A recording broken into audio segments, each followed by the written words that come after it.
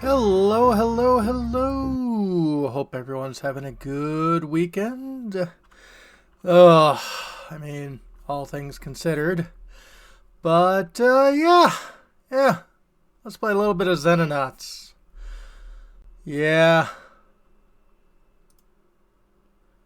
Try to imagine a organization where we're trying to help humanity. The fantasies of video games. So, when we last left off, I might have done a little bit of time skipping. But yeah, we've got pretty much everywhere covered, which is good.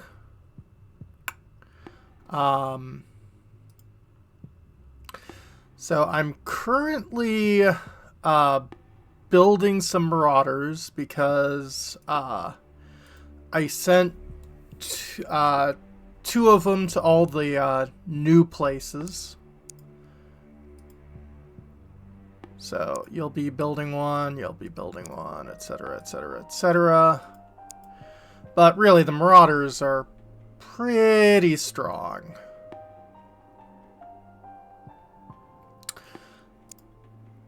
And, yeah, I'm not sure if we unlocked it by the end of the last video, but, we have developed mag weaponry, improving our plasma technology to the point where suppressing that of the aliens would be virtually impossible. New ideas were needed. Arrived in form of old ideas. Mag weapons are electromagnetic coil guns that combine the remarkable properties of alien materials with our existing knowledge of ballistic weapons. The idea behind a Gauss gun coil gun has been around for over a century and consists of a series of electromagnets firing sequentially, accelerating projectile along the barrel of the weapon to deadly speeds. Parallels with alien plasma weapons should be obvious, but while the plasma technology uses electromagnet acceleration as a means to an end, coil gun uses a means in itself. Technology can be adapted from existing plasma weapons designs and has some significant advantages, e.g. energy projectile does mostly thermal damage and can be partially absorbed, reflected, and dissipated by a number of factors, atmospheric conditions included. Spot of rain will not offer much protection against a metal pellet traveling 5 times the speed of sound. Whew. Mag weapon prototypes have been built in pistol, shotgun, rifle, and precision arrangements. Each one small enough to be carried by an infantryman, still capable of delivering a pellet of alien alloy at hypersonic speeds. They're almost certainly the most powerful terrestrial infantry weapons that will ever exist. Pushing muzzle velocities any higher would raise air resistance highly enough to explosively ignite the air behind the projectile, likely killing the soldier firing the weapon. Seems we're now limited by the composition of our atmosphere rather than by our technology. And rapid fire. Pleasing we work with kinetic weapons again. Humans have been using them for thousands of years. Feel we have developed certain affinity with them. Intricacy of mag technologies are extremely complex and drastically different from those of ballistic weapons, but there are still basic principles that can be carried between the two. Rotary barrel arrangement is one, having served us well for our rapid-fire energy weapons. Adapted it for one final use, the Mag Storm. Devastating weapon capable of annihilating a target in a hail of hypersonic projectiles. Consists of 4 rotating barrels, each of which has an electromagnetic spiral that's wound twice as tightly as on a standard mag weapon. This can be used to impart more force on a projectile, but instead, the weapon is set up so each bullet only uses half the coil. This allows each barrel to accelerate 2 bullets simultaneously, giving 8 times normal fire rate with no loss of stopping power. Technology is equally effective when used in small caliber infantry ammunition or large caliber aircraft munition. Represents the ultimate in rapid fire weaponry. I'm sure men will be keen to get your hands on them. Yep. So we are doing okay.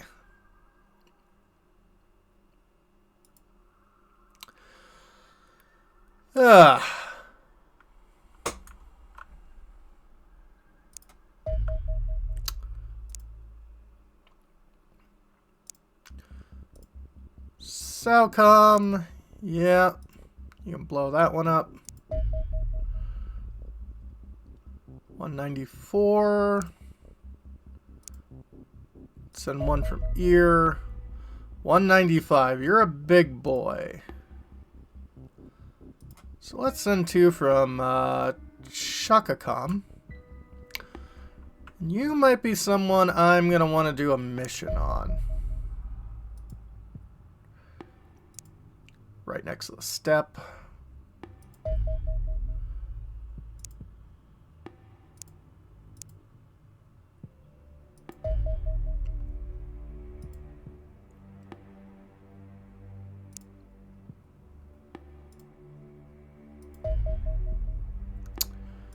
Yeah.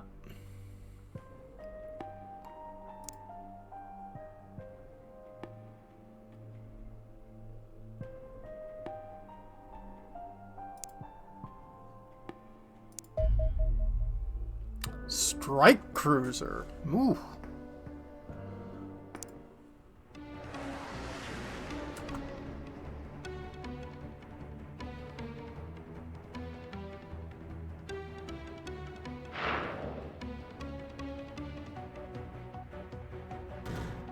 Hey! Hey Gara, hope you're doing alright.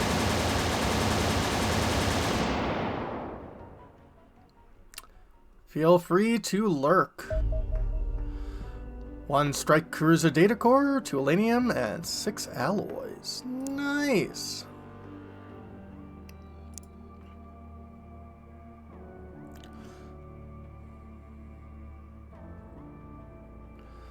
You have consumed too much chocolate. Impossible!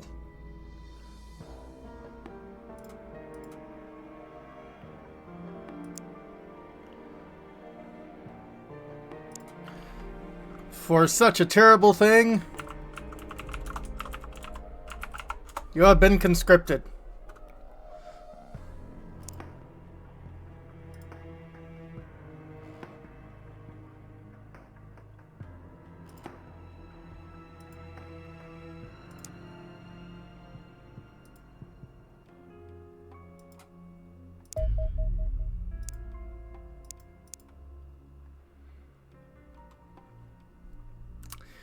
Yeah.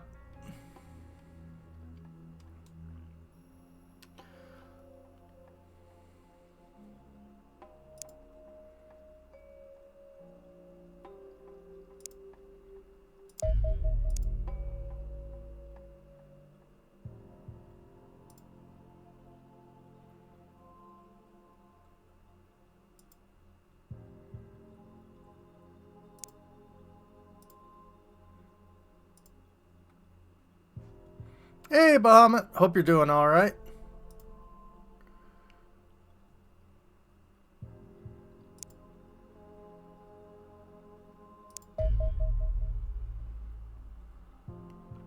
Cruiser. Do do do do.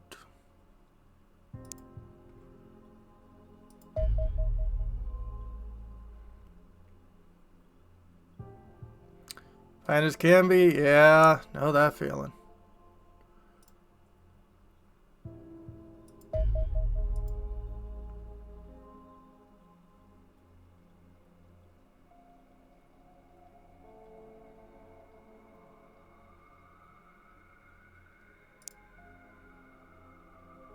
Haircuts are good.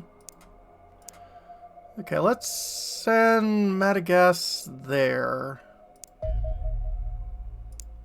Auto resolve, return to base.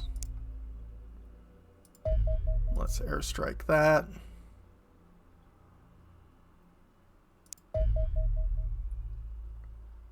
Valkyrie 1 has engaged. Let's try this.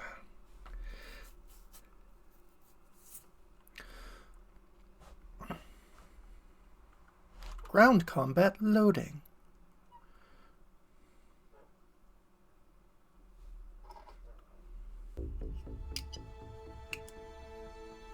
Alien leader present. Huzzah! Those communication signals are back, Commander. Suspect there's an alien leader in the area. The exact type of creature we need to interrogate. Please do your best to capture it so we can continue our research. I would imagine it will be recognizable from its headgear in the same manner as the officer. Okay.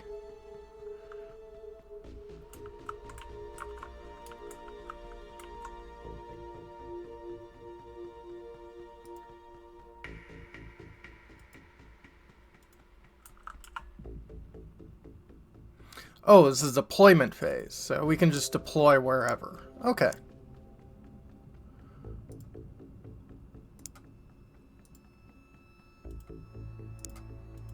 Hey, Seth. Hope you're doing all right.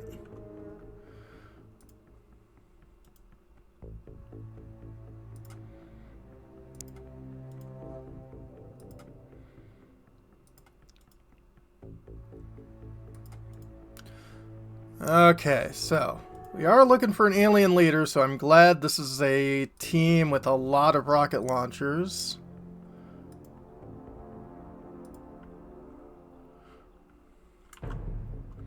And thank you for the subscription. Oh, look, resubscription.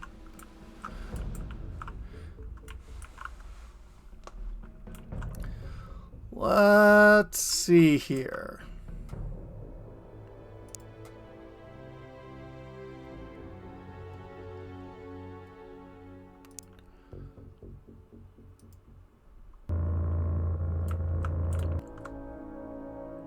Aha!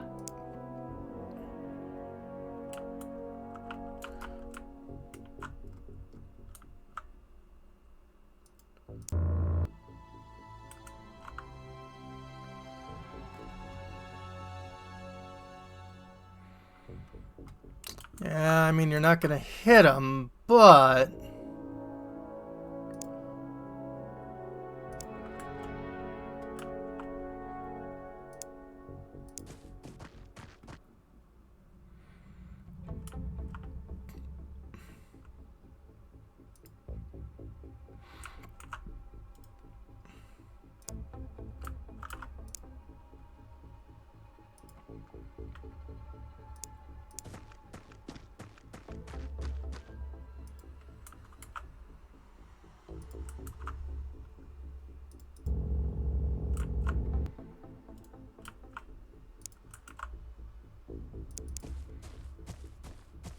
Yay, pancakes!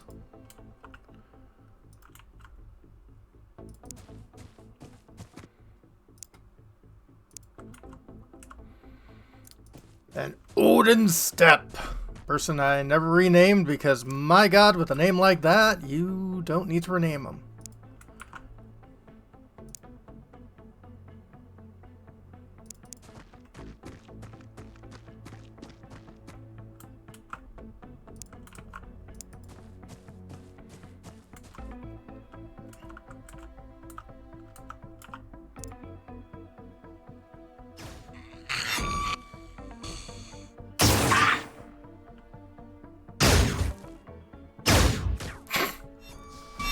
Literally cannot hit the broadside of a barn.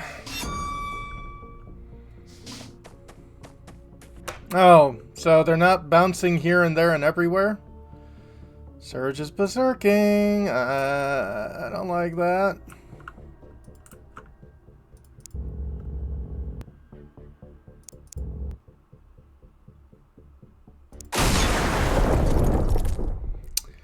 Little bit of self-inflicted wounds there, Hyperion.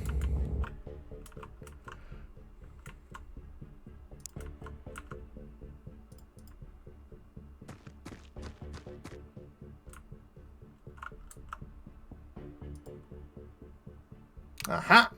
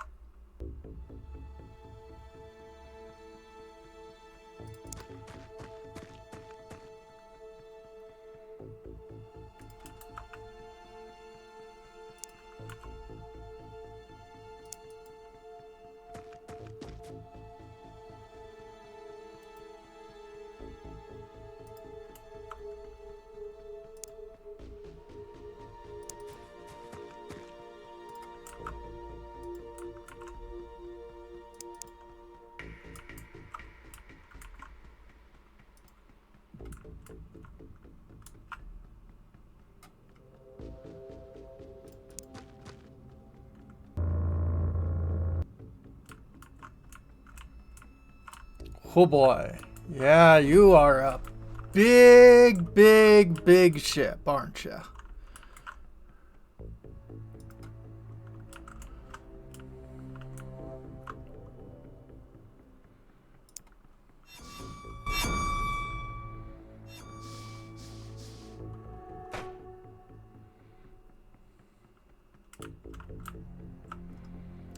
Feeling better, Surge? Good.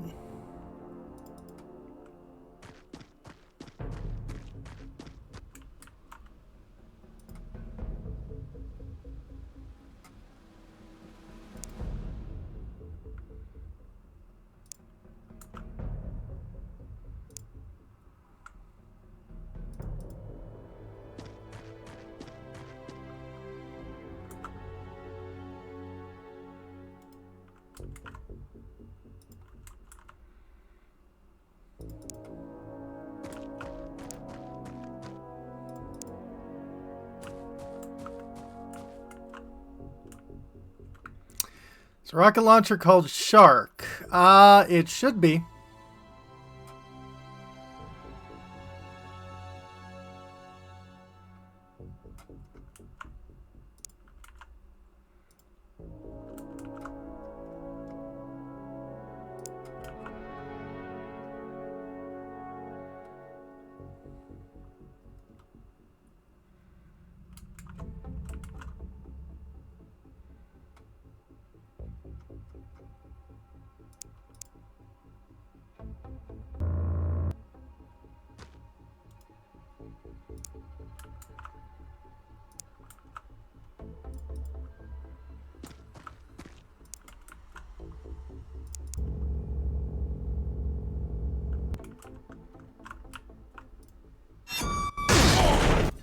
Ow!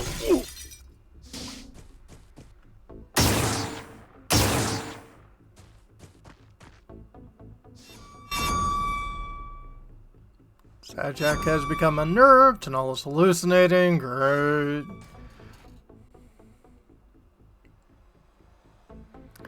Aja is bleeding. Aja is panicked. Then all is berserk.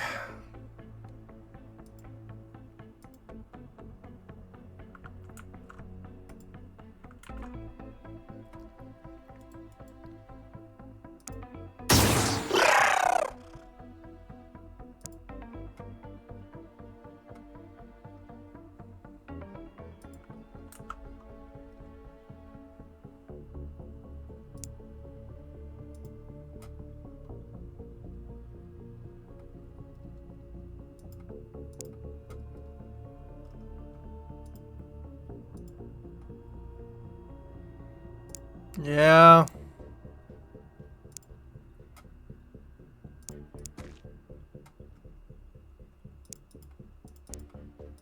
Can you just not go upstairs?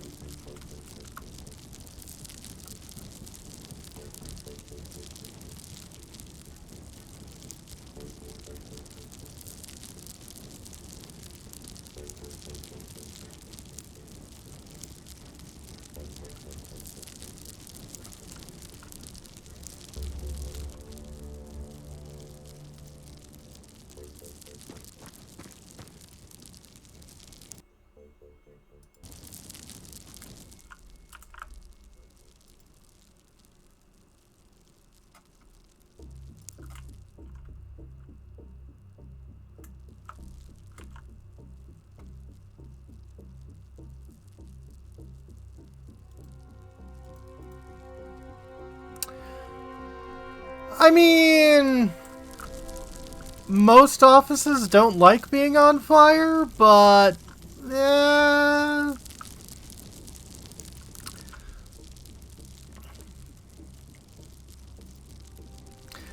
sure, it'll be fine.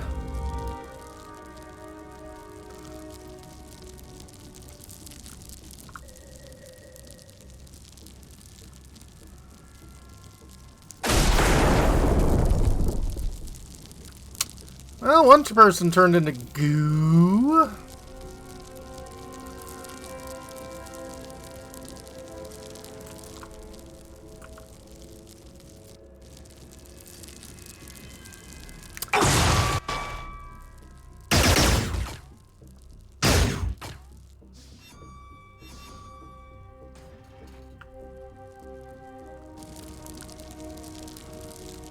Okay.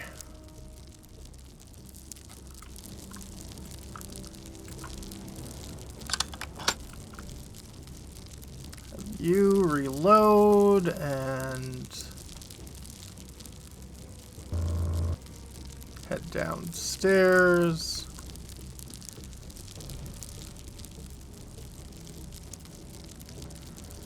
You really need to heal yourself.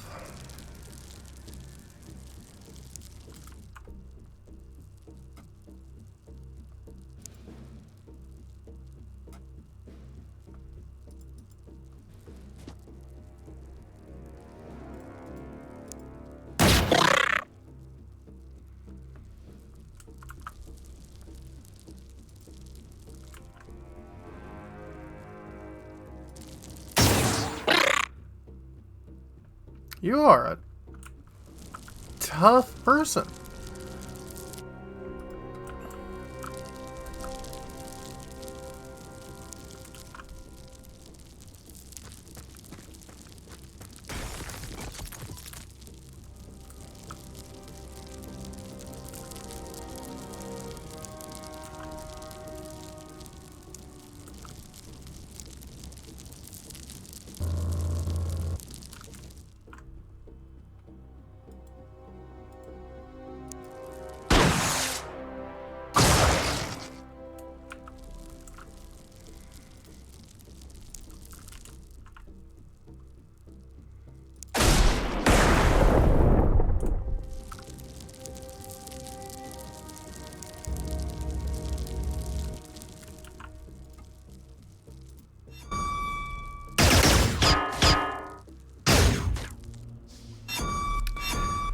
Yeah, some very nasty misses.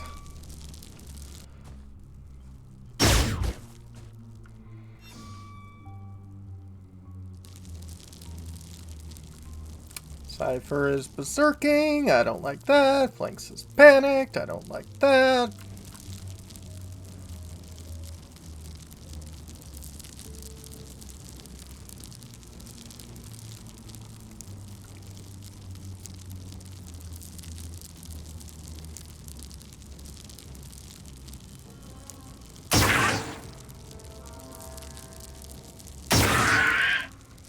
There we go.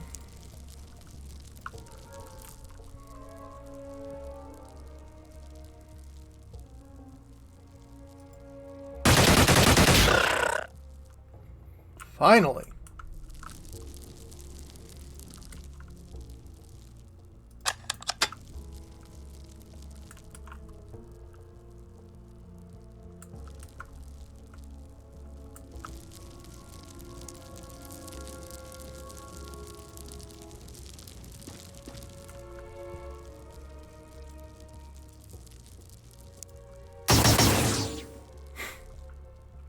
Great shot there, Yan.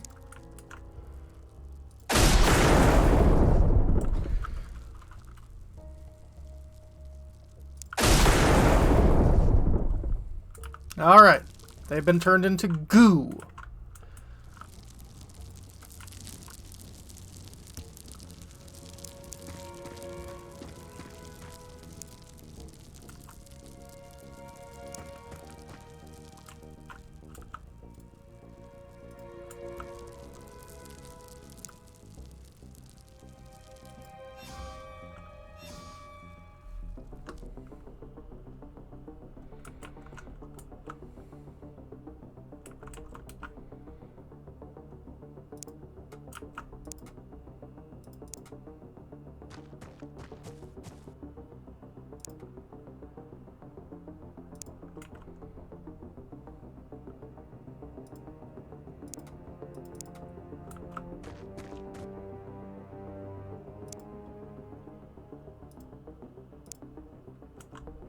Okay, flanks, you're slowly getting better. I'm glad to hear.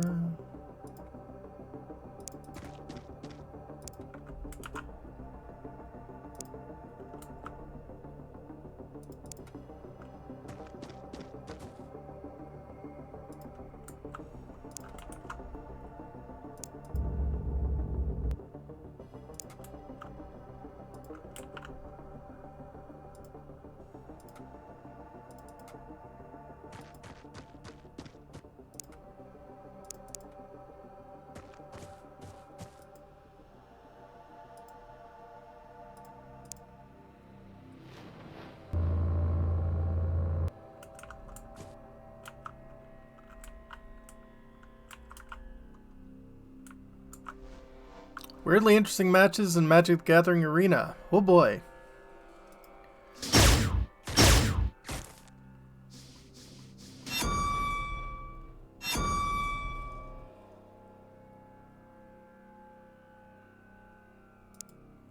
How we doing, Surge? You looking okay?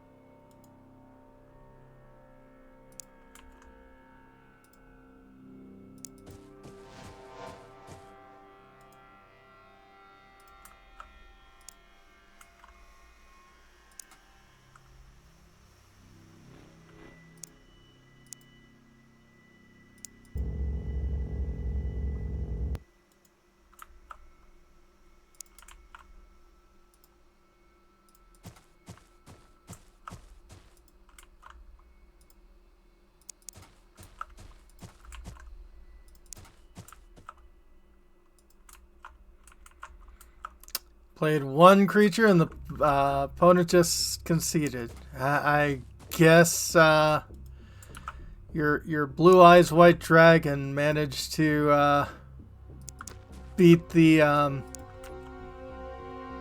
match completely.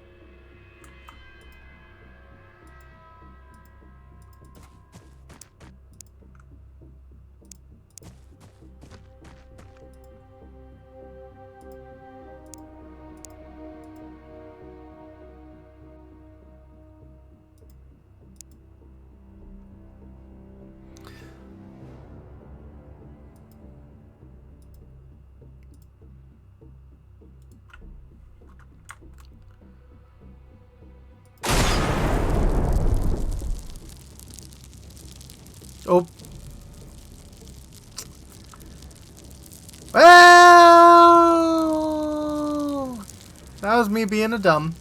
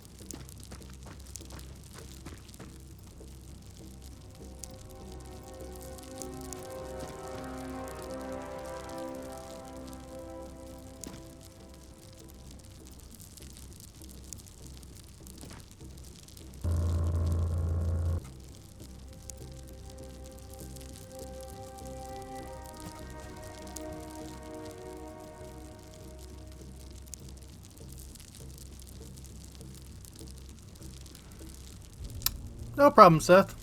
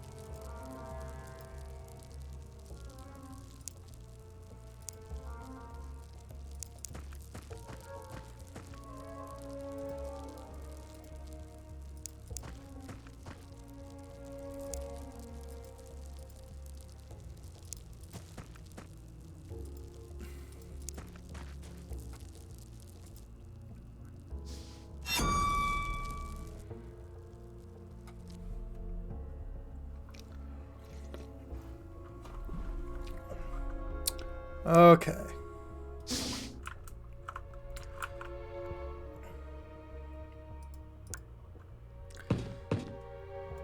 Nobody here.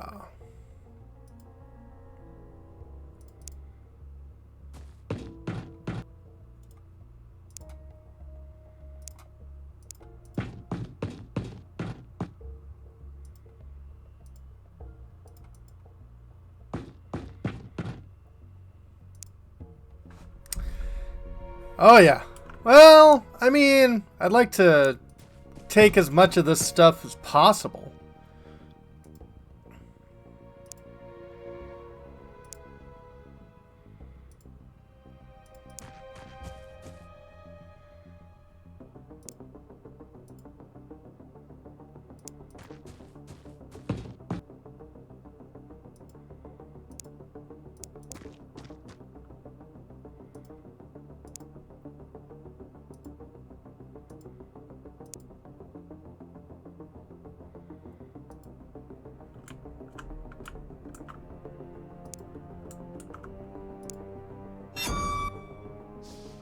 Hi.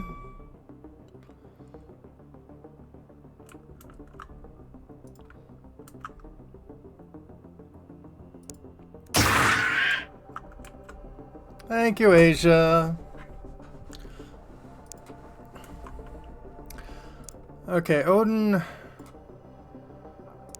Drop all of your knockout rockets.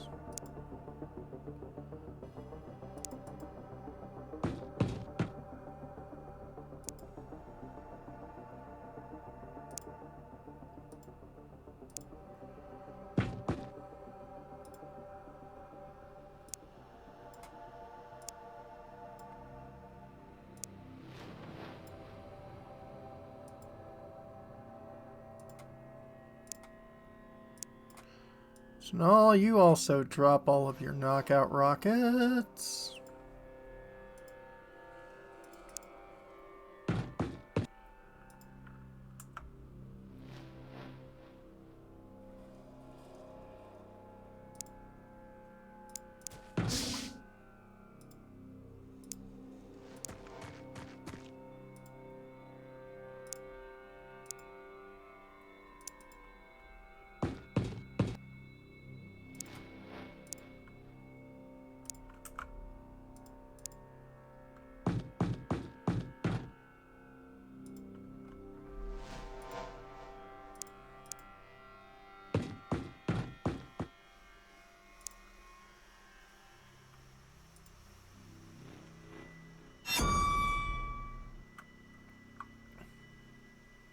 I really wish when you drop some items, it would show up on the map because,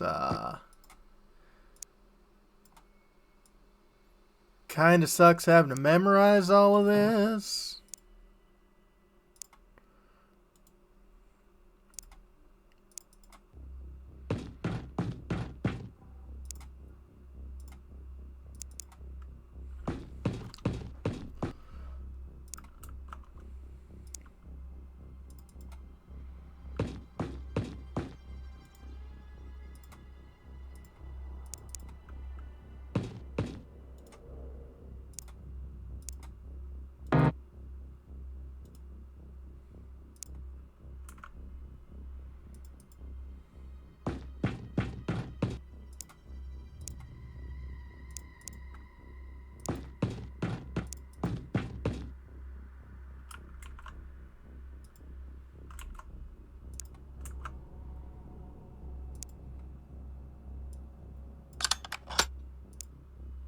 Now let's get you hooked up with a knockout round. Because we are looking to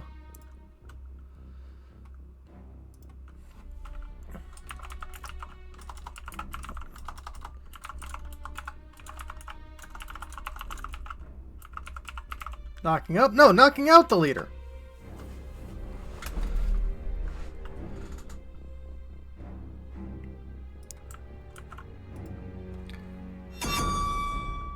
Flanks to become unnerved. Stupid alien psionicists.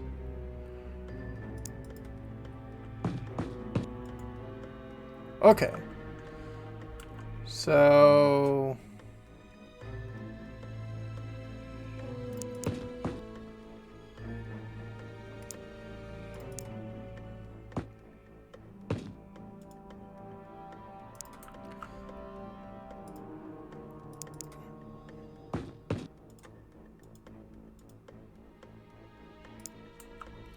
that's not even a door.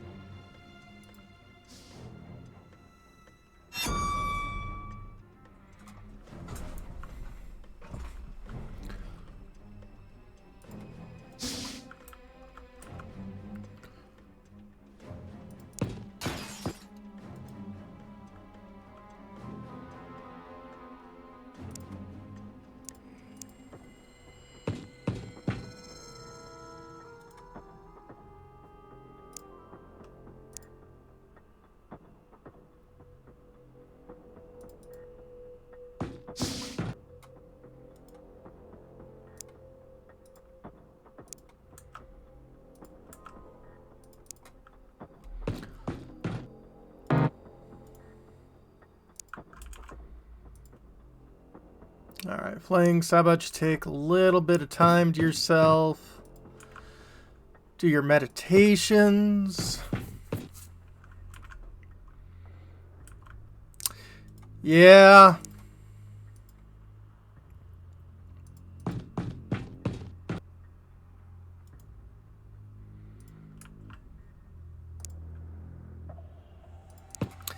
Xenonauts were so good in D&D, they once made an entire campaign based around it.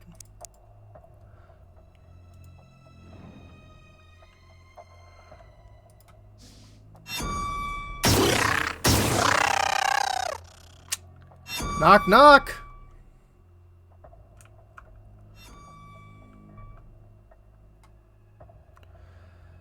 Flanks is broken and fleeing.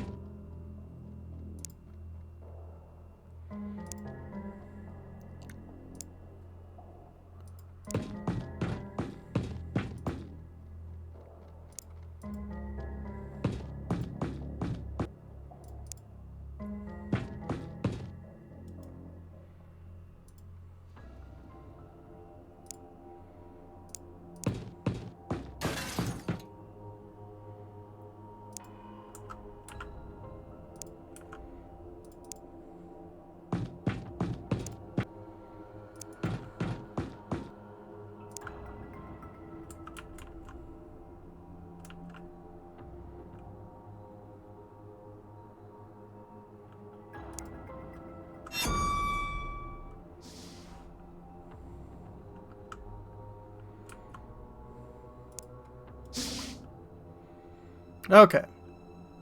That's the power source.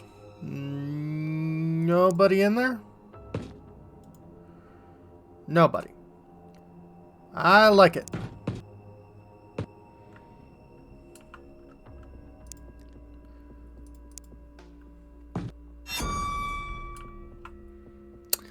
Hi.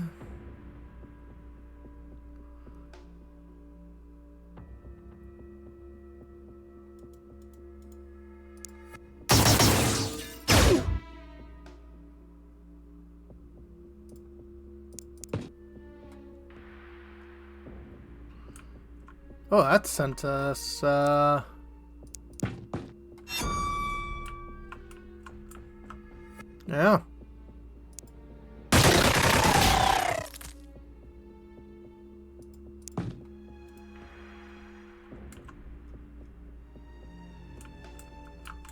Hmm.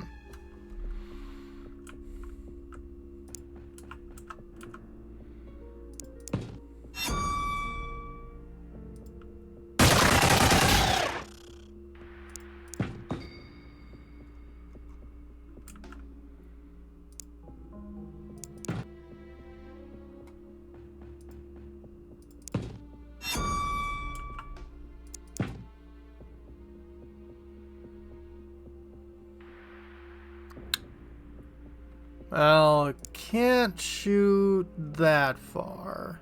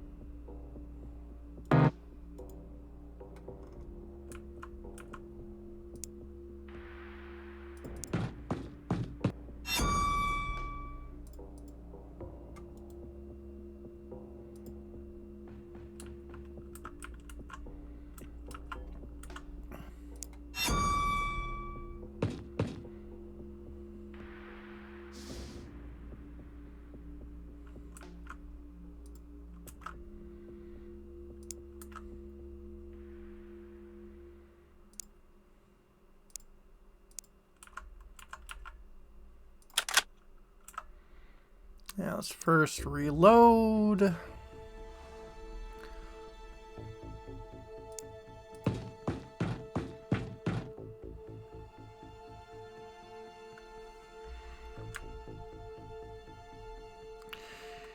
I don't like that wall. Thank you.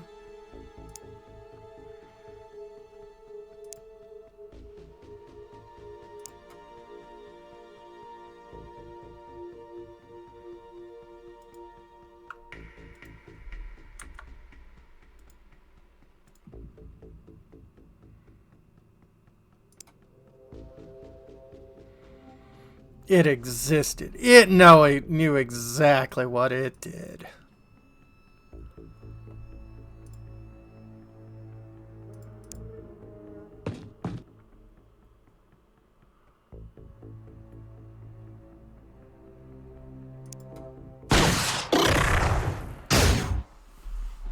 Alright. You should be knocked out, hopefully soonish.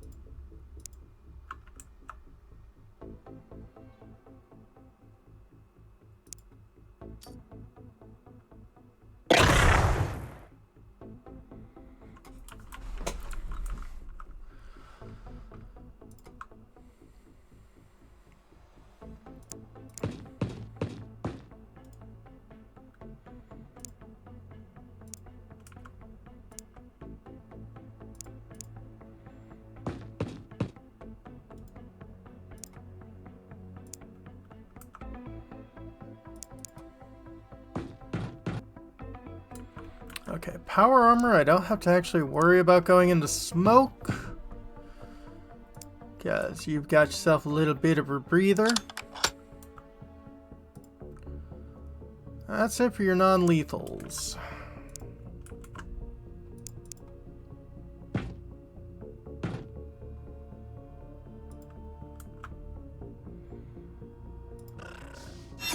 There you go.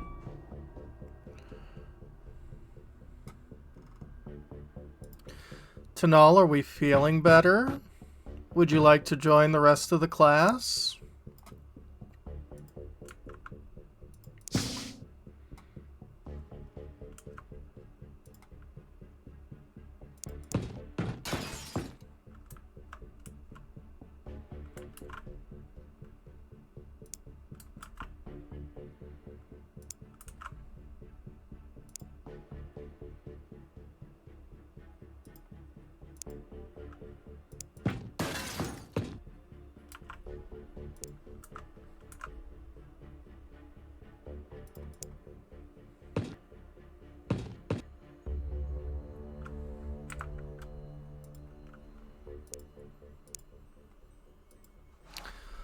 Let's drop ourselves another little naughty naughty.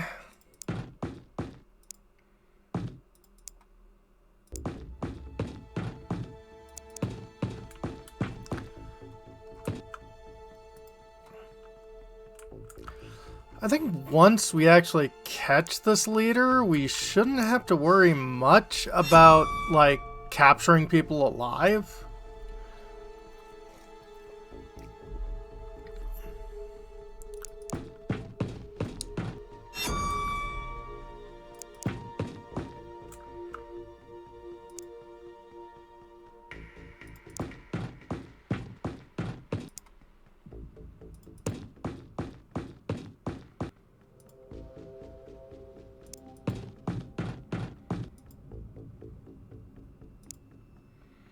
Reno 2, you have two planeswalkers.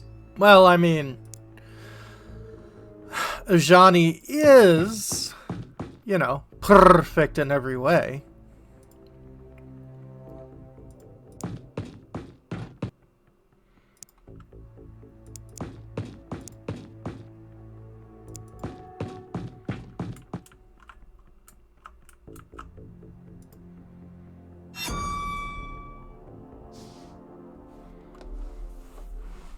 Ugh.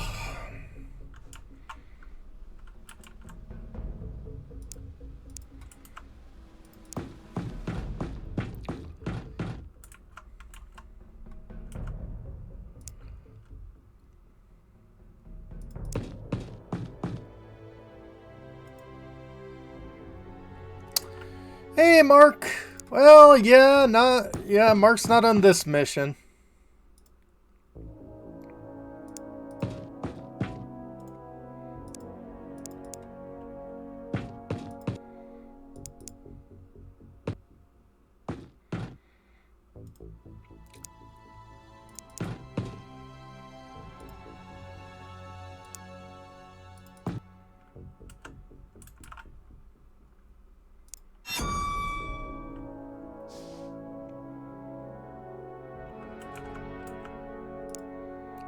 Okay, Tanal. Pretty.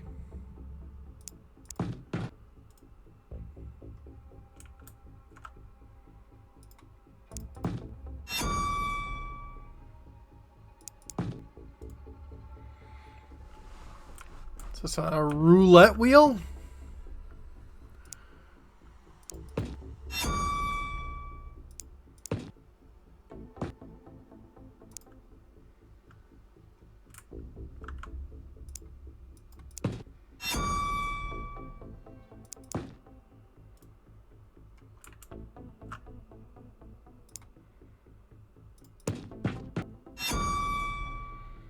Hmm.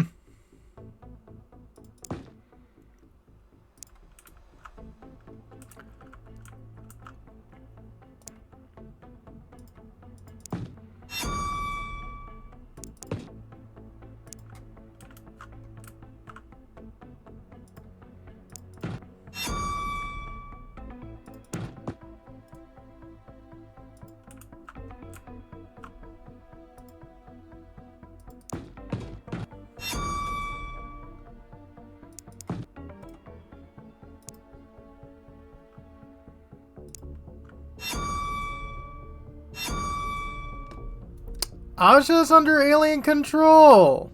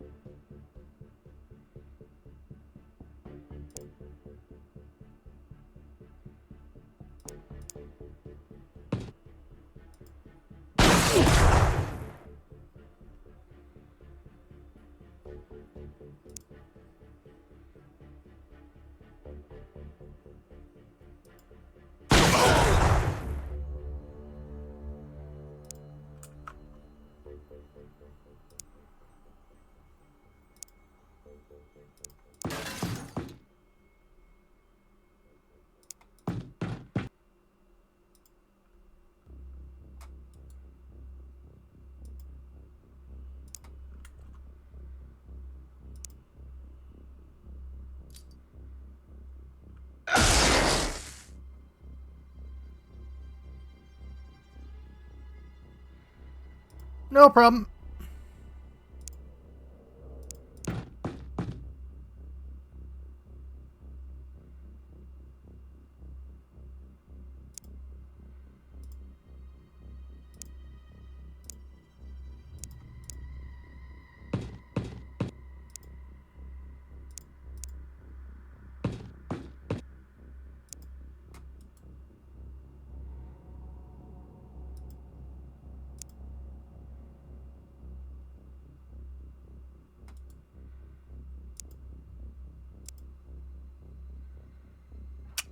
Well, let's see how well this goes.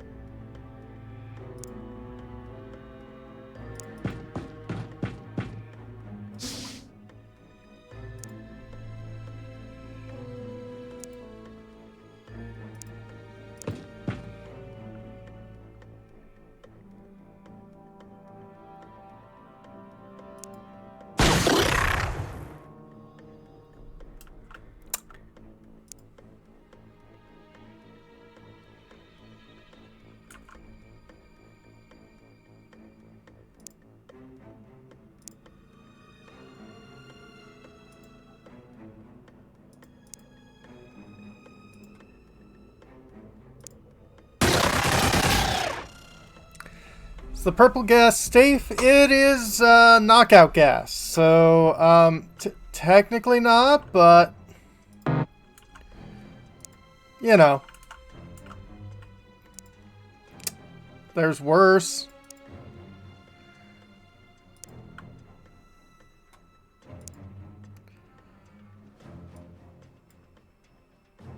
Okay, all you're down to is your pistol.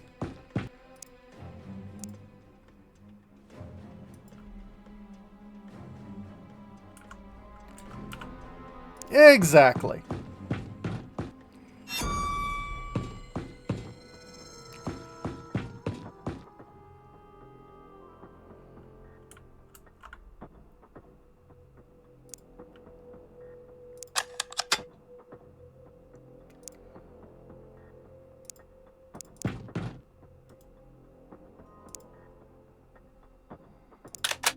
Okay, Aja, you are back under our control. I like that.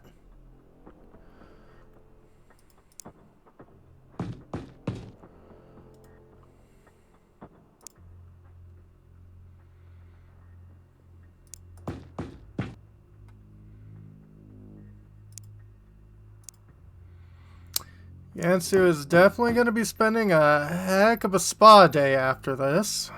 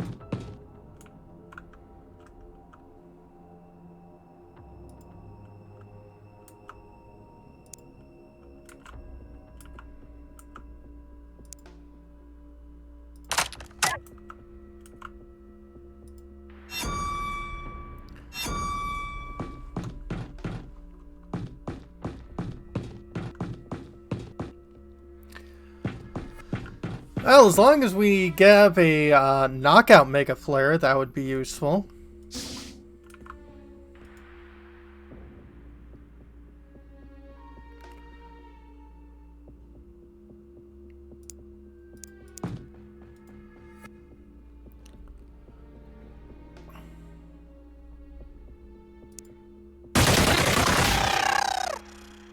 Okay. That got rid of at least one baddie.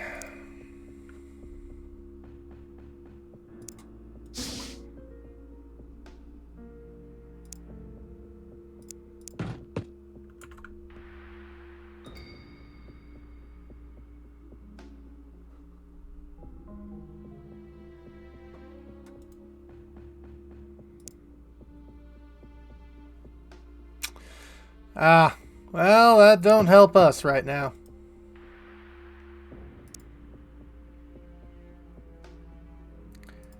Yansu's out of grenades as well.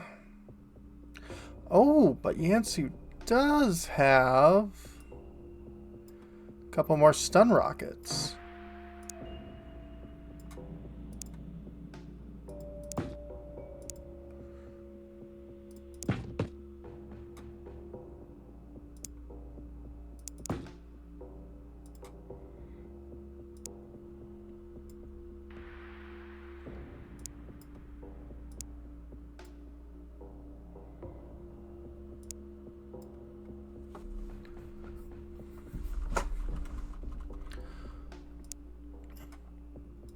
And just drop all of these explosives.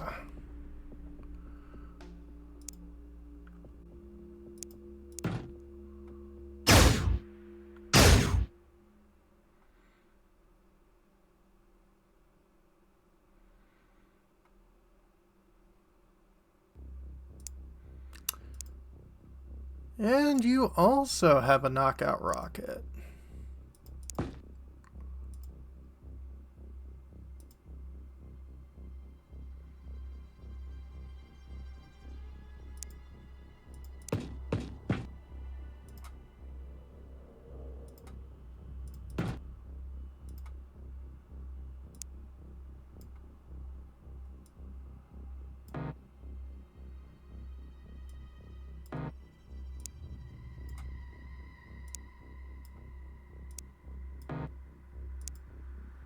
Alright, you'll be able to reload next round.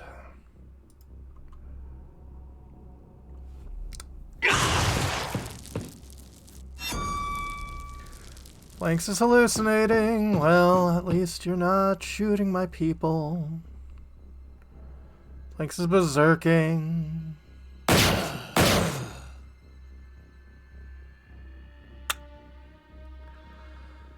So what was that about? At least you weren't shooting people?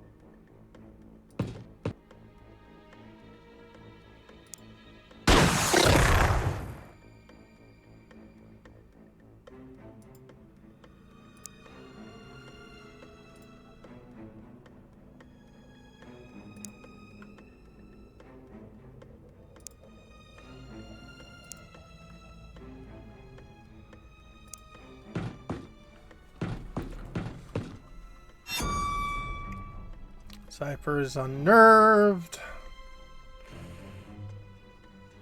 Broken and fleeing.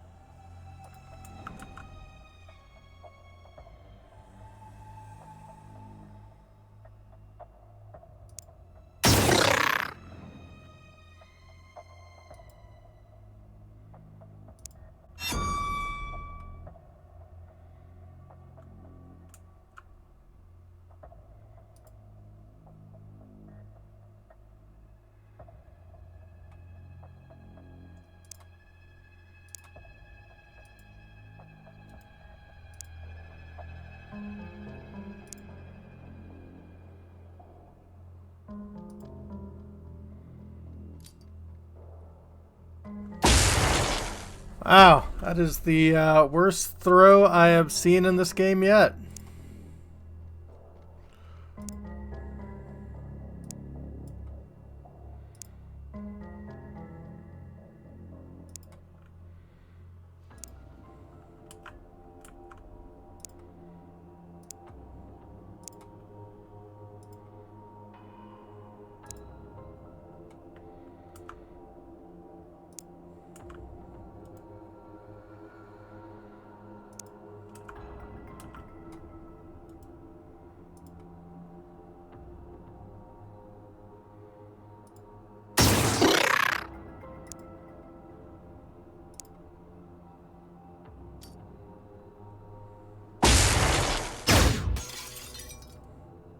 Oh, no problem, Gara.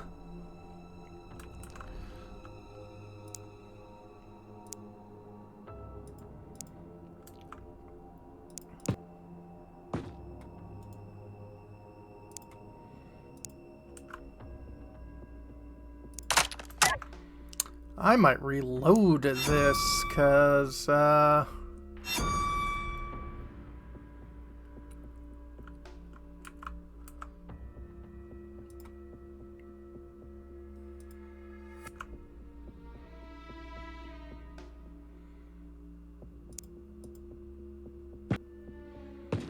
it's just going that poorly.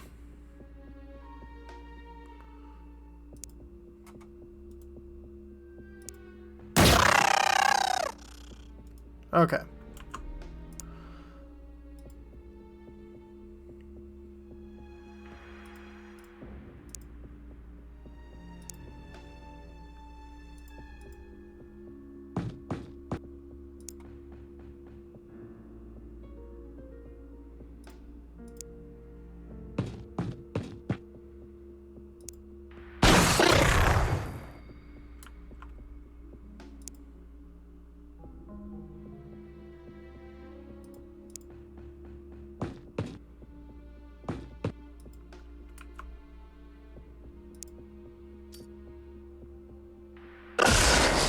There we go.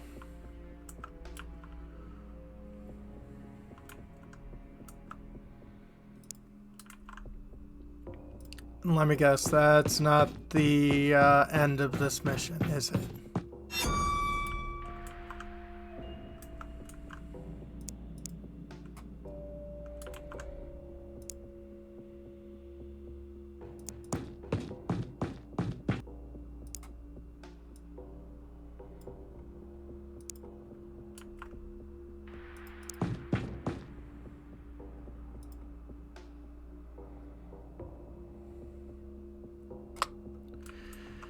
Nope.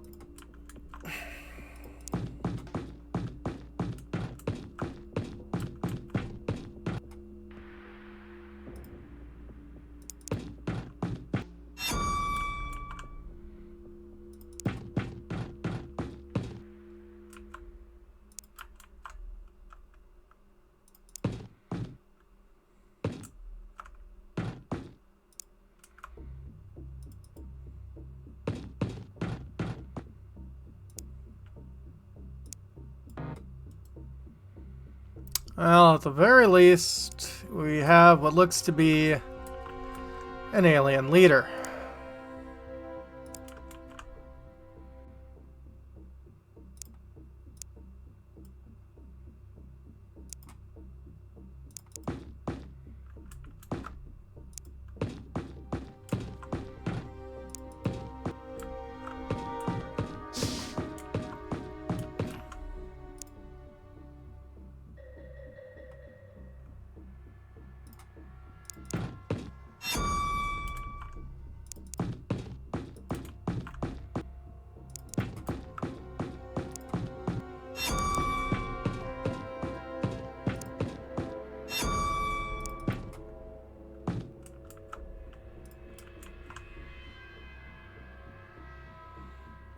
Oof.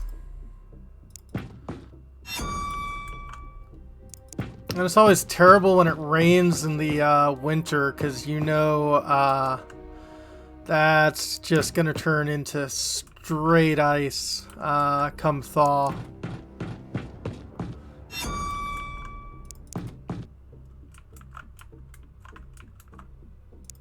Or not come thaw, but come tomorrow.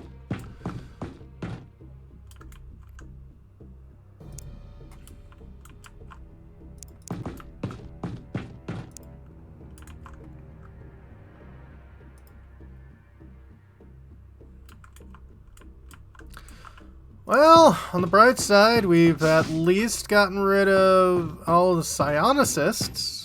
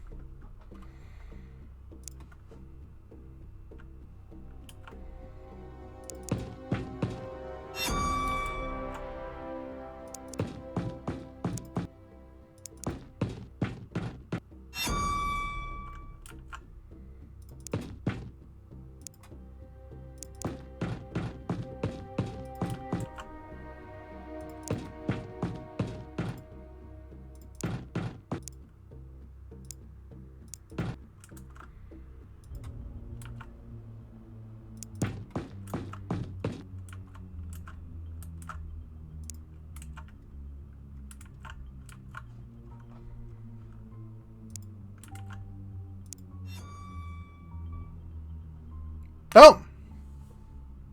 Someone... No. 2 casualties and 1 vehicle loss. Bad.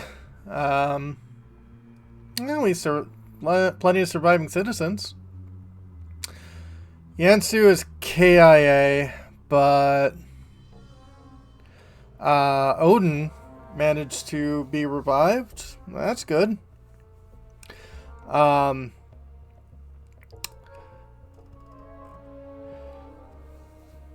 Carrier data core sent to research. Alien hyperdrive. So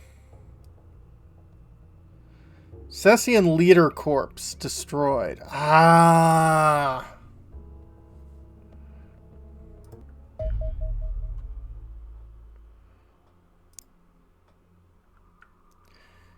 Yeah. Much full of ouch.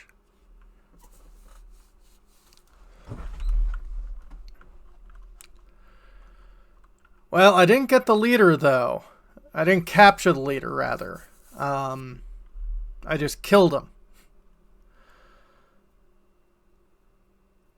So that whole hour of fighting, yeah.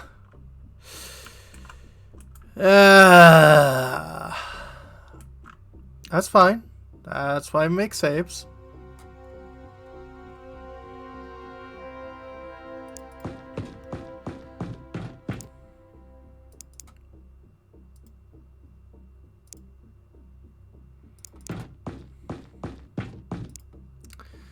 That it was. That it was.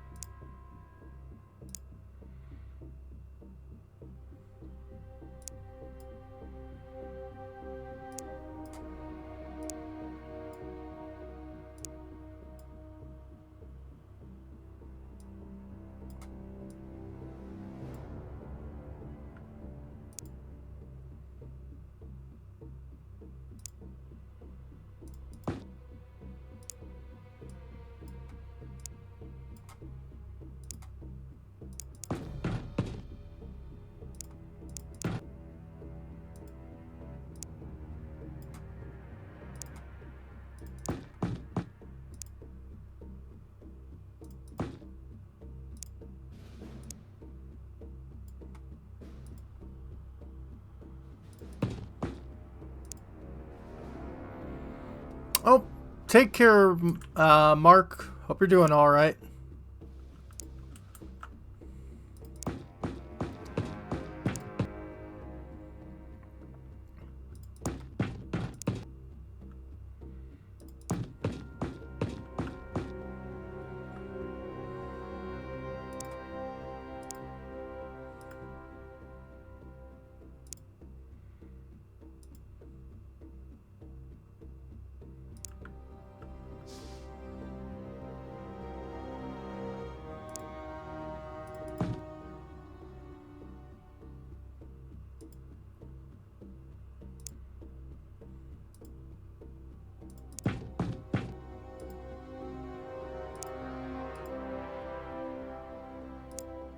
Okay, you dropped all of your...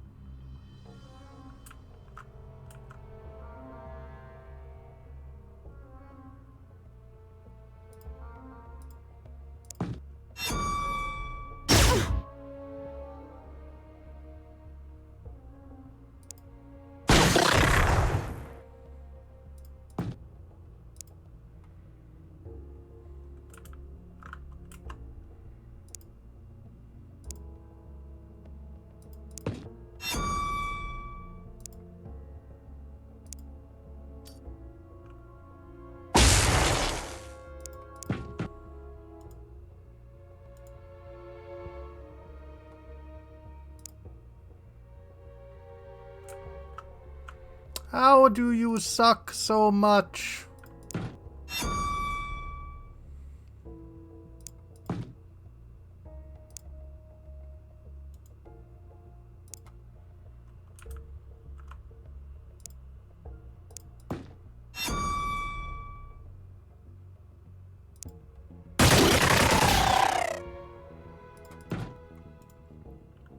Okay.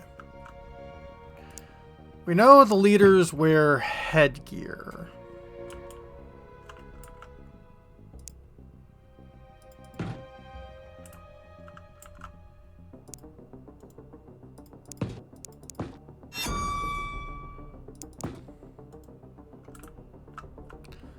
So maybe it was the guy in the black headgear that I shot?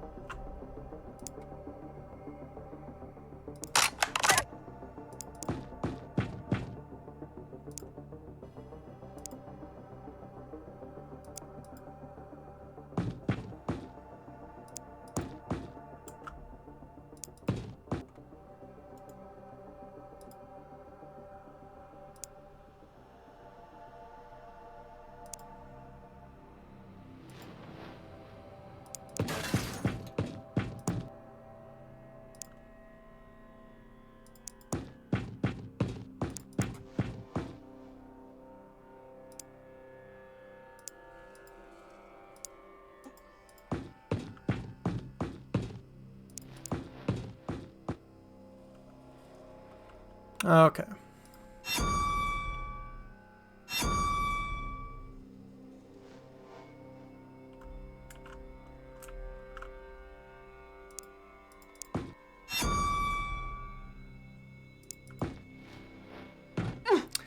Yeah, I really hope so too.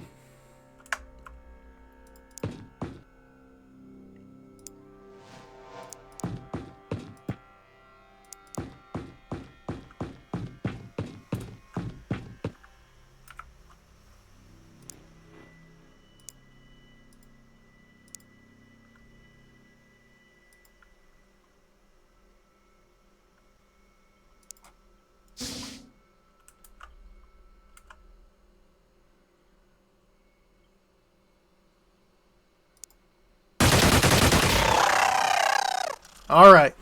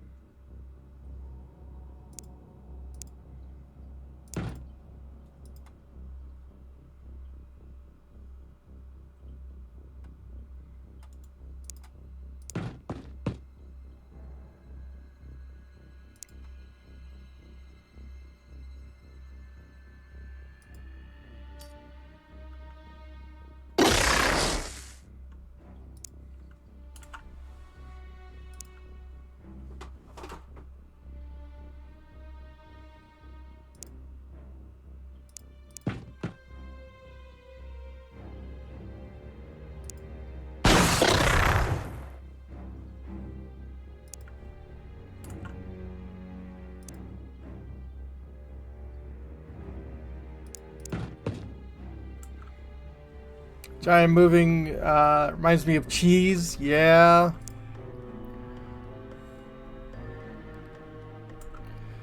Maybe these are the mice that, you know, commissioned Earth to be built as a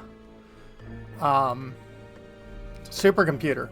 Is this a casino? I mean, it looks like a casino. Cypher is hallucinating. I don't like that.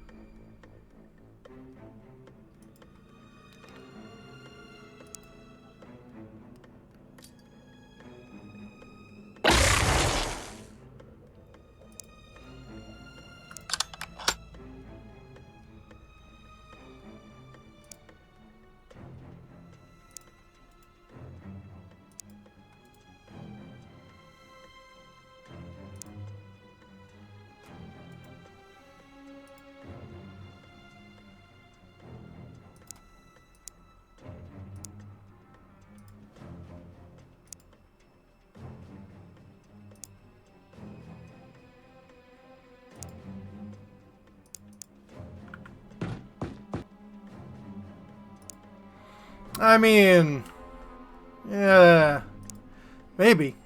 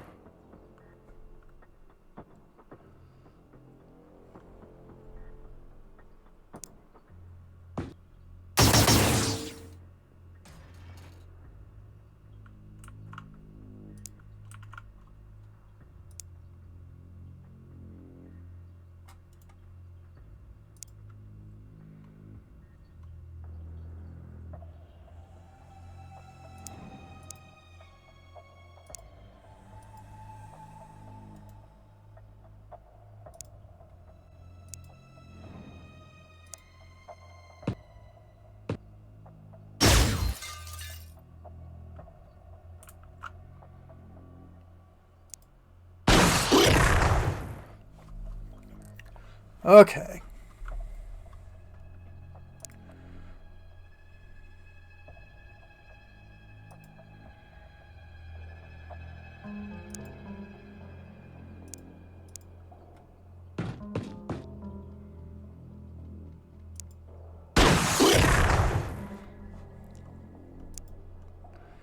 You should be huffing more knockout gas than I don't want to know.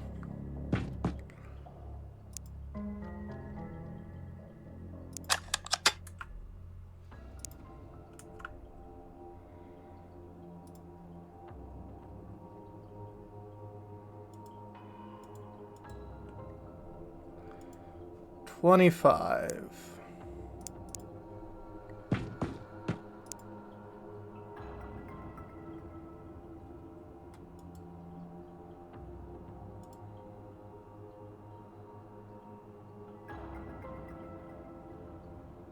Total cost is 33. Okay.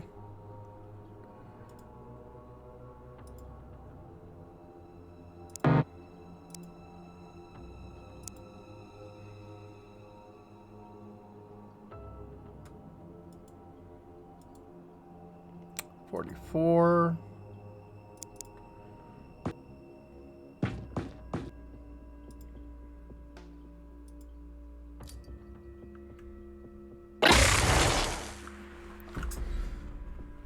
Well, if anything, you've got a lot of people putting pressure on you.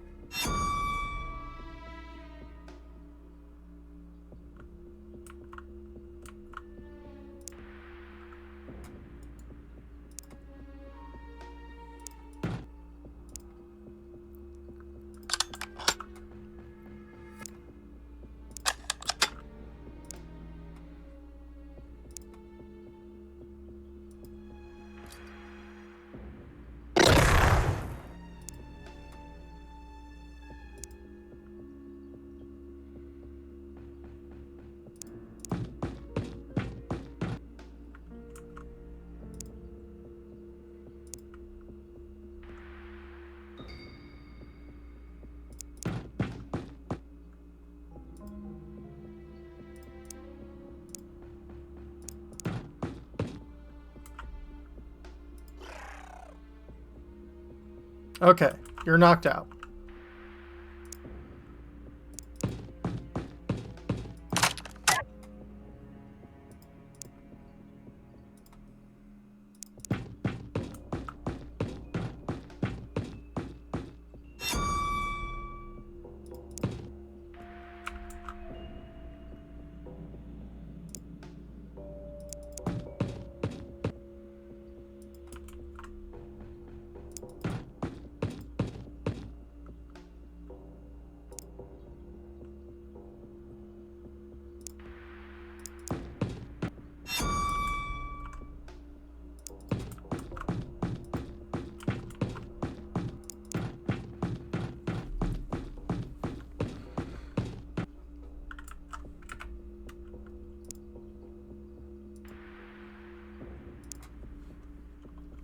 Question mark?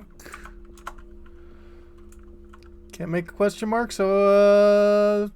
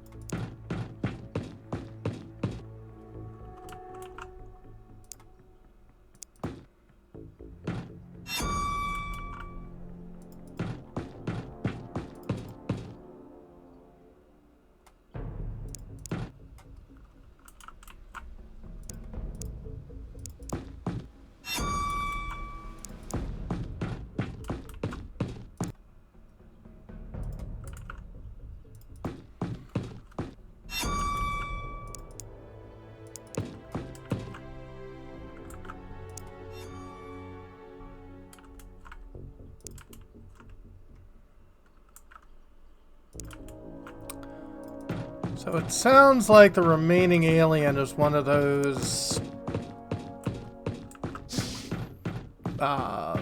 teleporter dudes.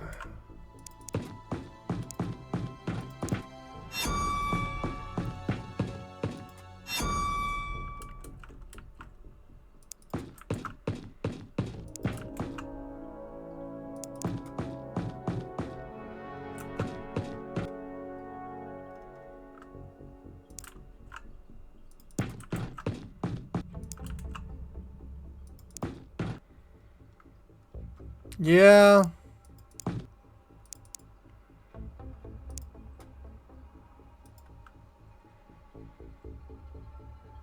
Okay. All right. So everyone survived. Yay. Some people are injured. That's fine. Most importantly, Sacian leader sent to research department.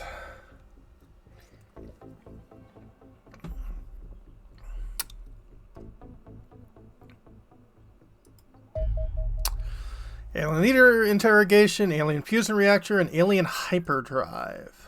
Okay. Interrogation of our captive alien leader. Believe this will reveal information in the alien empire and bring a step closer into defeating them. So you guys work on that. You guys work on that.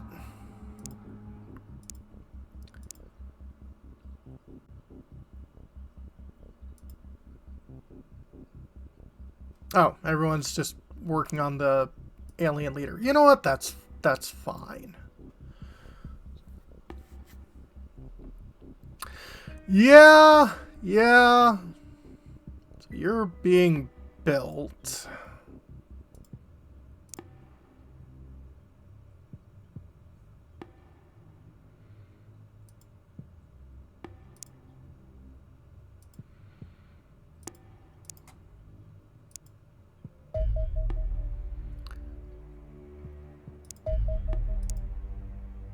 Okay, a couple more Marauders have been built.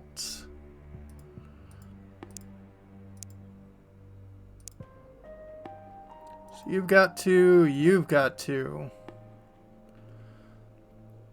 Kiwi Australia, how are you doing? 15 more hours. 15 more hours and like about a week for you guys. Situation stable, 0 continents lost. Alien victory when 5 funding regions lost. People have given us more money, but we're still spending more money than we're getting in. Don't worry, it'll be fine.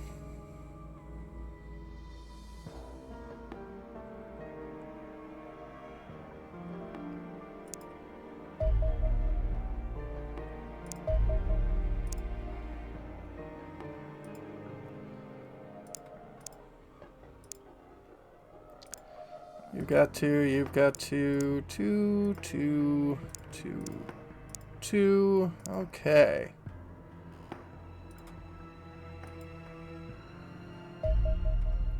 Carrier UFO. Carrier is a very large UFO, crewed by a similarly large number of extraterrestrials. As its name implies, carries a pair of interceptor escort craft at launch when the mothership is threatened.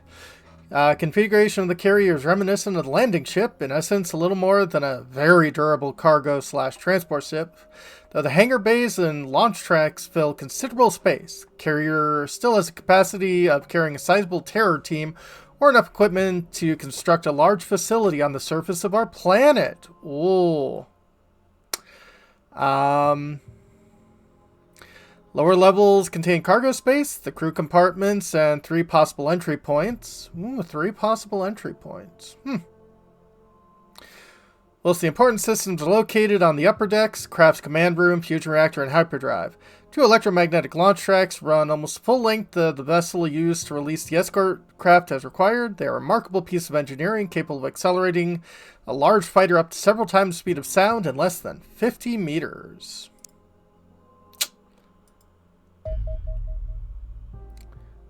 Shaka Khan has 45 engineers. Awesome. Same does Alaska Com. And South America Com. SOCOM. Strike Cruiser. Strike Cruiser is a large ground attack vessel. Though clearly a derivative of the standard cruiser UFO, it fulfills more of a role akin to the bomber. Despite its vast size, we believe the Strike Cruiser is a single-seater craft. Pilot is interred somewhere in the forward area of the saucer. All non-essential systems have been stripped away and replaced with extra firepower. Biggest addition being the 2 enormous coil guns mounted on the front of the craft. Lattice of heat sinks connected to each of the wings of the craft, which themselves contain powerful long-range targeting scanners. These coil guns appear to be designed to attack static targets from great range and pose little threat to our aircraft, making the Strike Cruiser a weak combatant. Each projectile is highly explosive and capable of flattening a building in a single hit.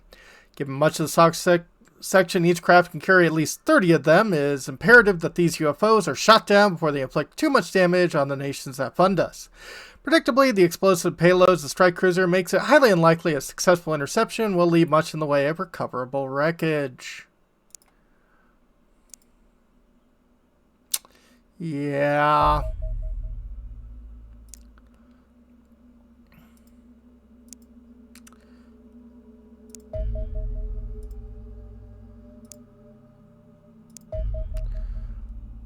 Hey, Mick.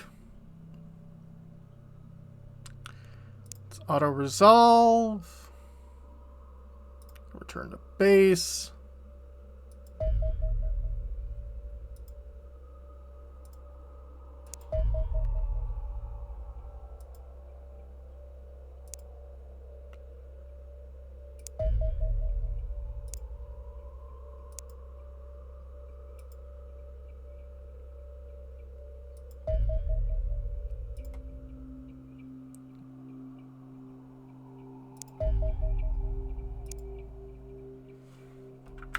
And let's save so we don't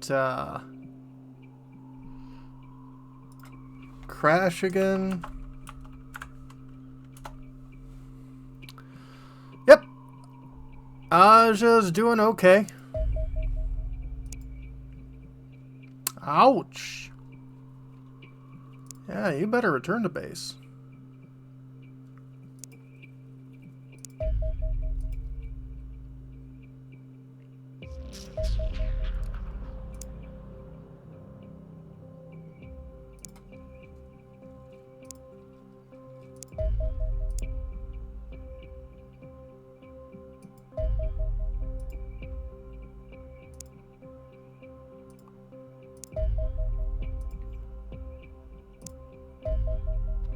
Missing? Commander, have you seen my radiological study of selenium anywhere? No? Typical.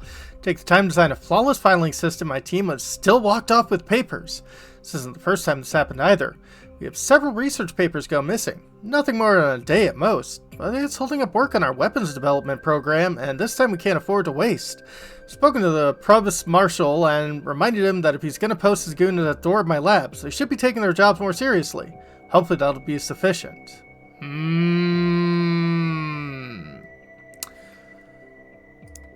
We might have an infiltrator. Okay. Looks like you guys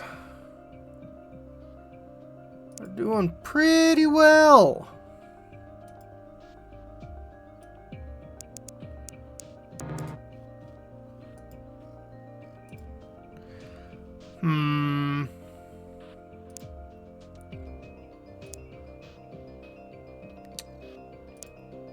I don't have any alloys for ya.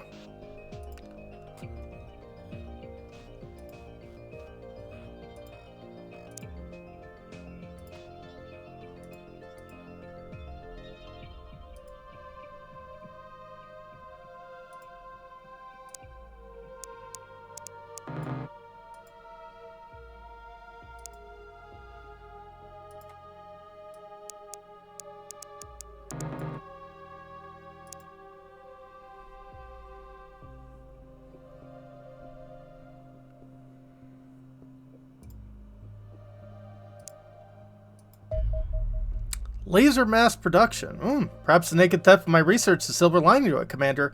Following the progression of our stolen technology through unofficial challenge, looks like the combined brain power of this planet finally cracked a fraction of what my team has managed to create. Laser weapons are now mass produced on a global scale and being hastily issued as many soldiers, or to as many soldiers as they can crank them out of what industries still exist. You can expect friendly forces to be better armed as they previously were. Our projections suggests the statistical likelihood of a non-Xenonaut soldier dying of being severely maimed in combat has dropped from 95 to 90%. It isn't all sunshine and sparkles, of course, now that every nation has their own weapons program, successful or otherwise.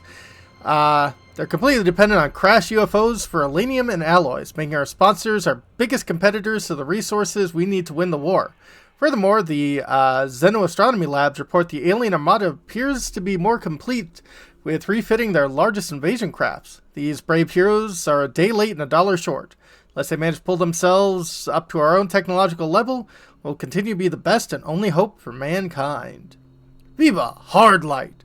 Soviet laser technology sees action on the front. The new black gold. Crash UFOs. So part of the Philippines economy. 12th of May, 1980. Well, that's the 4th of May, 1980, but that's still pretty cool. Alien leader interrogation. Our enemies are a member of a vast stellar empire that spans several galaxies and hundreds of planets. This invasion fleet is only a tiny fraction of their military might, although considerably more than enough to deal with us. This empire has existed for millennia, linked by ships that can travel interstellar distances in days. With no rivals to define itself against, its seemingly no name. They believe no other interstellar civilization exists or ever has. This empire is ruled by a caste of living god creatures known as the Praetors. When the lesser creatures are clones that follow orders unquestioningly, these Praetors seem distinct individuals locked in endless struggle with one another for power and influence. Low-ranking Praetors are apparently present in the largest alien crafts / bases, overseeing the work of their underlings directly. These creatures will surely know the true reason of why extraterrestrials have traveled to our planet. Real reasons are behind the invasion. We must capture one alive, whatever the cost may be. I have little doubt the task will be difficult. During the questioning of our captive, I cannot help but notice the interrogation team becoming steadily less adversarial. Indeed, after 6 hours, they almost become friendly. Alarmed, I called a halt to the experiment and had the captive terminated. It emerged that one of my scientists slipped into a trance during the interrogation and serendipitously begun building a bomb large enough to blow up half the facility. Given a few more hours, he might have finished the job. Dark days, Commander. Appears these creatures are capable of manipulating our very minds. Yeah. Yeah, let's take a look at that fusion reactor.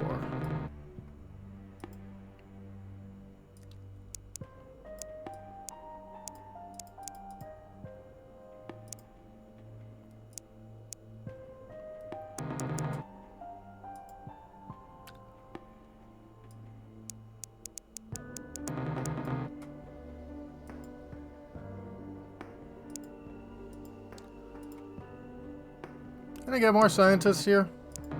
Nope.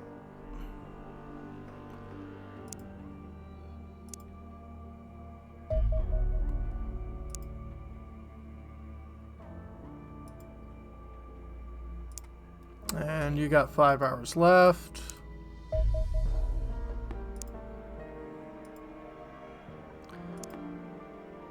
Okay, everyone's got 2 Marauders.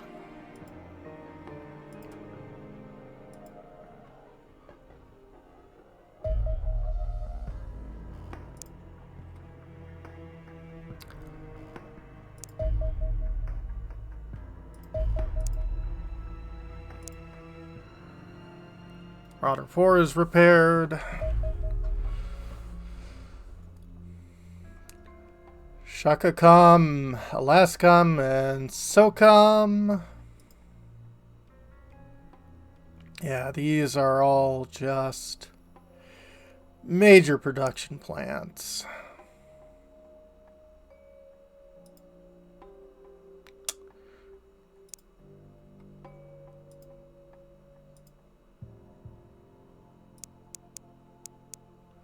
No problem, Seth.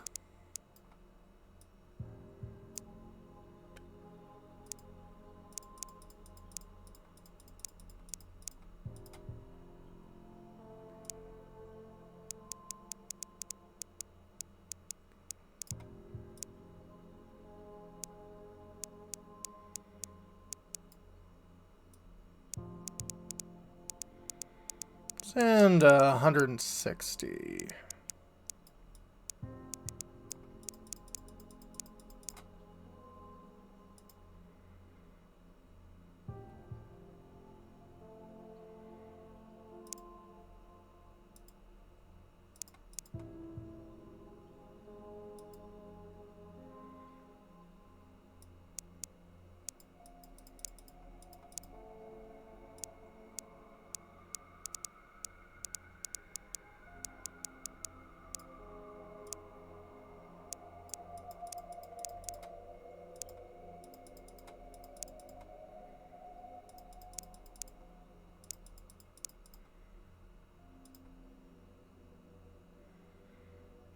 Transfer that over.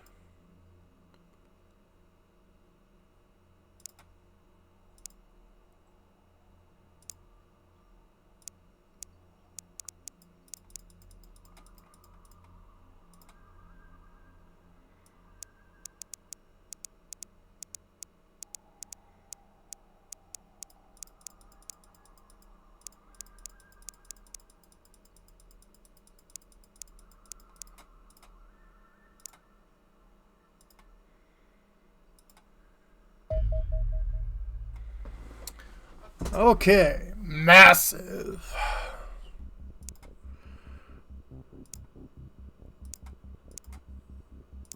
Two Marauders should be able to take that.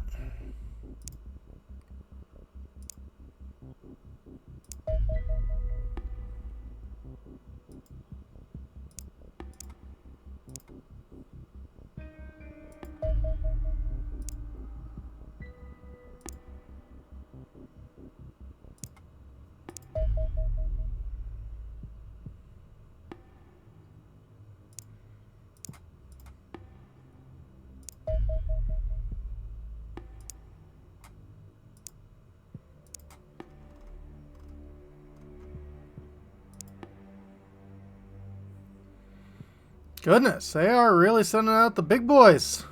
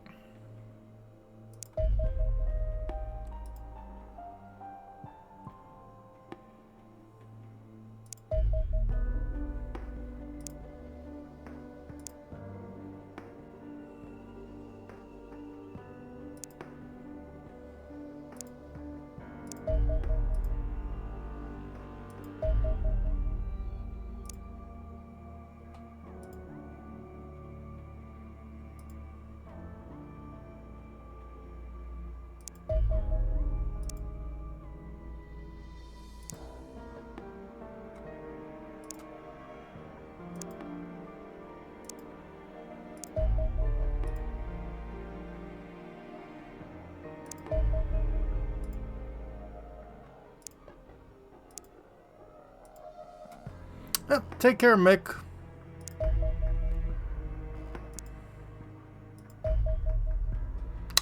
Battleship.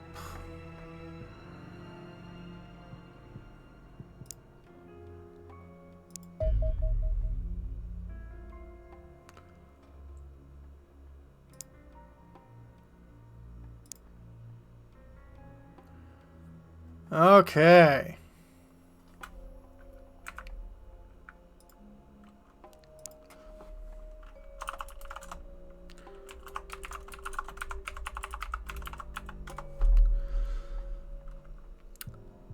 I think a battleship's gonna be on our higher end.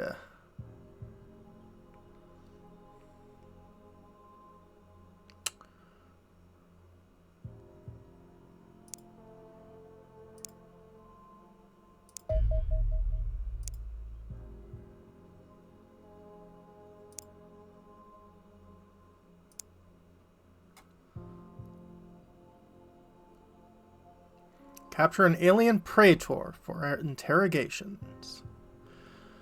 Ugh.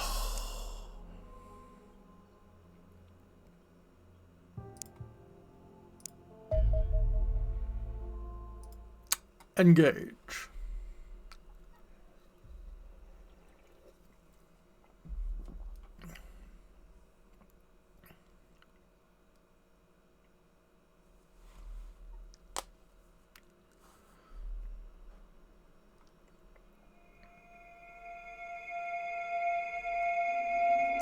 Alien Praetor presence. The amount of alien communication traffic in the area is far higher than normal, Commander. Aliens seem worried about something. Strongly suspect there is a Praetor in the vicinity. I would strike a terrible blow to our foes if our men was able to capture it alive for interrogation. Be close to ending this war once and for all. Okay. That's the wall. And that's the corner.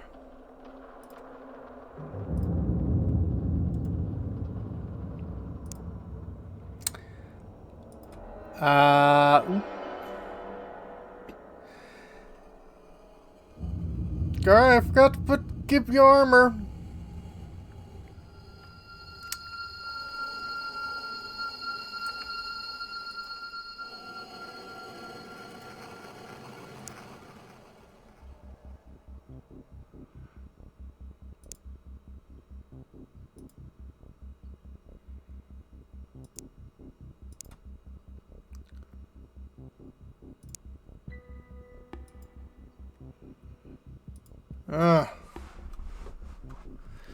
Because I don't have any armor that you can wear.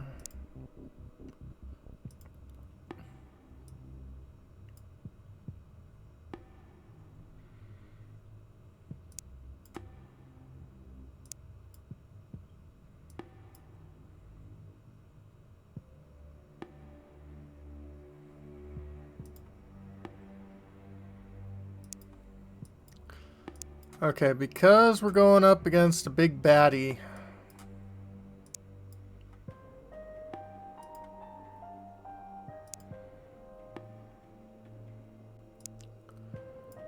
I want to make sure everyone's decked out with as many non-lethal items as we can carry. I had a lot of gummy.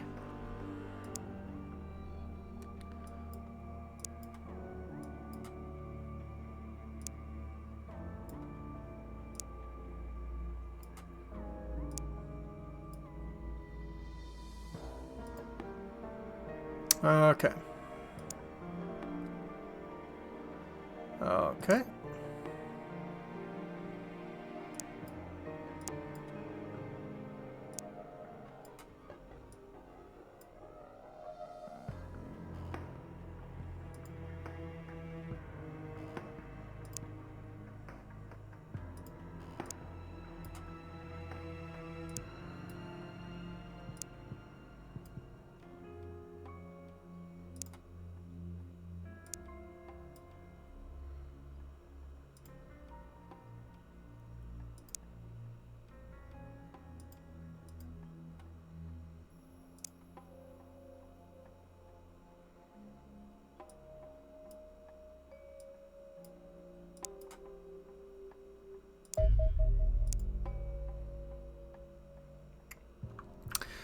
Well, Jess, you might be naked, but, hey.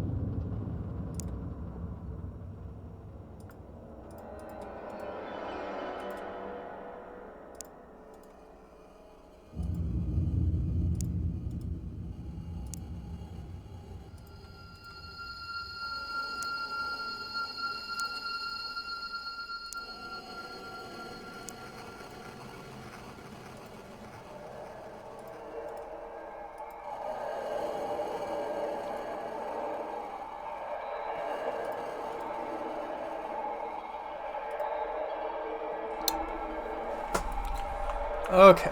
Deployed.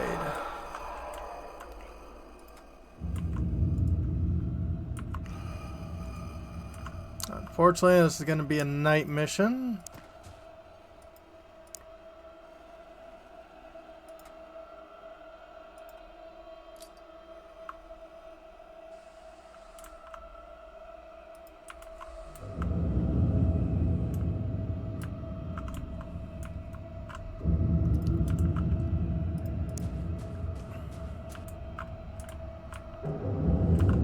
Oh!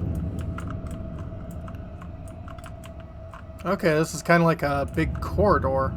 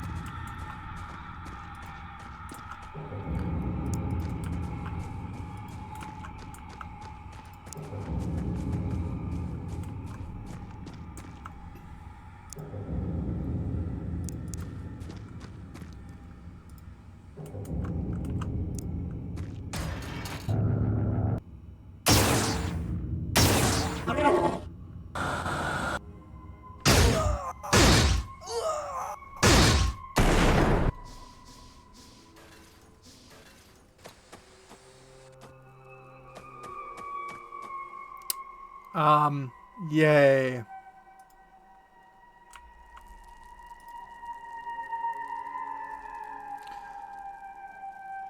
Long corridor as dungeons in Dragon Quest or Quest 64? No, there is nothing longer than a corridor in Quest 64.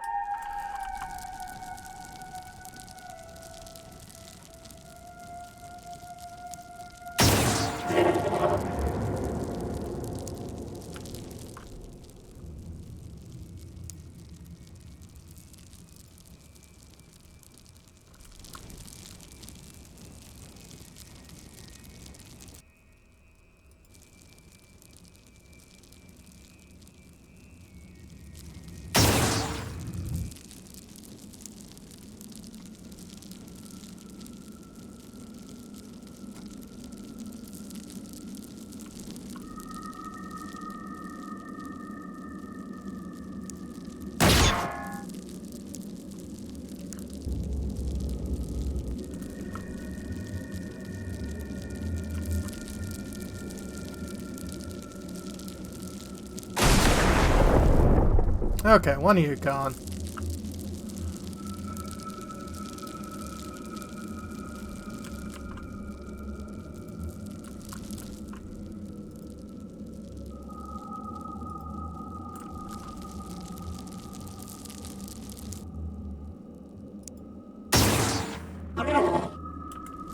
I managed to tag him.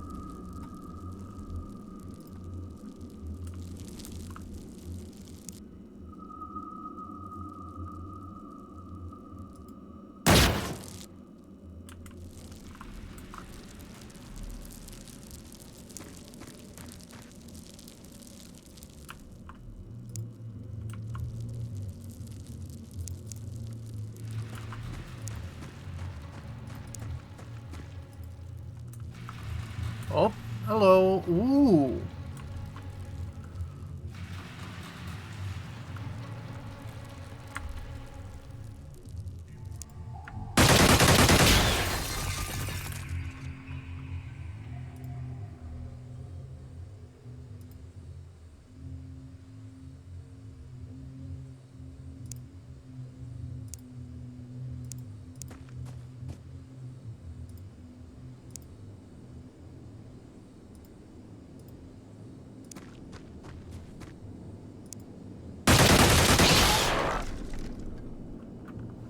Nice.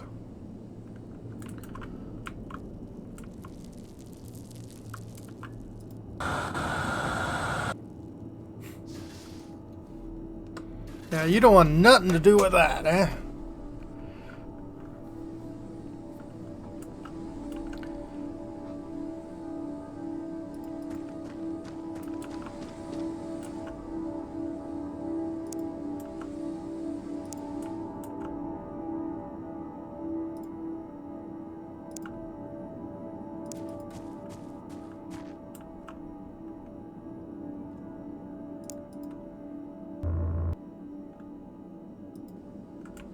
Aha!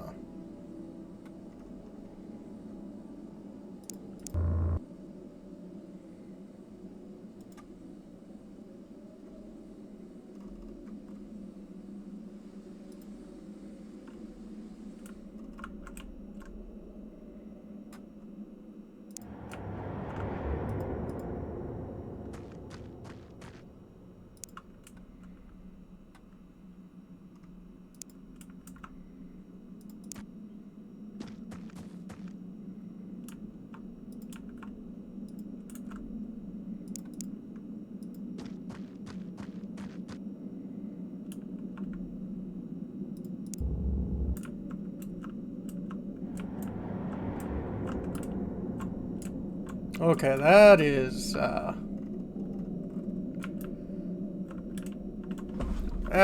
definitely a big old thing.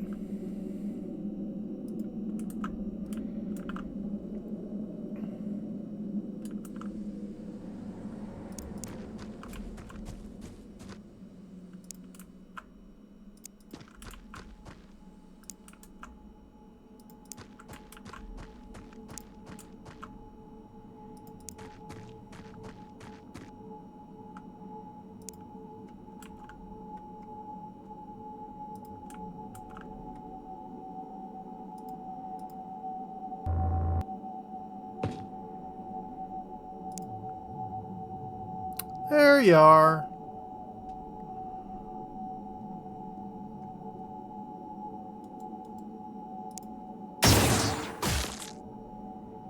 Nice.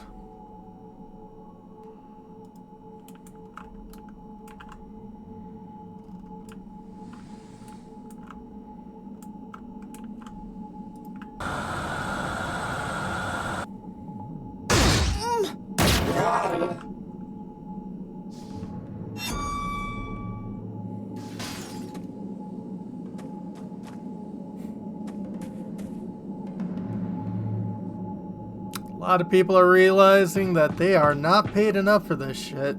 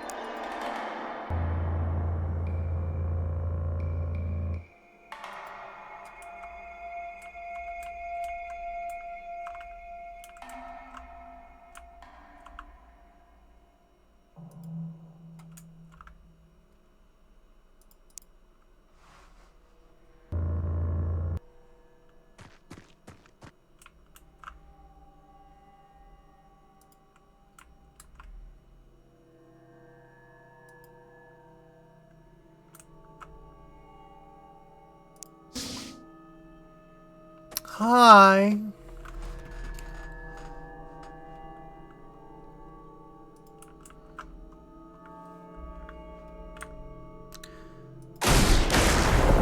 Yeah, let's just prevent you from, you know.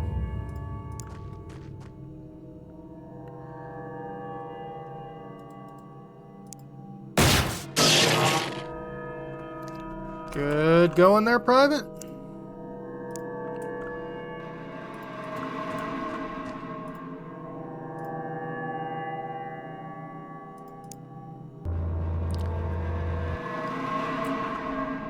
Yeah!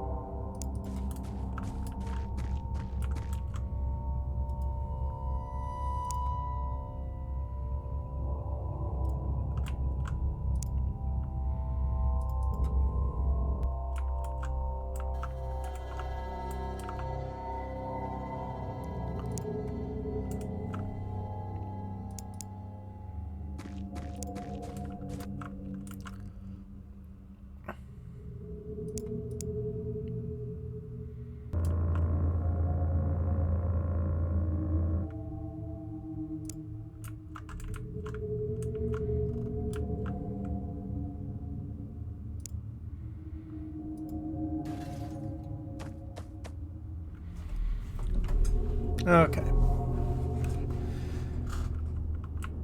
Totally fine if the civilians want to just run around.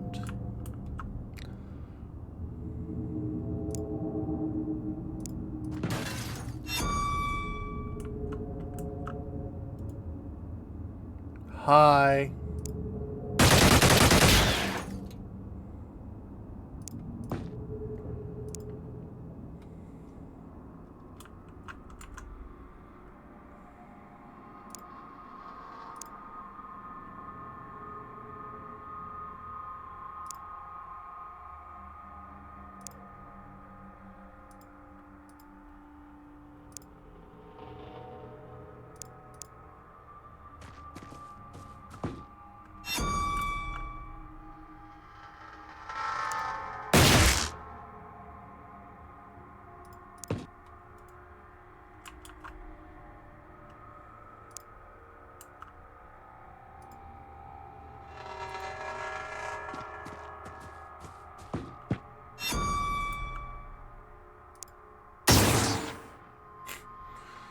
Great shot.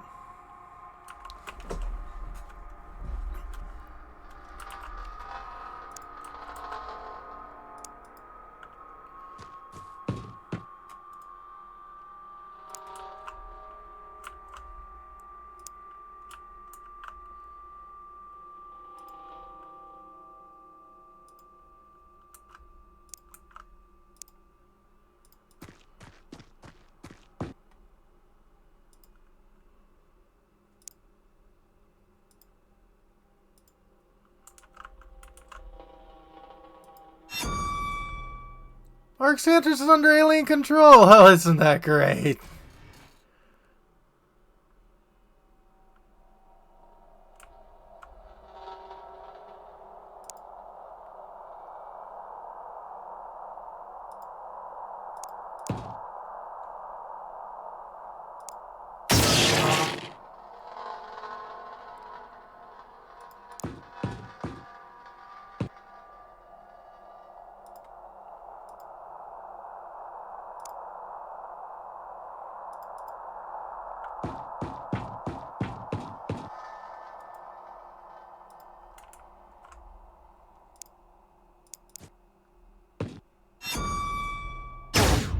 Ow.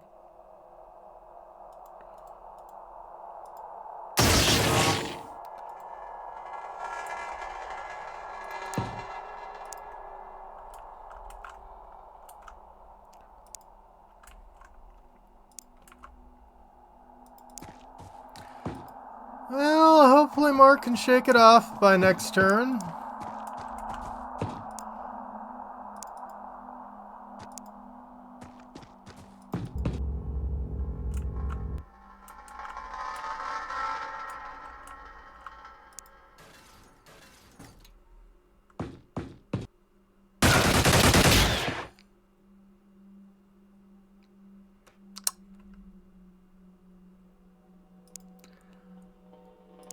I'm guessing that would be a no.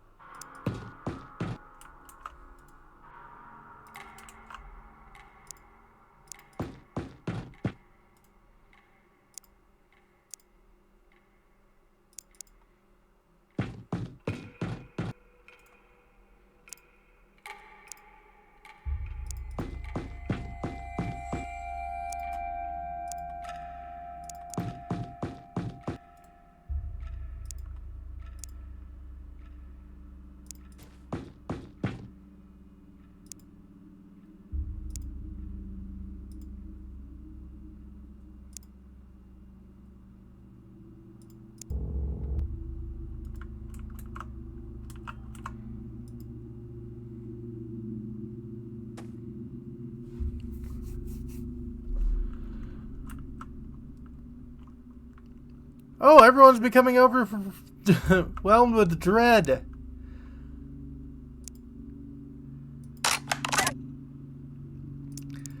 Isn't that wonderful?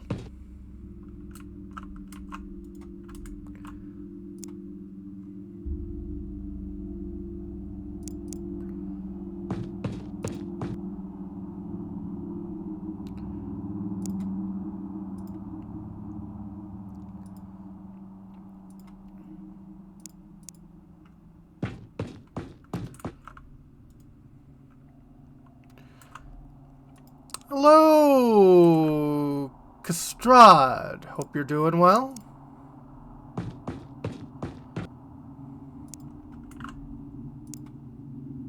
And I hope I'm pronouncing that vaguely correctly.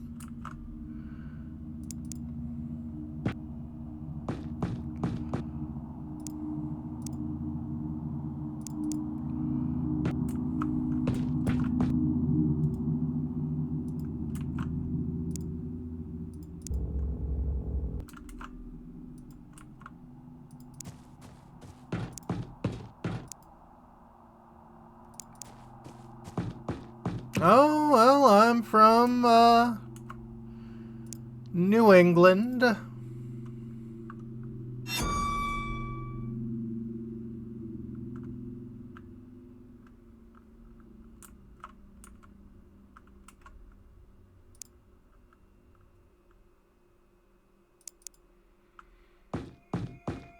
Okay, before we go upstairs.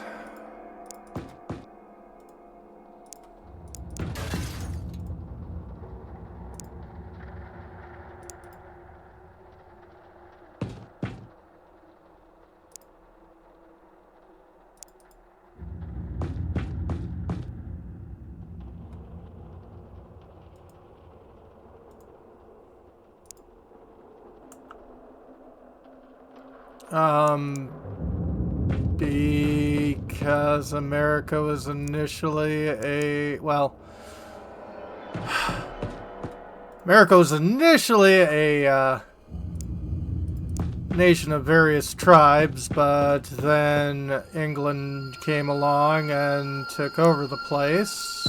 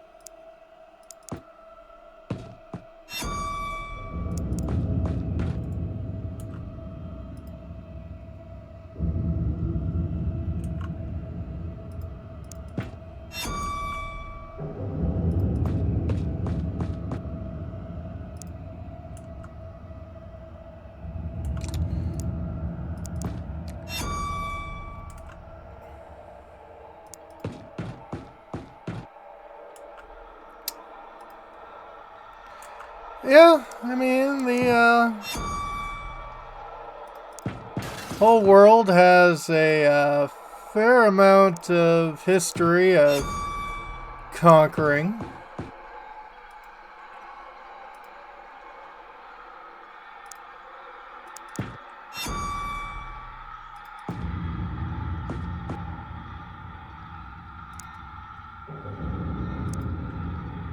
Yeah, I guess that's what you kids call it.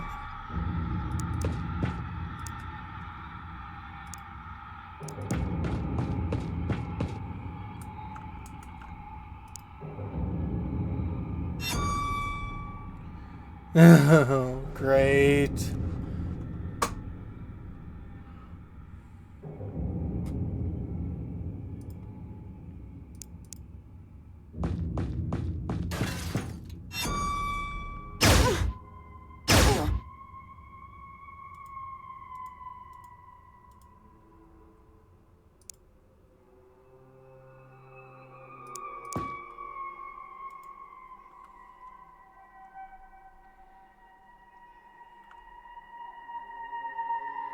Ah, okay, so you're a buddy of Bahamut. Cool, cool, cool, cool. Well, I really hope you enjoy the goings on.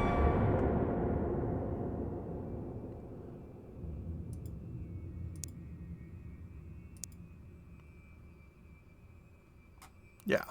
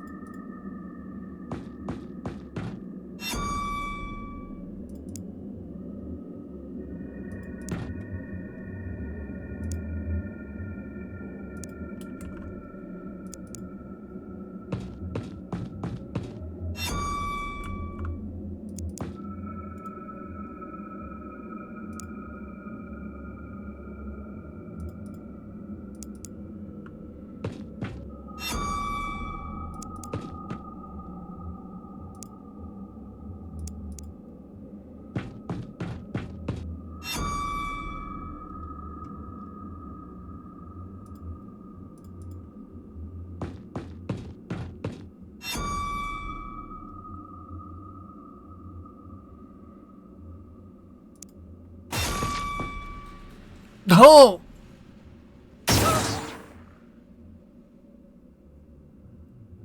So I guess you can telefrag in this game.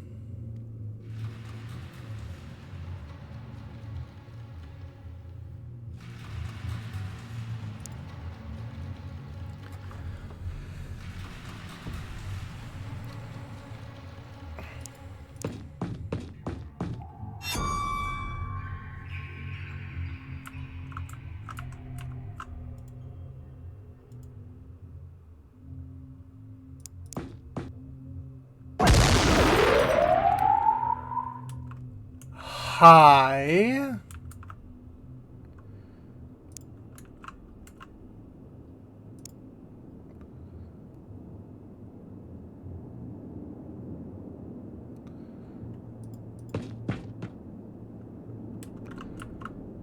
I'll just pin the,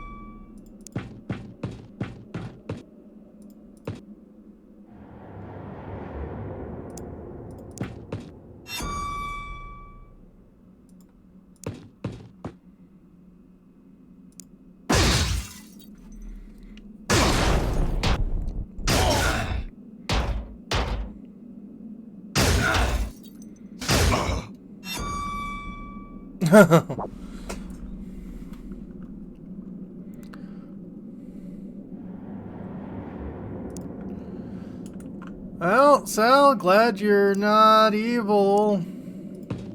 For now.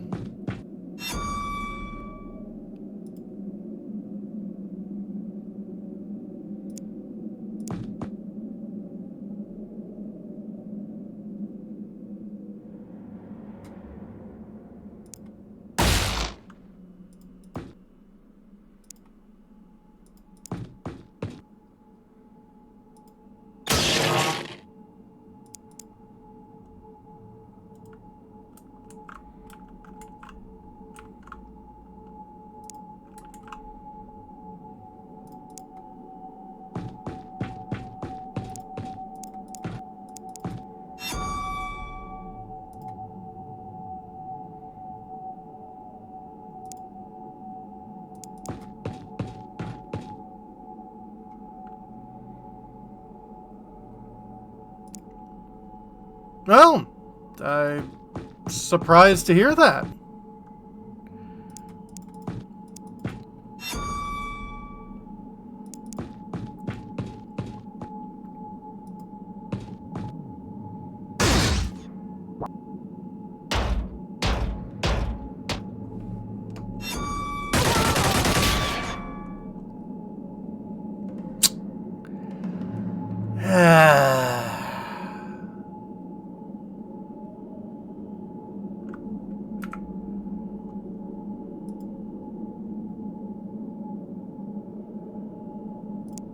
That was the last time I saved.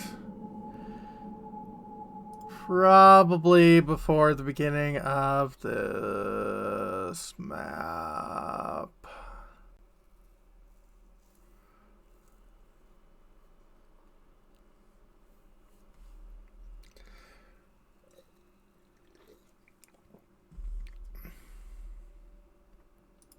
Yep.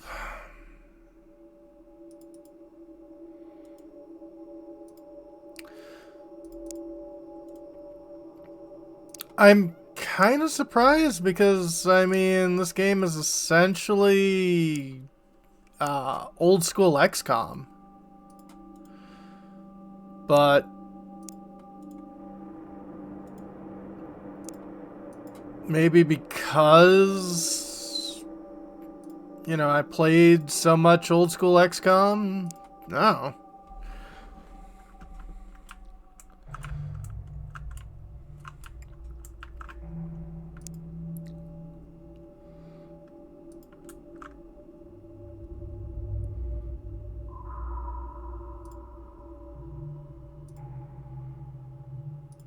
I don't know, just in general, I figure my ability is pretty low on average.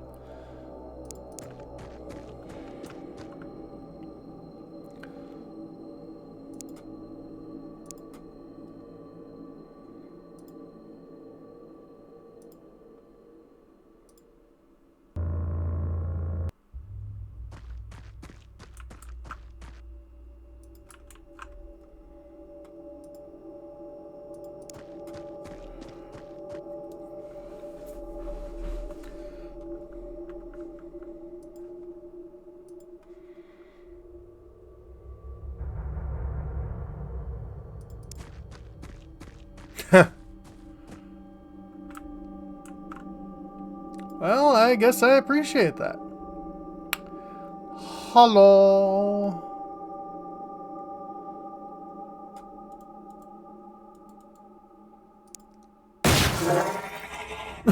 That was a lucky shot.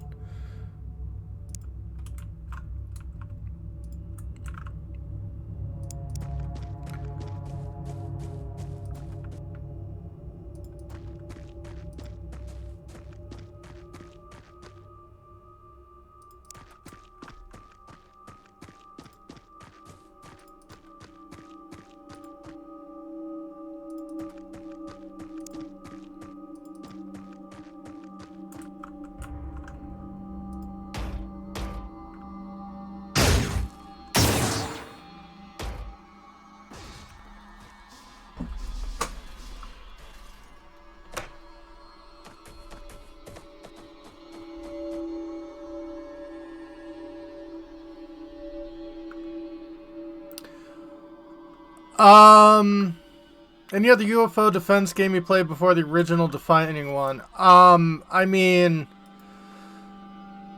I played,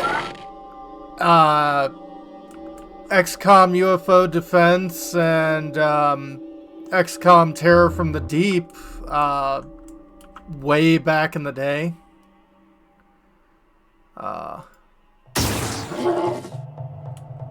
Those games I pretty much cut my teeth on.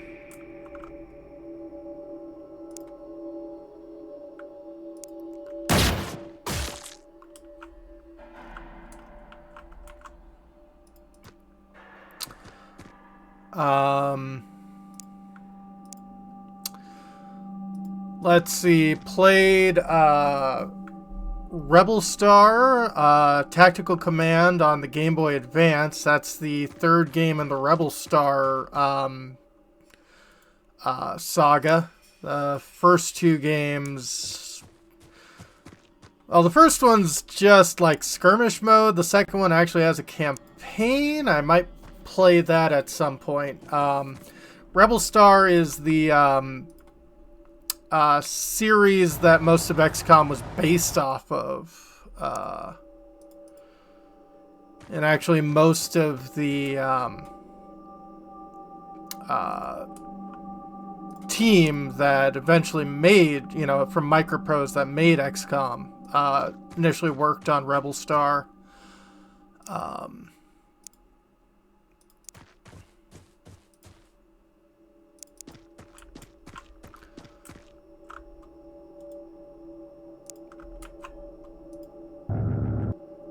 Yeah, figured you were over there.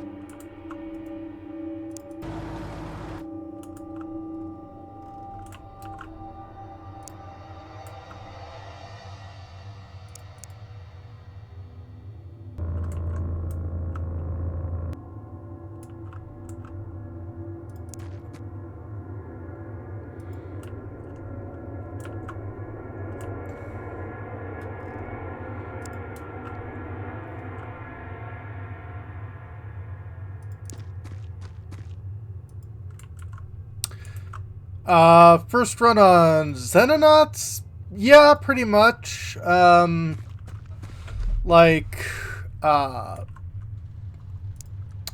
goofed around with it a little bit when I first got it years ago, but this is definitely my first, like, real playthrough.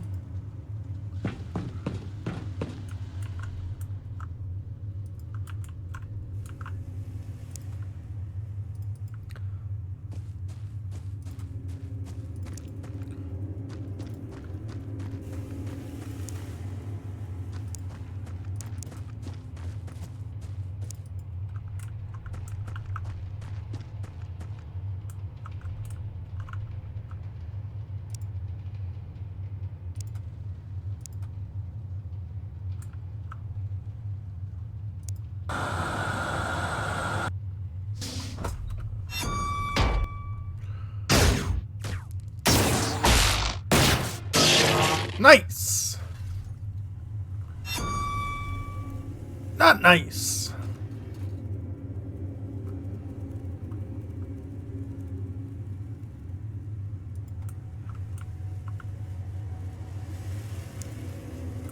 Yeah, I don't want to shoot Ben. Ben is my friend.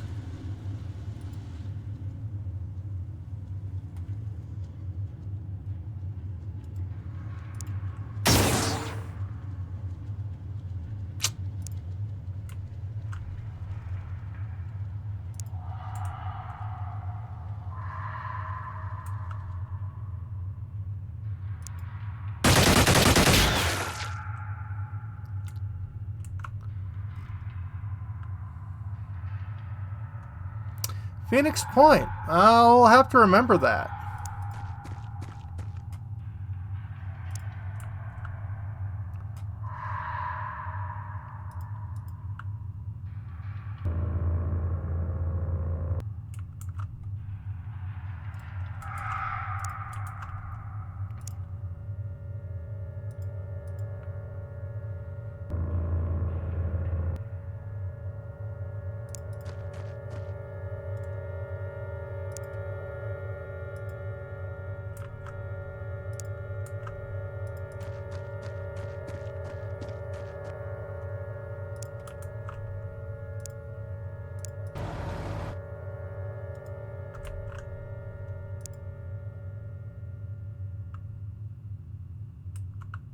Yeah, I'll definitely take a look at that. Because that was definitely one of the things I really liked about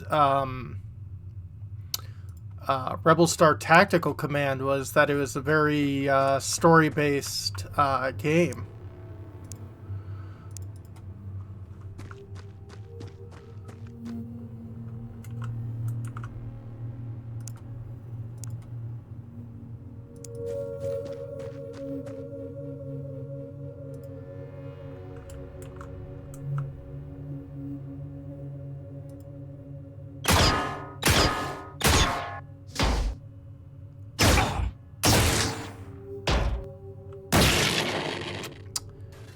Yeah.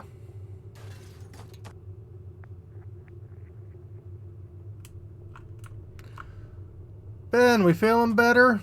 No? Okay.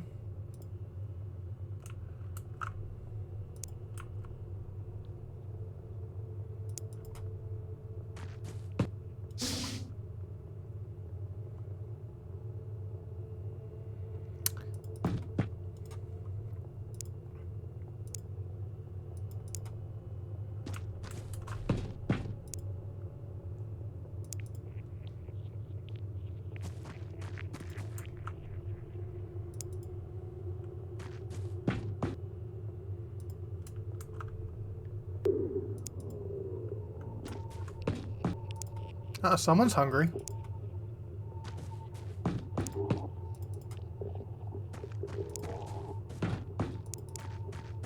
Yeah, there's a lot of stomach gurgling.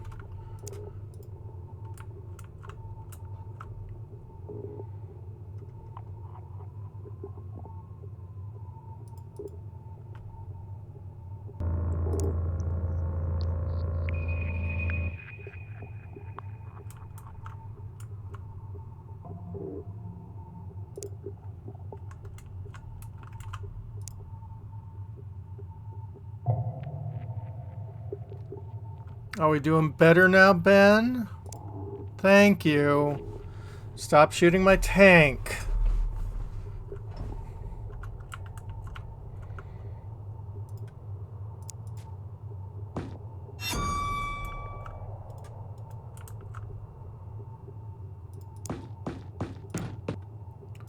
Room cleared.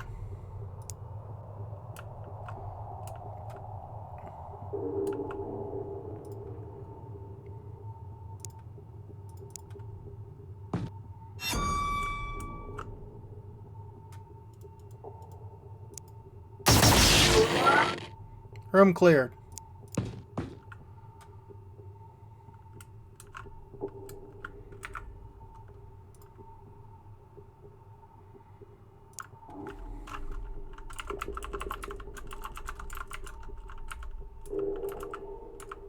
Getting the big alien.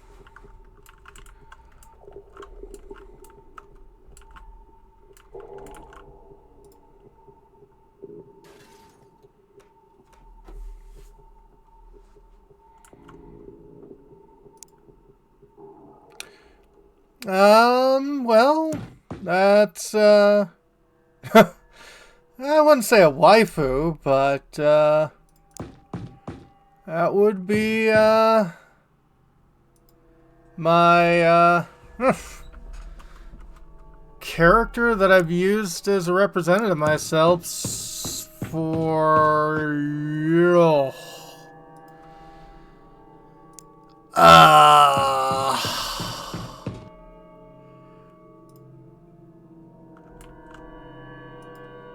yeah, I'm just going to say 21 years, because if I say anything more, I'm going to feel even worse about myself.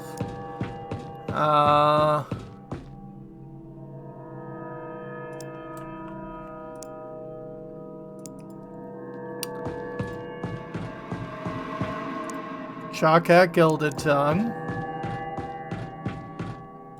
A cute little lion tar.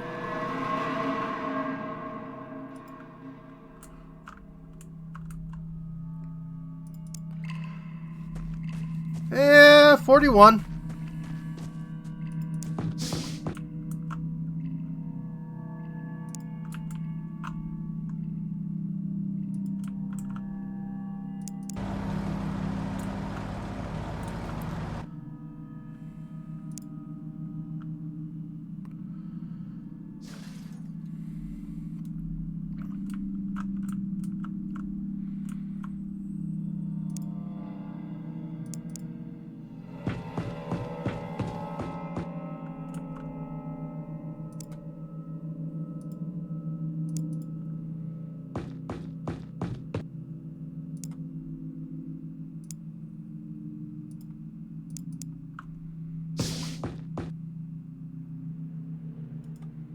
Ah, nice.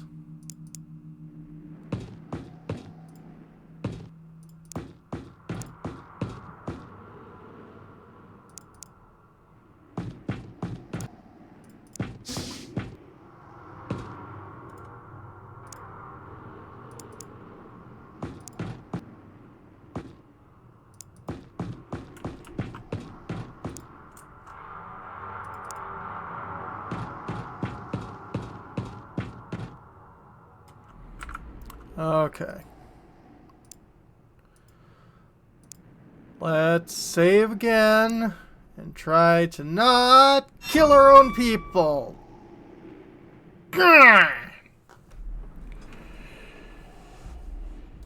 Okay. Okay.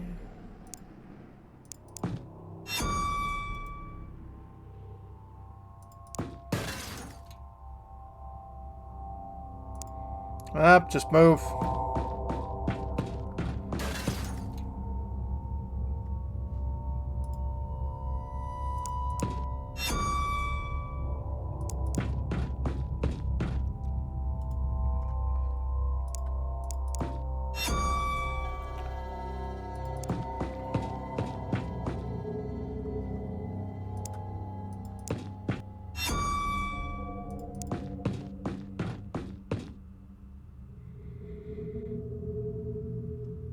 Like to see how I develop after several hundred hours of gameplay? I mean, probably wouldn't be too different.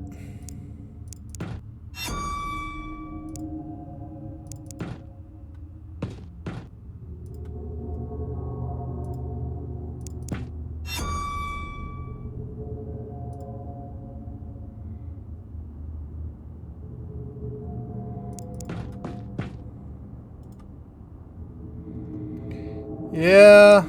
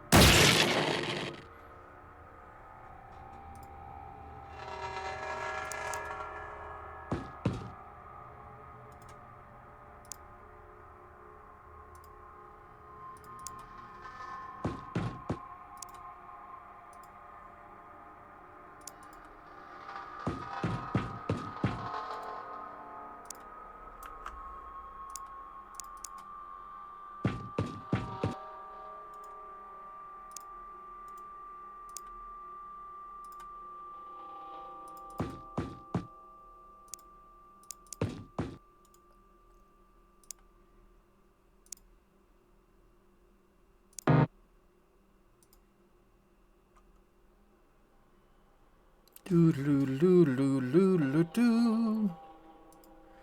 Sal, are you on our side again? Thanks.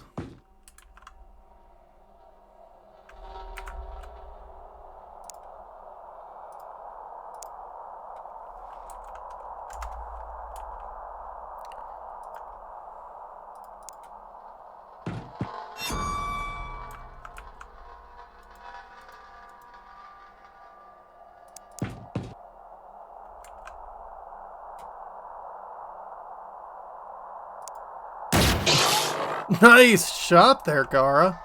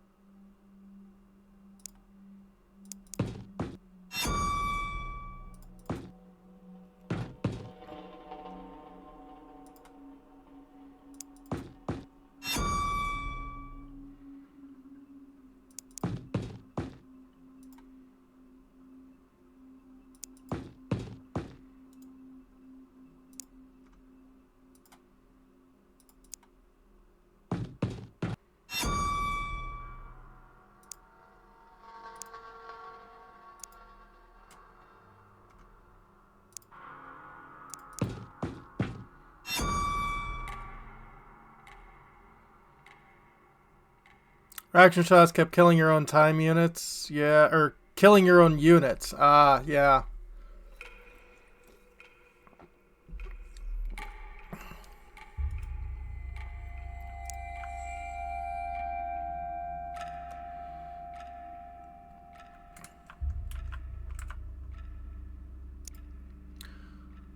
Okay, that was a nice, quiet alien turn.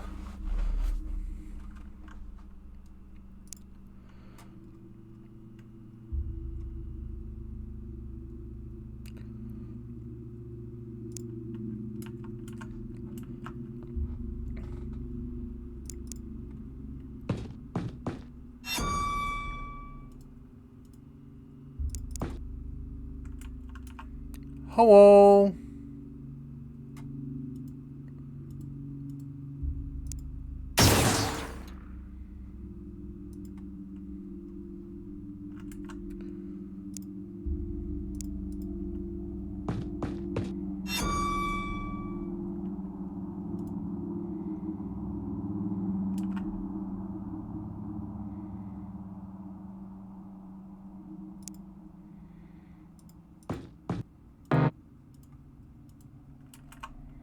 Well, I mean, as you can see, I'm not great at this game. I'm okay at best.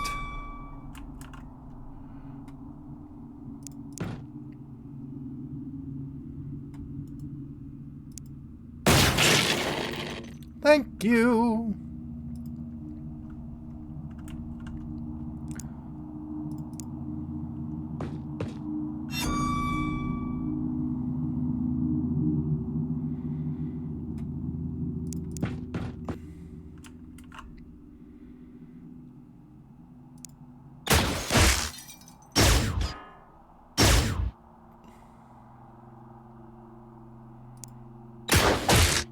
Nice.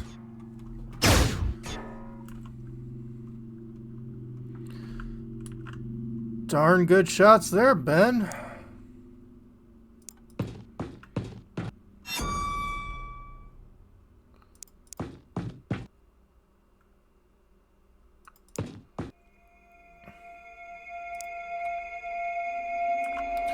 I mean, I am playing this on easy, so I'm sure that's got a little bit to do with it.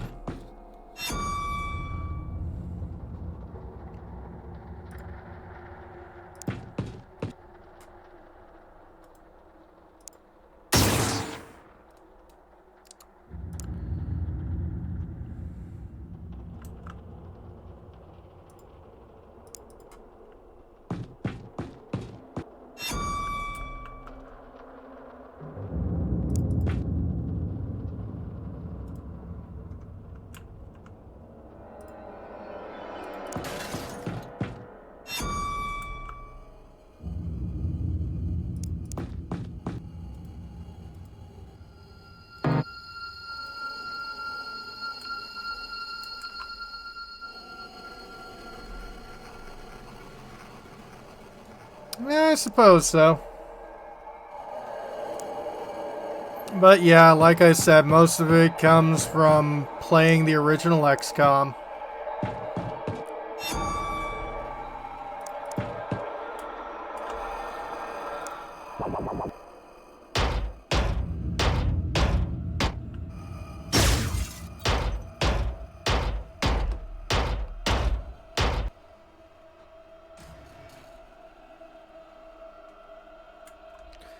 Well, I mean, I do appreciate the compliments. I'm trying not to be like, you know,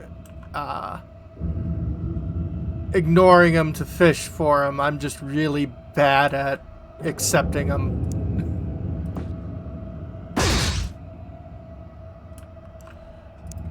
Okay, we got you two.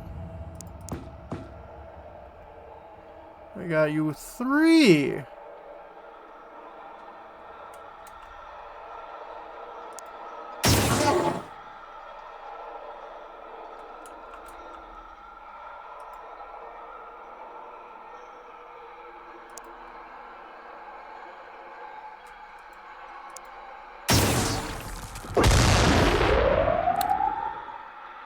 Okay, hi.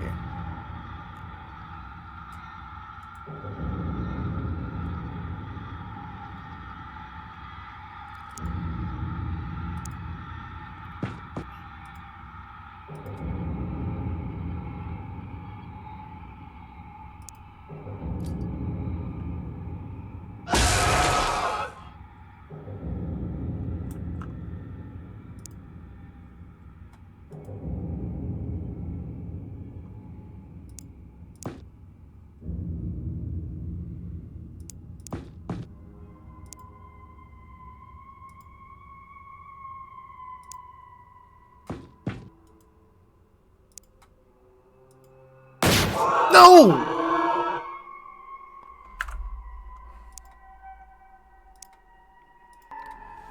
I clicked on grenade. Come on.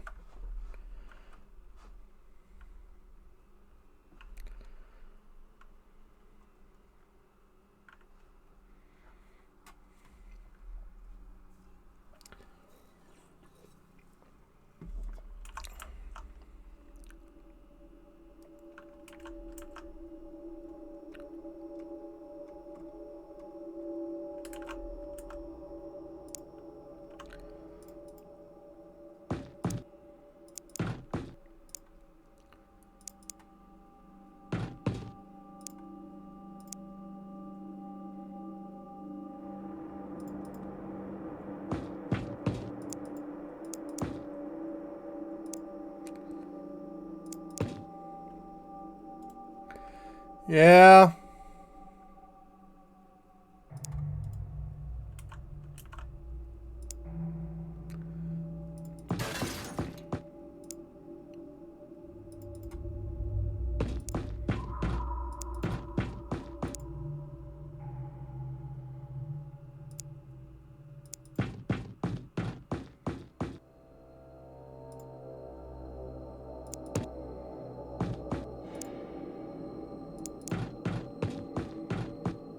Okay.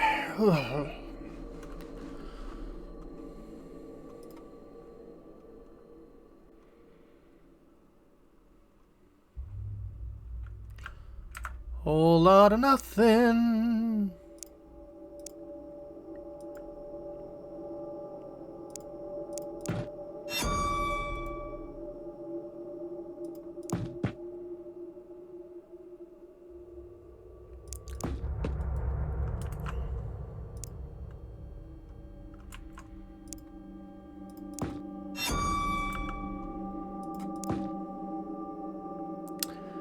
There you are. No, no.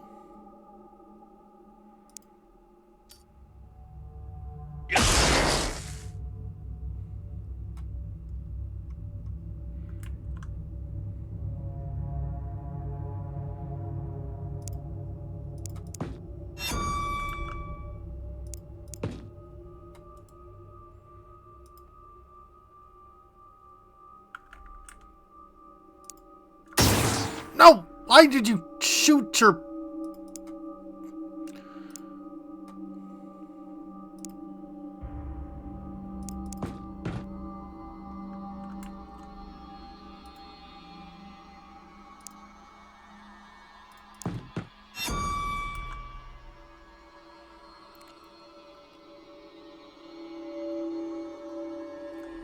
Curious if you'd learn to implement tricks and quirks of the game, or just brute force your way without learning anything. I mean, 6 of one, half a dozen of the other.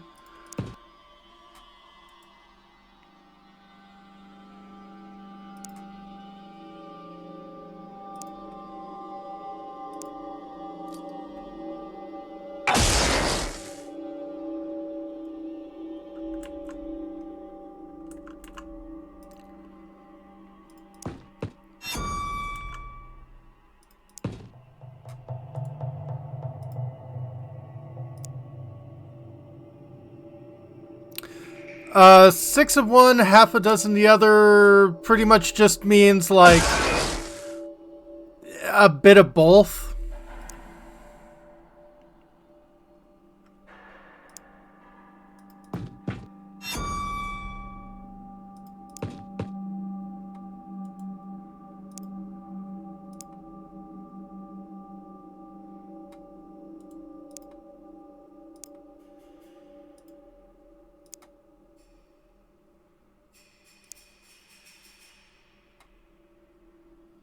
I care not about snapshots.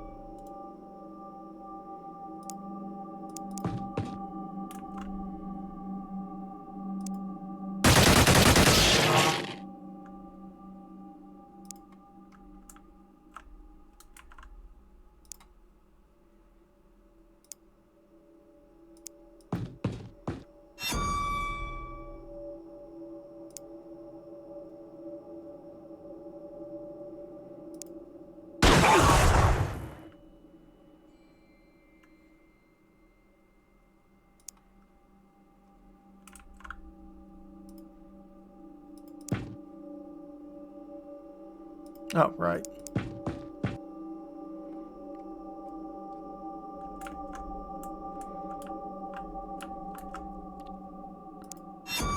Oh, no problem. Take care, Bahamut.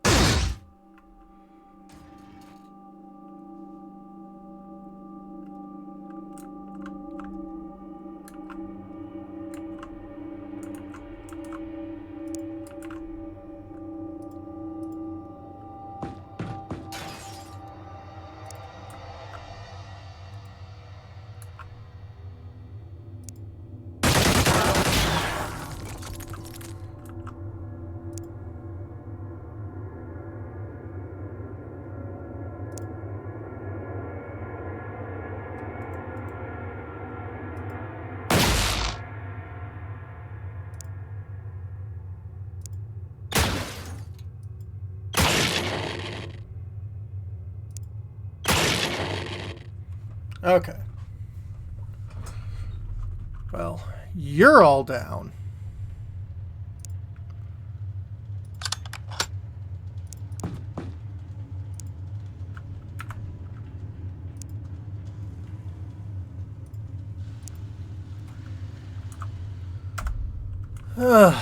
Three.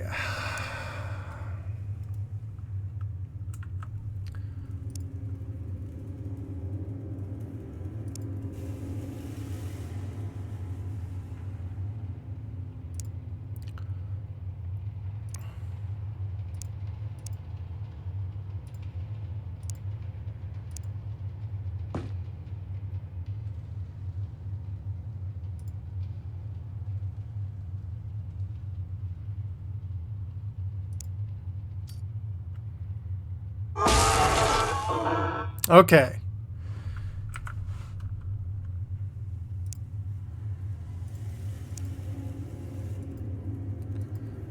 You're unconscious.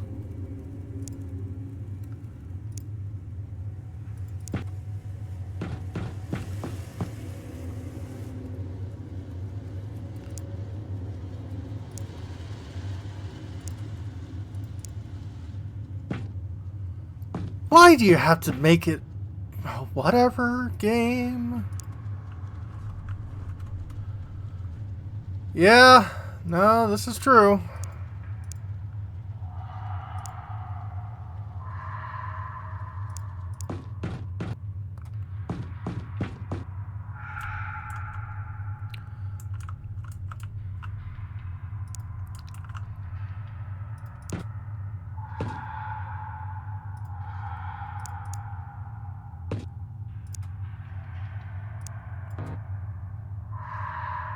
Praetor leader. Alright, and you're alive. You're alive, and you're a Praetor leader.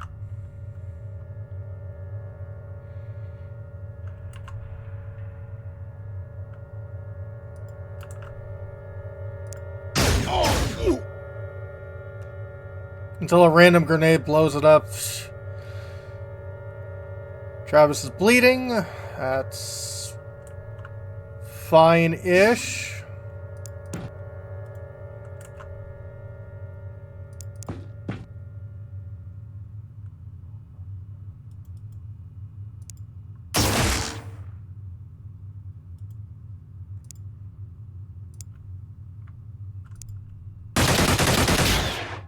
Nah, I can't shoot through the wall.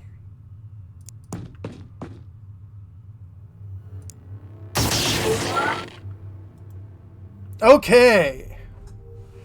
Praetor Leader, sent to research. Heridian Elite Corp, sent to research. Alien Singularity Corps, sent to research. Battleship Data Corps, sent to research.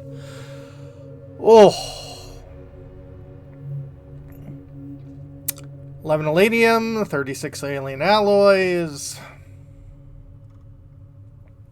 Sold a bunch of stuff.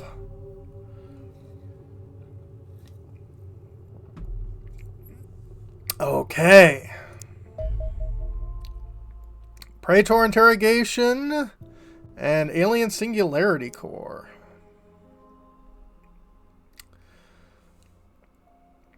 Okay. Well, I think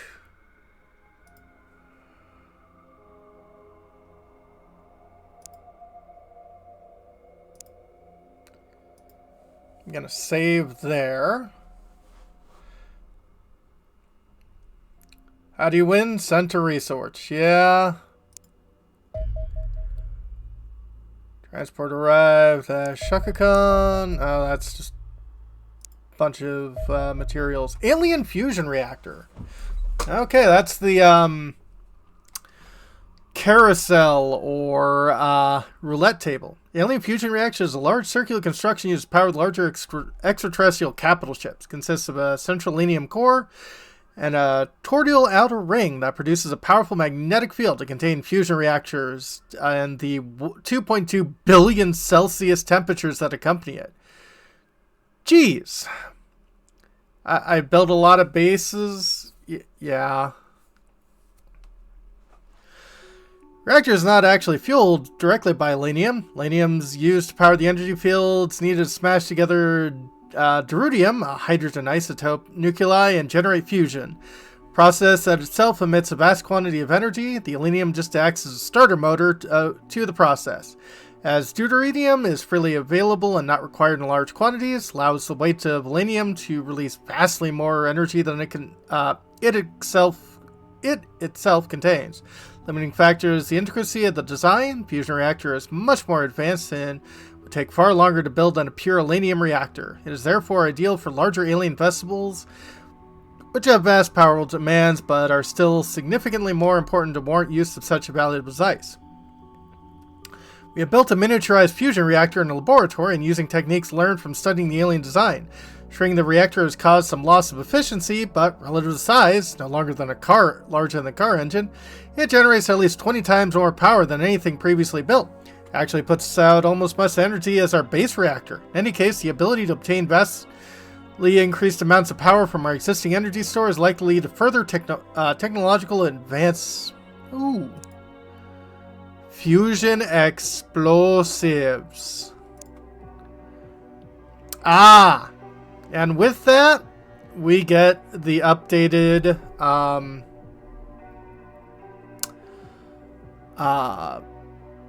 lab.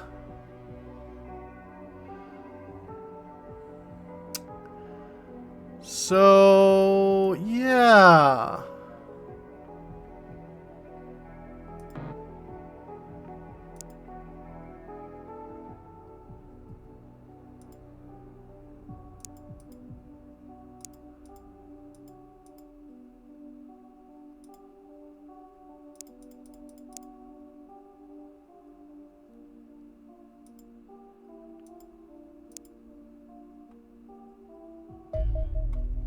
Hardian autopsy. Hardian stands roughly 170 centimeters, 5 feet 7 inches tall, and they're a mysterious foe. Head and chest encased in an armored shell, and the rest of their body covered by a jumpsuit. Delicate and slender in stature, with unusually long limbs. Armed with a long-range weapon and a jetpack integrated in the armor, they almost certainly serve as an alien marksman. Yep.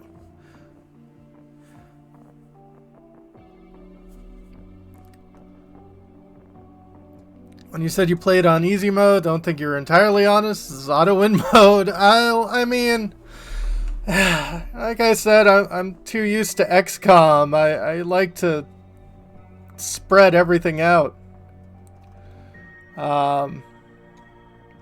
Armor of the creature's form, much as the autopsy as the body itself, found much to suggest it was not designed to be removed. Evidence of an advanced rebreather system in the helmet that, coupled with the jumpsuit, would allow a creature to operate in any environment up to a hard vacuum. Blood filtration unit in the chest actually forms part of the Hadrian circulatory system, pumping the blood around the body while filtering out excreta and other waste products. Helmet includes powerful cameras capable of viewing almost the entire electromagnetic spectrum, giving the aliens long sight ranges and excellent situational awareness. Jump pack is integrated in the rear of the armor, effectively a miniaturized version of the same thrusters used on UFOs.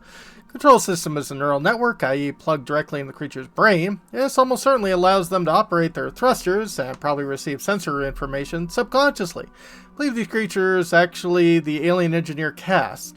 They are completely unaffected by a vacuum and can maneuver around in space using their thrusters, allowing them to work on the exterior of a spaceborne UFO just as easy as the interior. Alien beneath the armor bears some resemblance to a Saison, possessing the same pallid gray skin, oversized black eyes, frail bone structure. Common ancestors likely, but they've diverged significantly since. Claris and lengthened forearms, drooping ears, and bony spurs on either side of the creature's mouth. However, the largest difference is cerebral. Saison has an oversized brain with enhanced cognitive development structures, i.e. social hierarchies, memory recall, complex thoughts. Hadrian instead has high structures in more basic areas: motor control, spatial awareness, visual analysis. It is an idiot savant, specialized in flight control and tool usage. Unfortunately for us, a sniper rifle is ultimately just another type of tool. Yeah. Battleship UFO. Battleship is an enormous UFO with a crew of elite alien soldiers. We believe it represents the largest UFO class in the alien fleet, matching the largest orbital signature we have been tracking almost exactly. It is a monstrous creation. Where other UFOs had armor barely an inch thick, the behemoth has a foot of hardened plating on its outer shell and virtually impervious to conventional weapons. It can cleave through the air at the best part of 3,000 kilometers an hour. Wow. Despite weighing over 1,000 tons, and possesses a fearsome long-range beam weapon that will carve apart buildings and ground targets as easily as it does our interceptors. The only conceivable way a vessel can be capable of any of these things, let alone all of them, is by utilizing a power source an order of magnitude more powerful than anything we've yet seen. Make every effort to recover it intact. We will be encountering these monsters in our skies with increasing frequency. Given the sheer firepower needed to bring them down, or bring down even one, we will either need to develop something capable of countering them or build more interceptors. A lot more.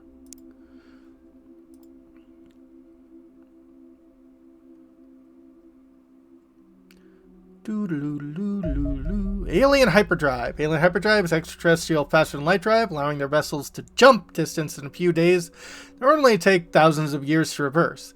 It is the gateway to another dimension in the multiverse, hyperspace, which is of equivalent size but rather difficult set of laws to our own. Hyperdrive is a large cylinder, roughly 5 meters long and 1.5 meters wide. Plasma-filled tube runs the length of the device, suspended within 4 rotating electromagnetic rings. Power requirements of the device mean we only have been able to test it on microscopic objects. Sadly, none of your engineers were willing to donate their brain. But I believe I have discovered how it works. The electromagnetics in the plasma tube together generate a magnetic field around the target, which acts as a tunnel between 2 linked points in hyperspace. In effect, the target is occupying 2 different locations at once, both of which are in another dimension. Once this hyperspace tunnel has been created, the device disengages. The target probably returns to our own dimension, but cannot simultaneously exist in 2 places at once, so it's forced to occupy only one. Crucially, it appears the development somehow ensures that the destination point is always chosen over the origin point. Objects can therefore be transported almost unlimited distance with ease, although increased distance between the destination and origin does lead to increased power consumption. I don't know how this hyperspace gateway is open, nor can explain dramatically different laws of physics at work here. That work can be done once the war is over. All we need to know now is the device works, then we must find a way to disable it. Okay, you're working on that. I definitely want some stuff on fusion explosives.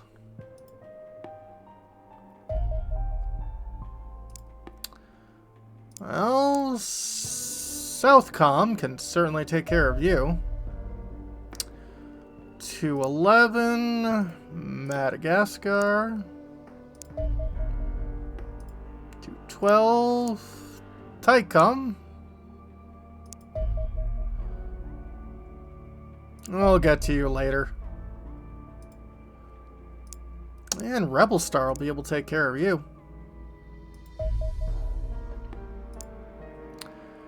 Shakacom.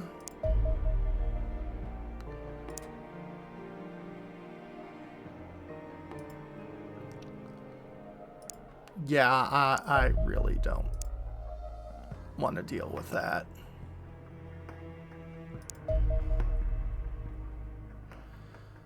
Do you play the airborne battles out? Sometimes.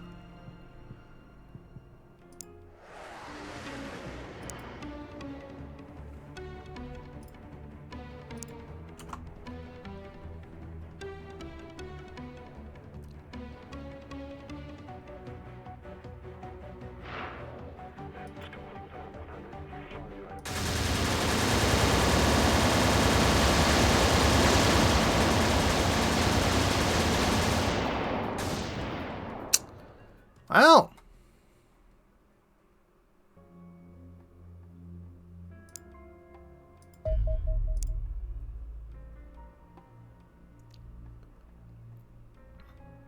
Usually, those go out better. Yeah.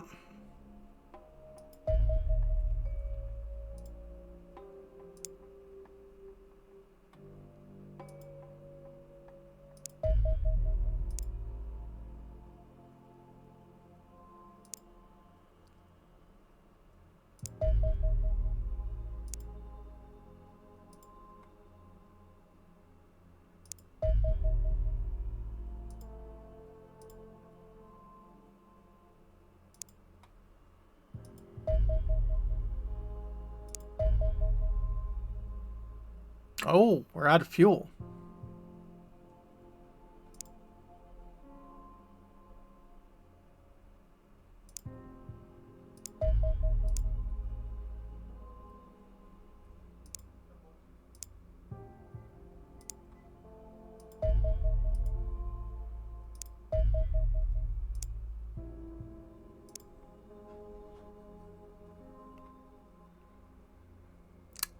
Oh, we let an oil rig get strafed.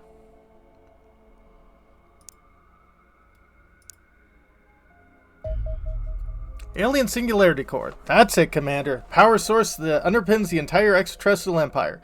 A naked singularity captured in a delicate particle field, streaming raw energy in monumental quantities. Ball of energy is the core of the device, less than a foot wide, and could power our entire civilization for decades. Singularity within the device appears to forever exist at the point of collapse, stabilized by a particle field around it. It is a naked singularity, what I believe is the final state of a black hole. Final explosion that releases all energy accumulated by the black hole across its lifetime. Extraterrestrials must have found a method of capturing black holes and artificially inducing the explosive state. Once this has been done, a particle field used to freeze a singularity mid-explosion. This forms an elegant closed system. Particle field captures a vast quantity of energy emitted by the singularity, siphoning off a small amount to maintain the field and feeding the excess back in the singularity, which promptly re-emits it. Enormous amount of power flowing endlessly through the loop can be tapped as required anything connected to the singularity core. The singularity has a finite supply of energy. The energy flowing through the circuit eventually falls to zero, at which point both the particle field and singularity collapse and disappear entirely. Singularity core represents solution to every power consumption issue we've ever had. Alenium reactors can only be miniaturized so far. Singularity core provides almost limitless amount of power, and the containment field can be made small enough to fit virtually inside anything we can dream up. Only one complication. We obviously don't possess capacity to harvest singularities ourselves. We need to capture these devices from extraterrestrials if we want to use them. That allows us to produce the Singularity Cannon and the X-120 Fury Interceptor. Now, I want fusion explosives.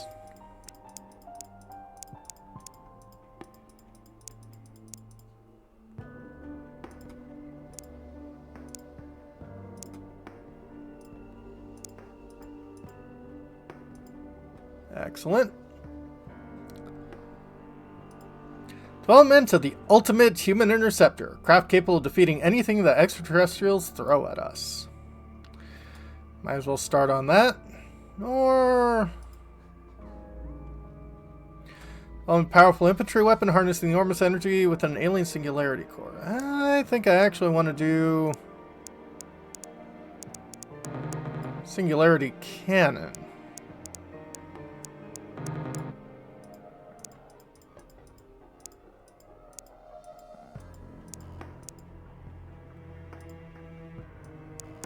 I'll just dump the rest in here.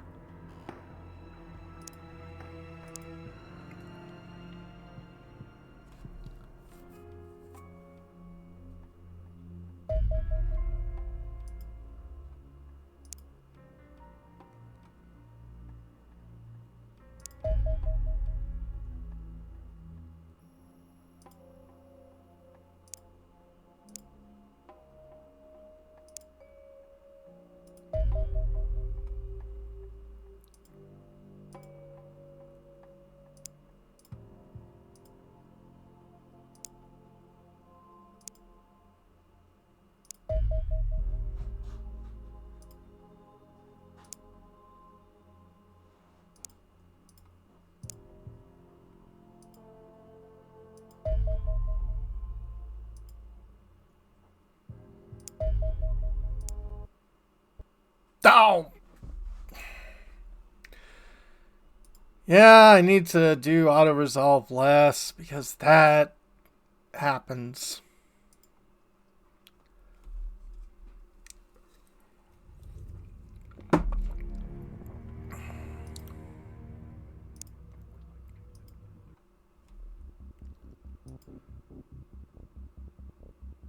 Okay, we weren't sent back that far.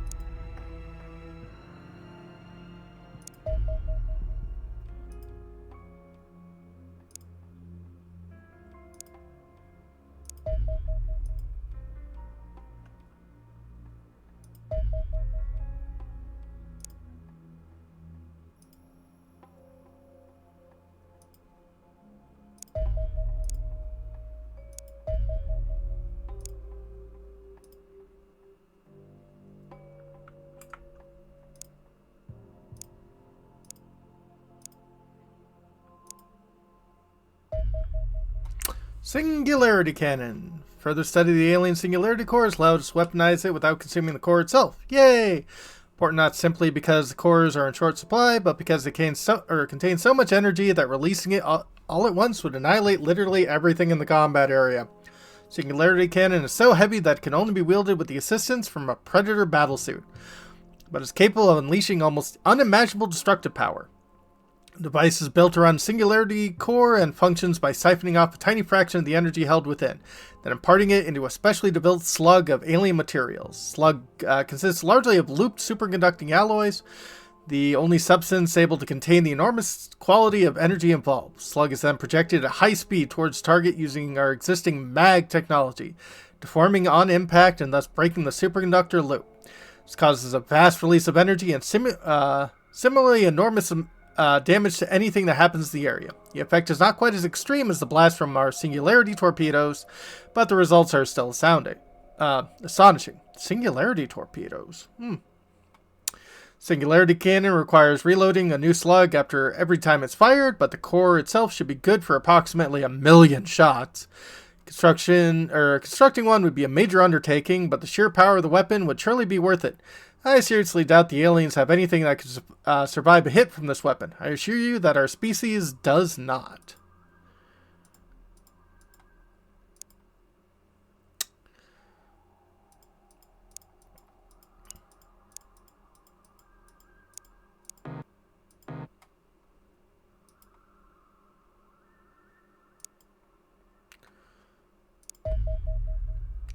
Singularity Cannon.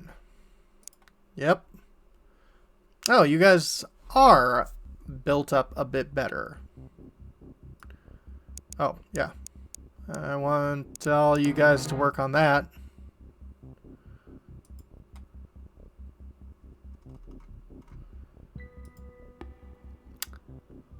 One alien singularity core.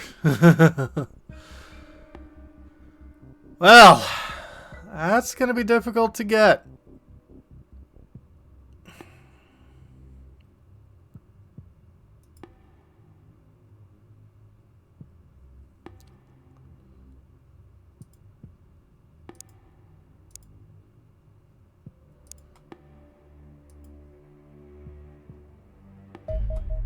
Fusion explosives.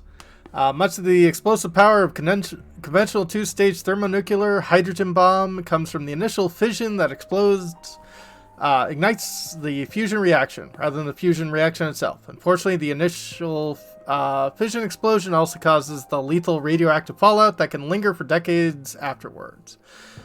Pure fusion explosives are smaller, cleaner, and more deadly still. Only a commander with minimal attachment to his infantry would issue them with short-range thermonuclear weapons, but pure fusion microexplosives are perfectly valuable battlefield weapons. Maybe. They're extremely powerful and can be made small enough that the user would not be caught in the blast of their own weapon. Whilst the clean reaction means that they can be used freely in friendly territory without fear of radioactive contamination. All that is required for a pure fusion explosive is a burst of energy that's sufficiently powerful to ignite fusion between the deuterium and tritium in the warhead. Low-grade uranium contains enough energy to do this without any of the side effects of a fission bomb, allowing us to develop pure fusion rockets and grenades for your men that are significantly more powerful than any of the previous plasma explosives. However, please ensure your men use the darkened glasses visors provided. Whilst I accept they are not particularly fashionable, I doubt catastrophic retinal burns are considered particularly attractive either. Fusion warheads. Pure fusion explosives are rather simple to scale up, making it easier to produce air-to-air variants for our interceptors to use. We're upgrading our aircraft munitions to the new fusion missiles and fusion torpedo designs as we speak. These fusion weapons inflict more damage than the plasma warheads they replace, but otherwise operate in a similar manner.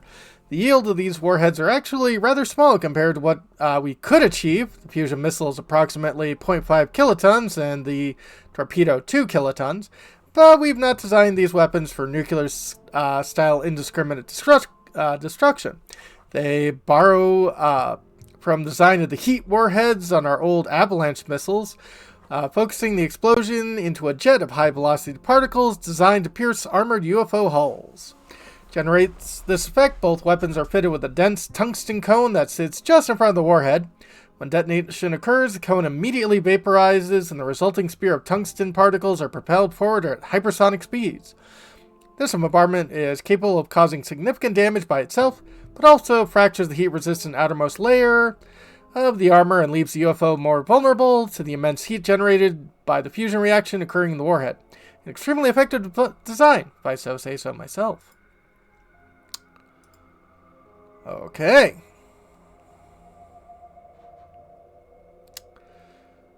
Well,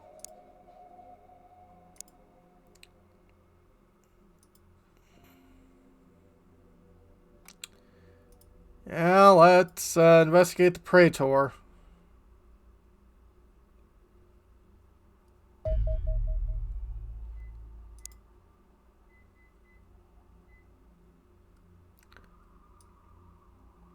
Oh.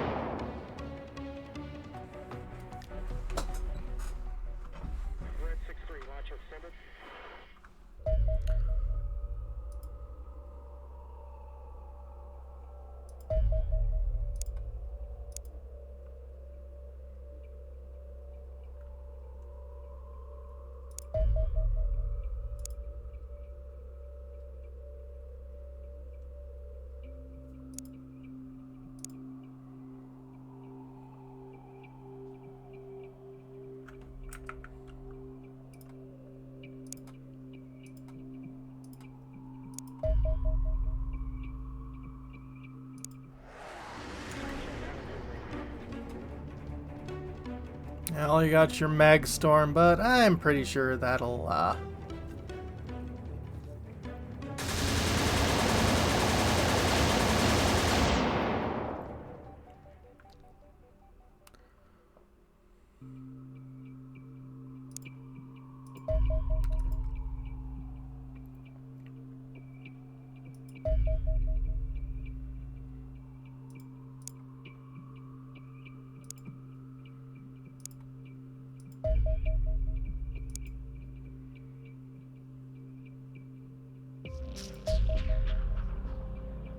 oof, battleship.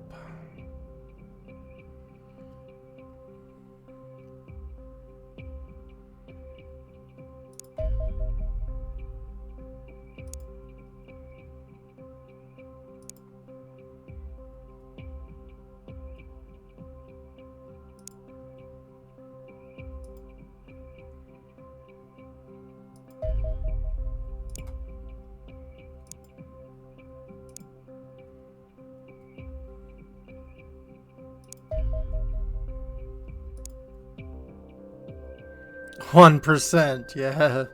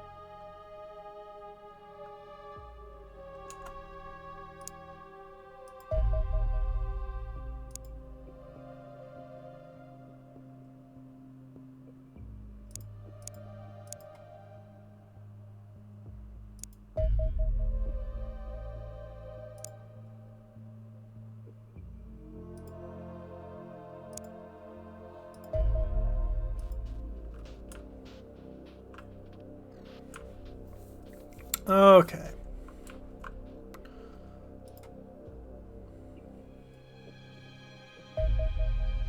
X-120 Fury. X-120 Fury Interceptor, ultimate weapon, battled for our skies. Unmanned craft with virtually unlimited range that can fly so high and so fast and no UFOs have a hope of outrunning it, let alone intercepting it. Travel at Mach 8, some 10,000 kilometers per hour, allowing it to reach any point in the world in under 2 hours.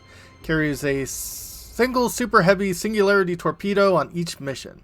Fury was influenced by the alleged secret SR-71 Blackbird, which is almost invulnerable to conventional technology due to its impressive speed and service ceiling. Not that our organization would have much trouble dealing with them. The design is evolved and enhanced, not by least by removing the pilot and the equipment required to keep them alive. The autonomous flight computer tracks sensor data against mission parameters, adjusting its behavior to ensure their missions completed as quickly and safely as possible. Engines are a 3-stage turbojet, ramjet, scramjet design.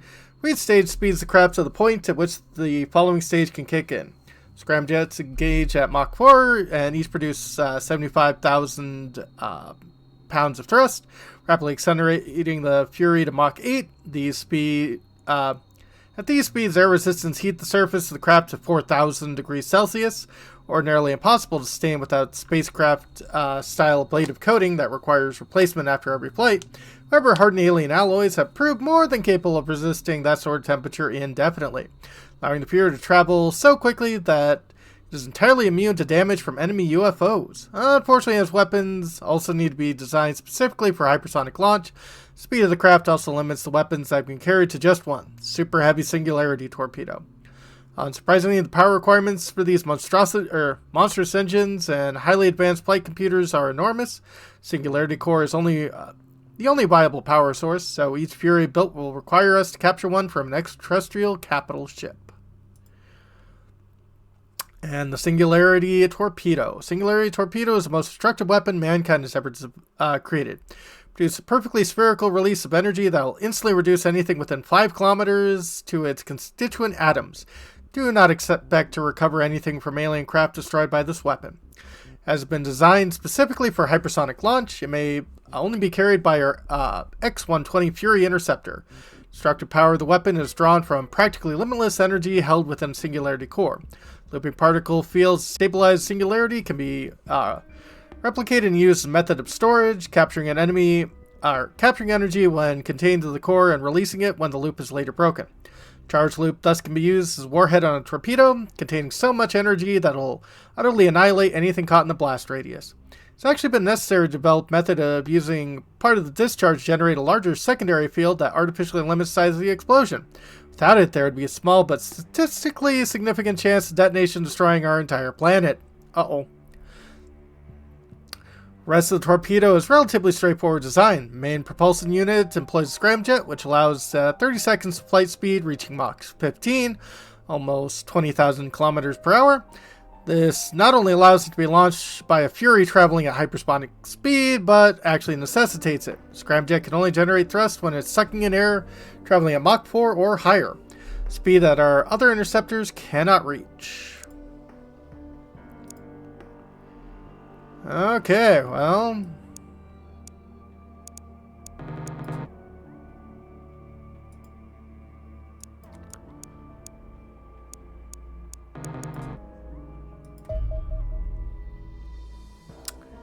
Fury Interceptor. Well, I don't have any singularities.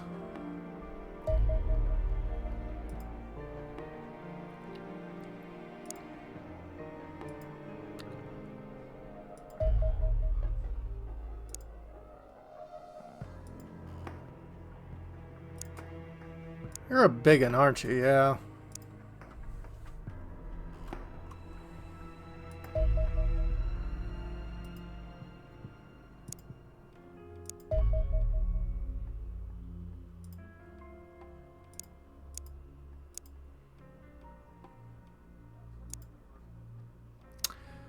Fusion torpedoes. That should hopefully make things...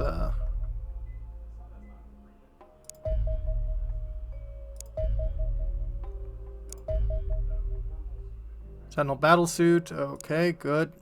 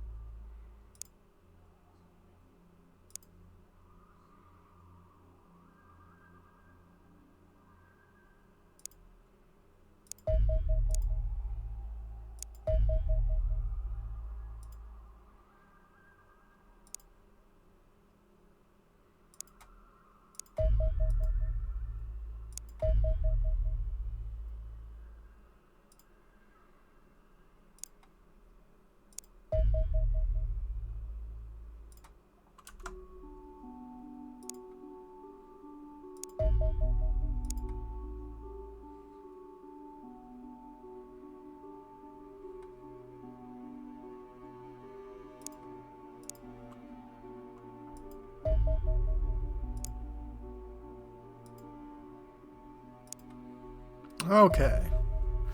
Praetor interrogation. Finally have our answers, Commander. The creatures are biologically immortal, immune to aging, certainly not to violent injury. Captives evidently terrified of the possibility of death and prove exceptionally compliant during the interrogation. The Praetors are an ancient race that developed hyperspace technology millions of years ago. Their history was unremarkable until they encountered the Cessians. Cessians of old had settled their home system, but did not possess the hyperdrive technology they needed to travel beyond it. What they did possess was the power of telepathy. Along with several other latent psionic abilities, it proved to be their undoing. Craving the powers to themselves, the Praetors subjugated the Cessians and studied them until they identified the genetic material responsible. They improved the genetic material and granted themselves extraordinarily psychic powers. They became a race of intergalactic tyrants, seeking out and enslaving sentient life in the endless pursuit of improvements, e.g. the biological immortality. 1 second, folks.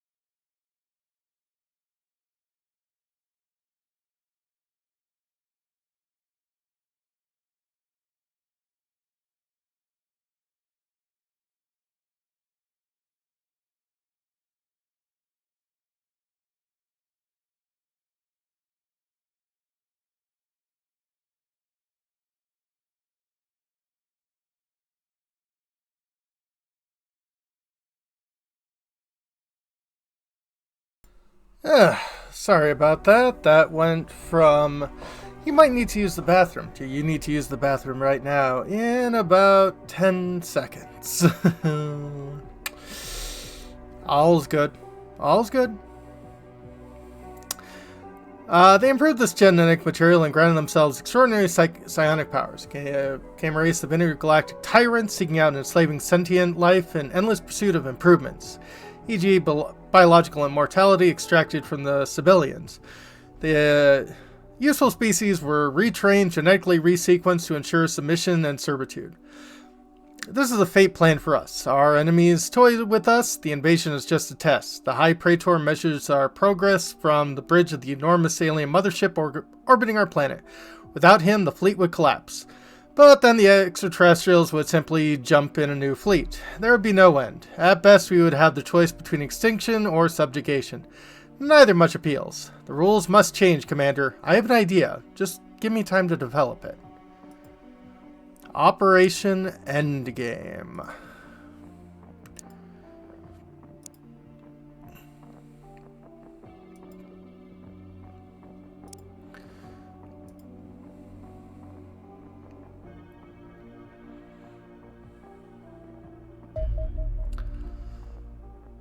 Well, South America doesn't like us, but we're doing okay. Why does South America not like us? We did all right.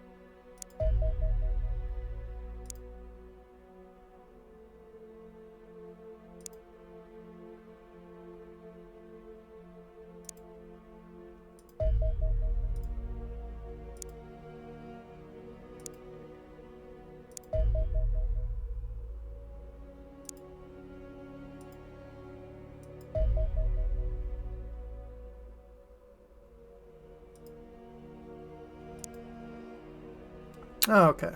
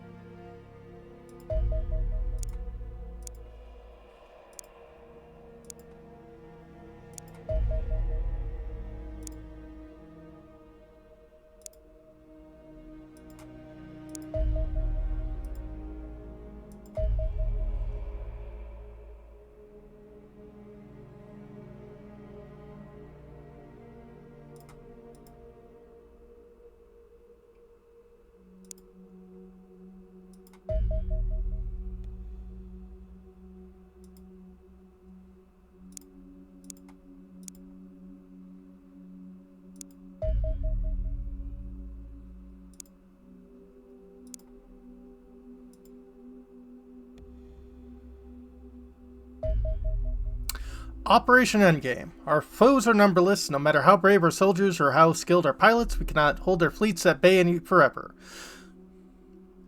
Also, did I remember to turn my mic on? I did. Good. But we may not have to. Aliens have miscalculated. Even the fastest alien ship can only reach a tenth of light speed using conventional propulsion, leaving them reliant on hyperspace technology for interstellar travel. We already have a fully functional hyperspace inhibitor in our laboratory. Principle behind it is derived from radio jamming.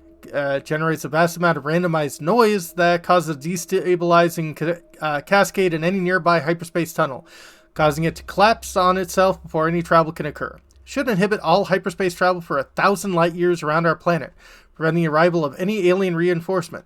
However, activating the device now would be suicide. The alien fleet in orbit are hardly likely to maintain the charade of invasion once the disruptor comes online. Indeed, there is a failsafe for this exact scenario. The alien dreadnought carries enough Reapers to eradicate all life on the planet. If unleashed on a population center, there would be tens of millions of the creatures within hours.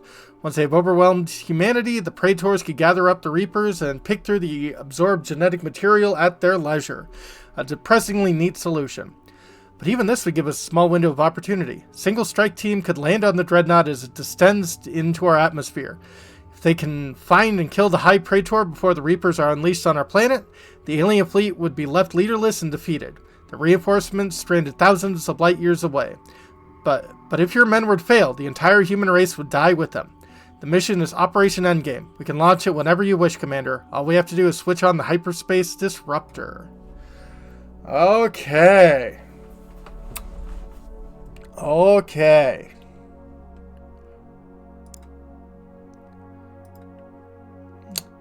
Can't research anything new.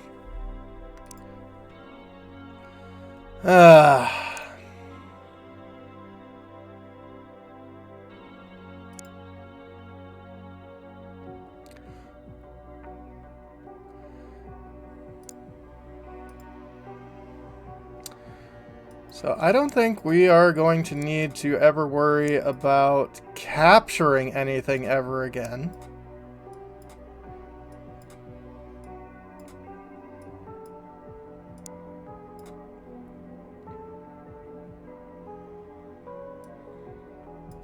Gonna carry one smoke grenade.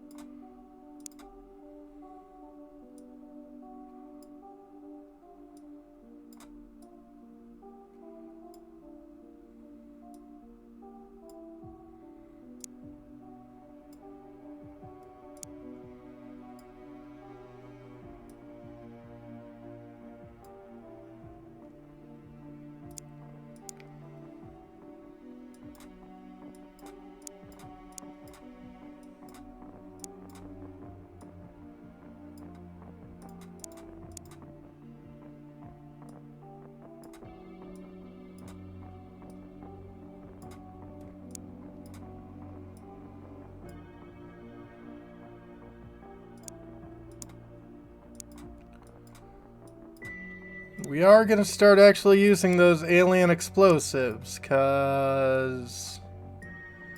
yeah.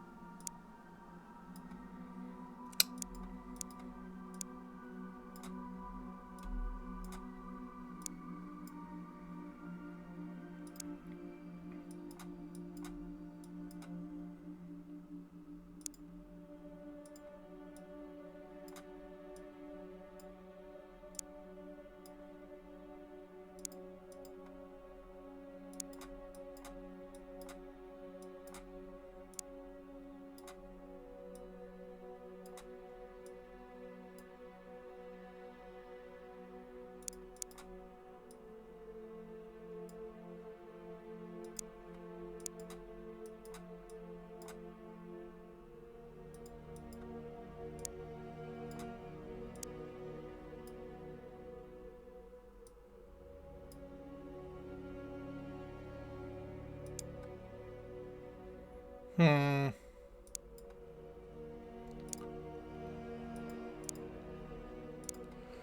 I think I'm gonna want you to be another rocket user.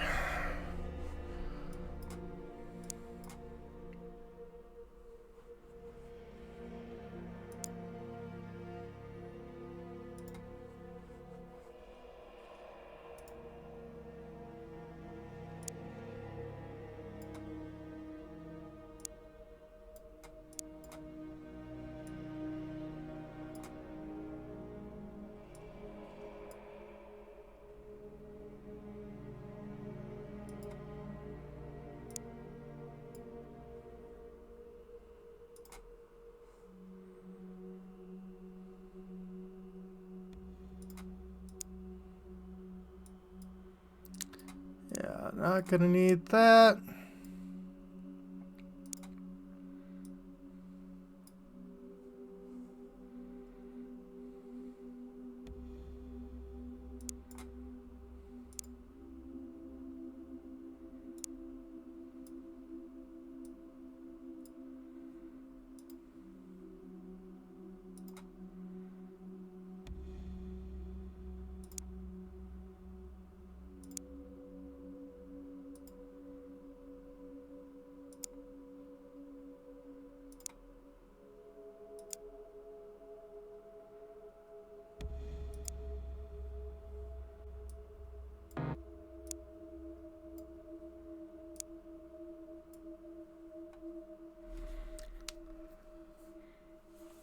Okay.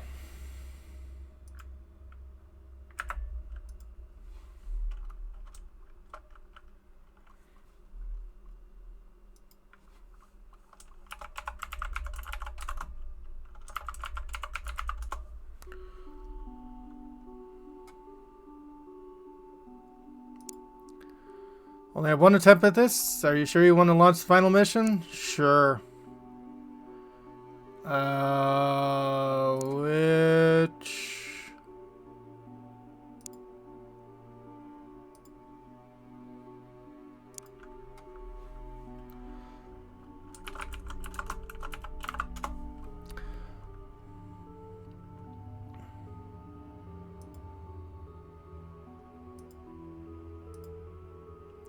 Last hope. Final mission. The objective of this operation is simple. Kill the alien High Praetor. The fate of the entire human race rests on the death of this one alien. Capture Praetor as provide access codes to the uppermost level of the Dreadnought. Not be long until the aliens realize what's happening. The dropship will unload your men in the landing bay and disengage immediately. We are unsure if it will be able to withdraw before the alien guns come online, but the pilots are prepared to give their lives if necessary. High Praetor will be directly ahead of your men when they land. Your men must overcome all alien resistance and slay their commander. You must act quickly. The Reapers from the lower decks will begin clambering through the access tubes towards the bridge as soon as the High Praetor calls them. They will take some time to arrive, but there will be too many to fight. Your men must kill the High Praetor before they are overwhelmed. Final twist, Dreadnought's escape pods will only activate if the vessel is in danger. Destroying the 2 nearby power cores will activate the escape pods, but will take valuable time. However, you may not have time to double back to them if you immediately march on the palace. You must decide whether it's worth risking the survival of our entire planet to save those who have fought so hard to protect it. Well, of course we're going to save them.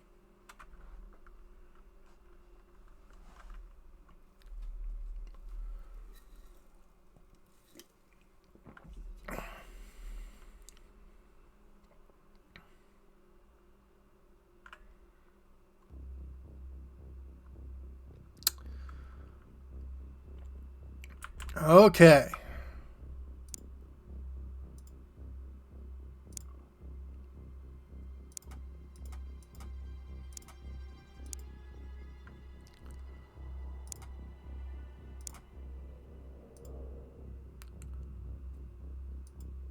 Oh.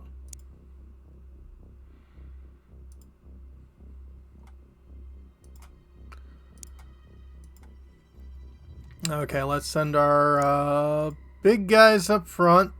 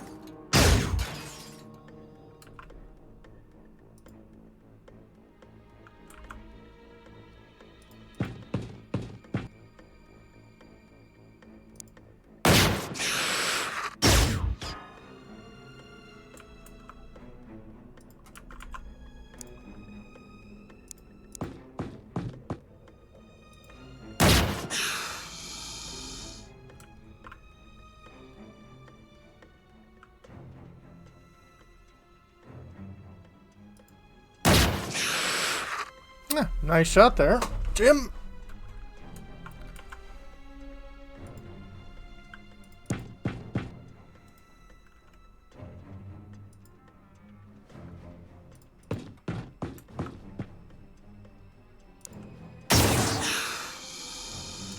All right.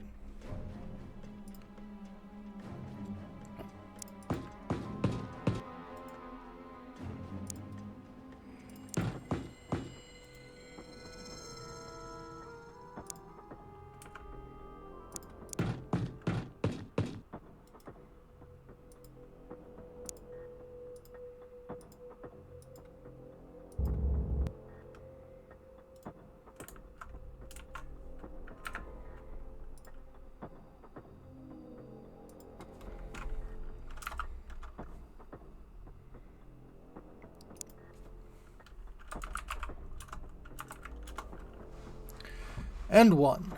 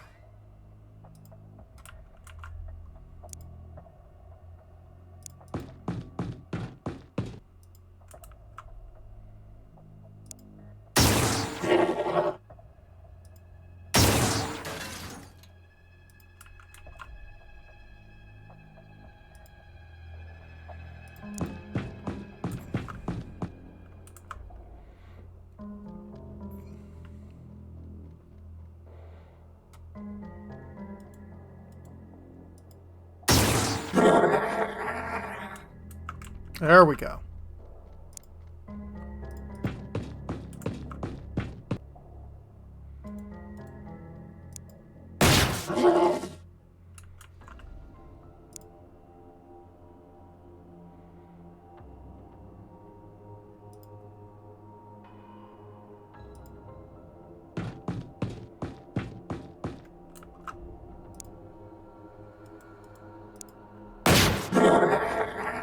Nice shot there, Gara.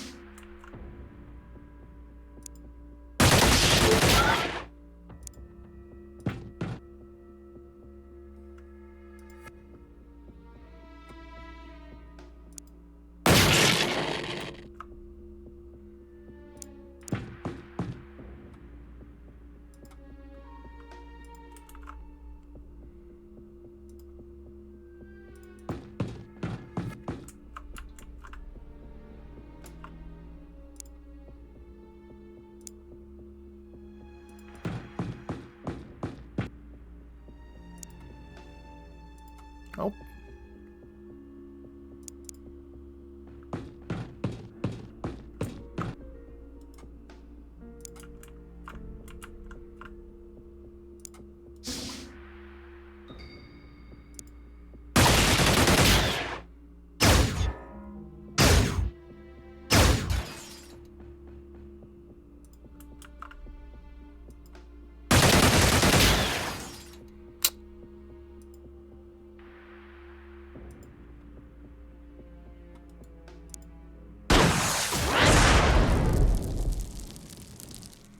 That'll work.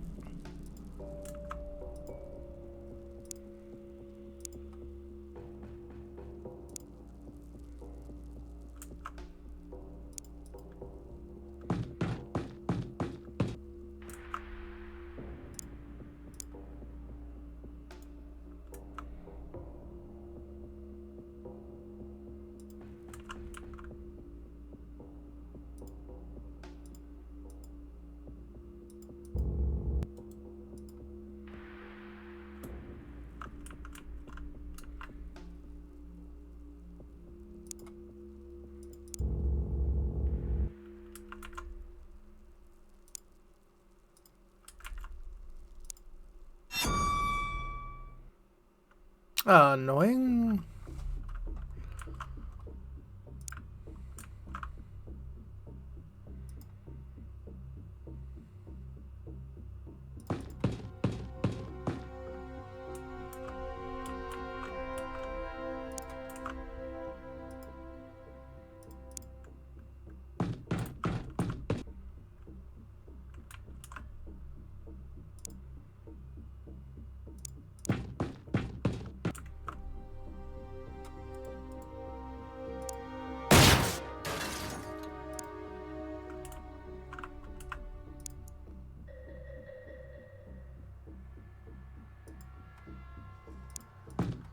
Can you run up and do a burst?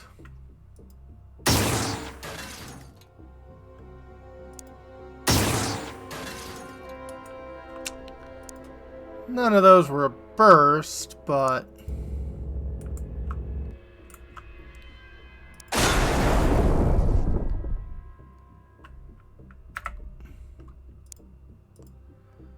Okay.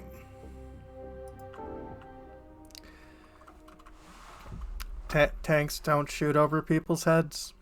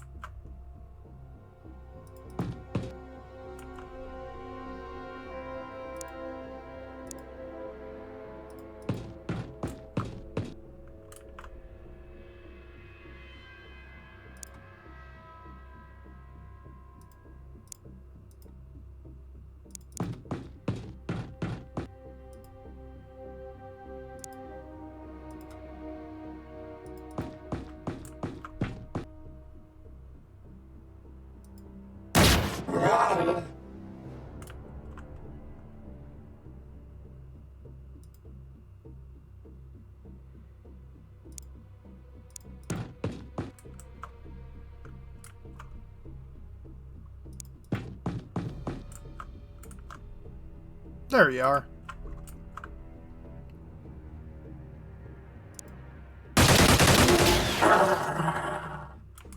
Nice.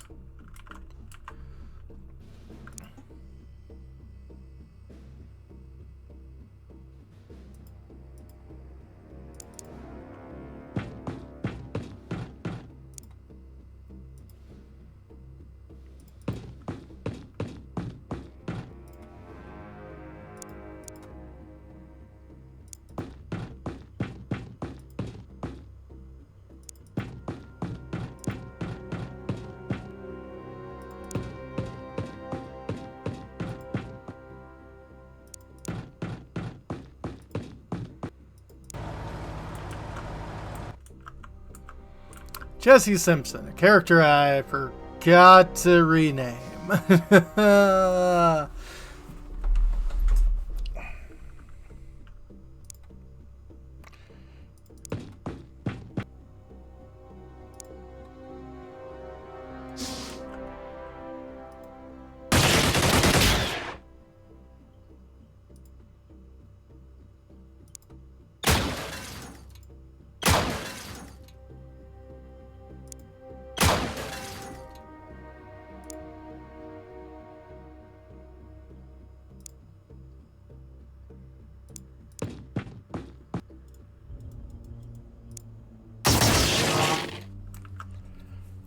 Okay.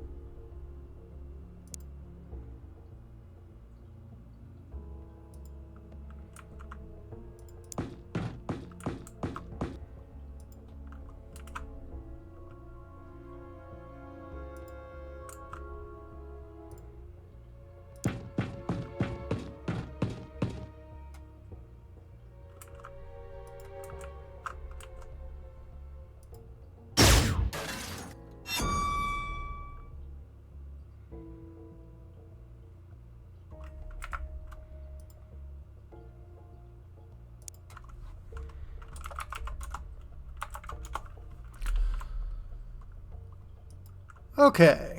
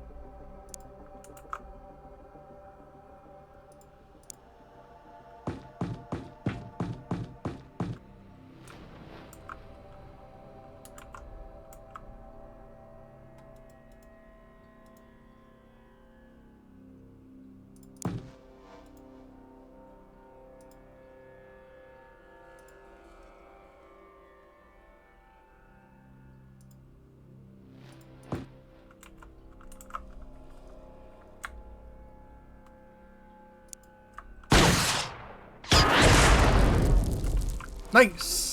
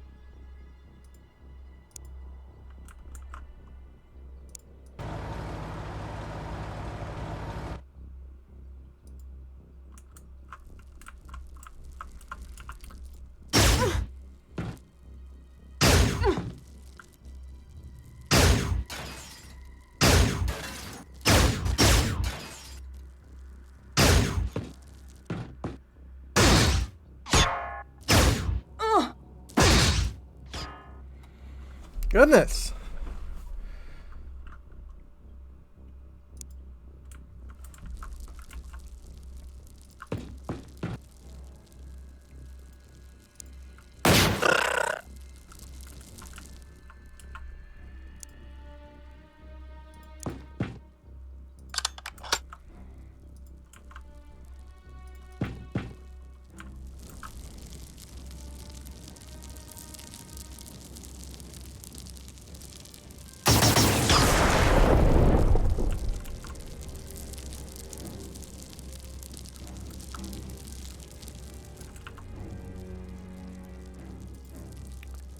Yeah, you might want to just get out of the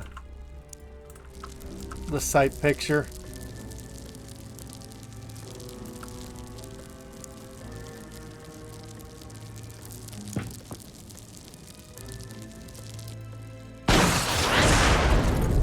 That works.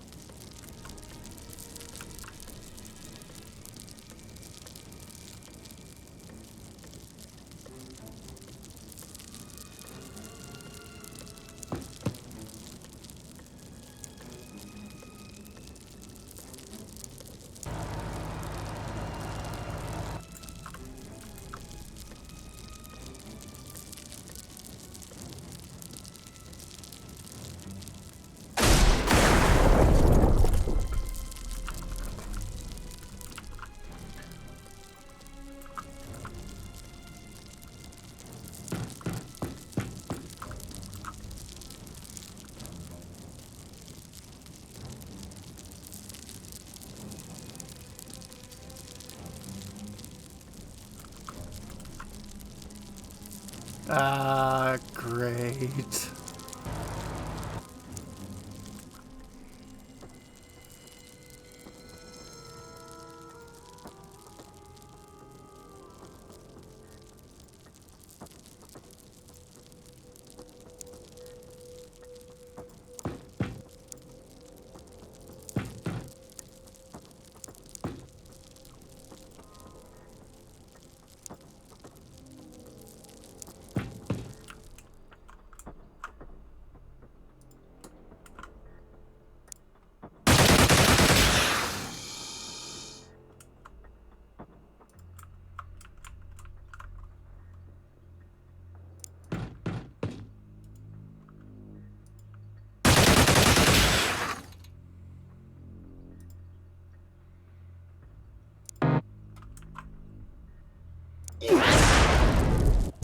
Assisted at least.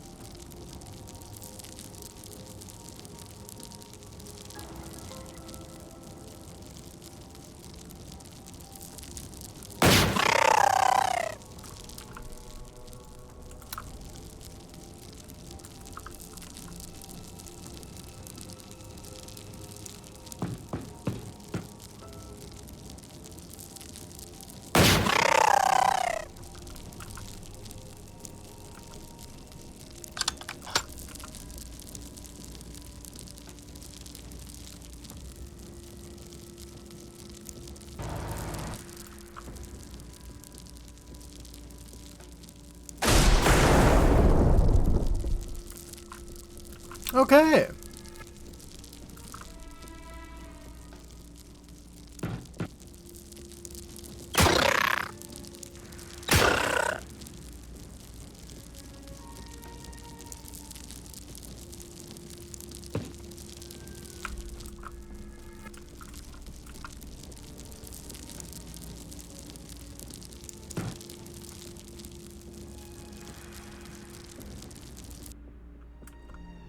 Only one left we can see. Good.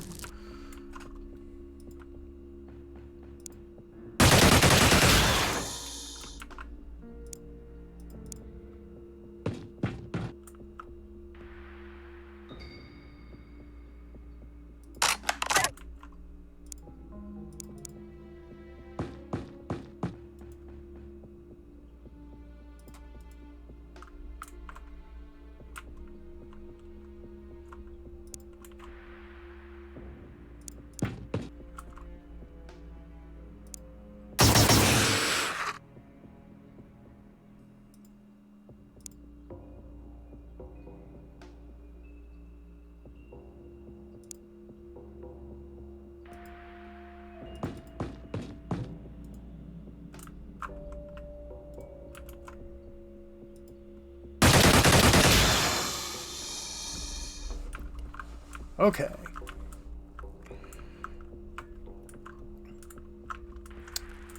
You two have to deal with that one guy, but...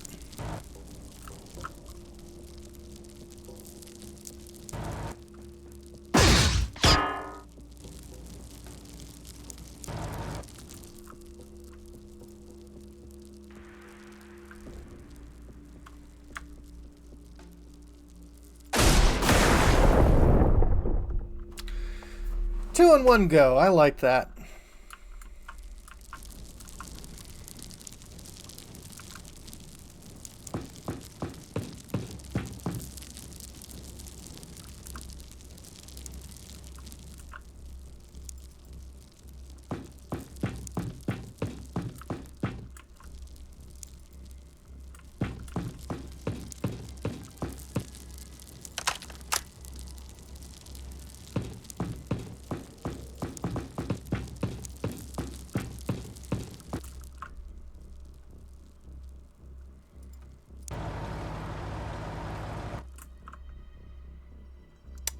You are probably the big bad.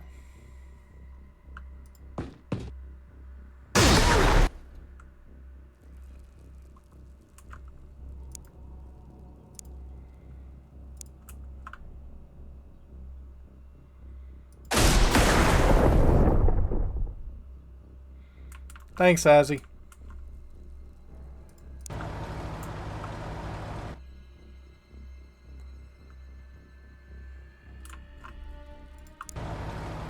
Yeah, that was kind of an ignoble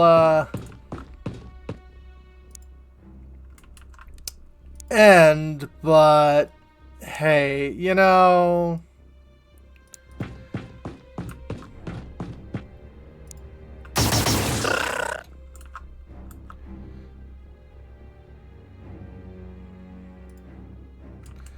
When you have a tank...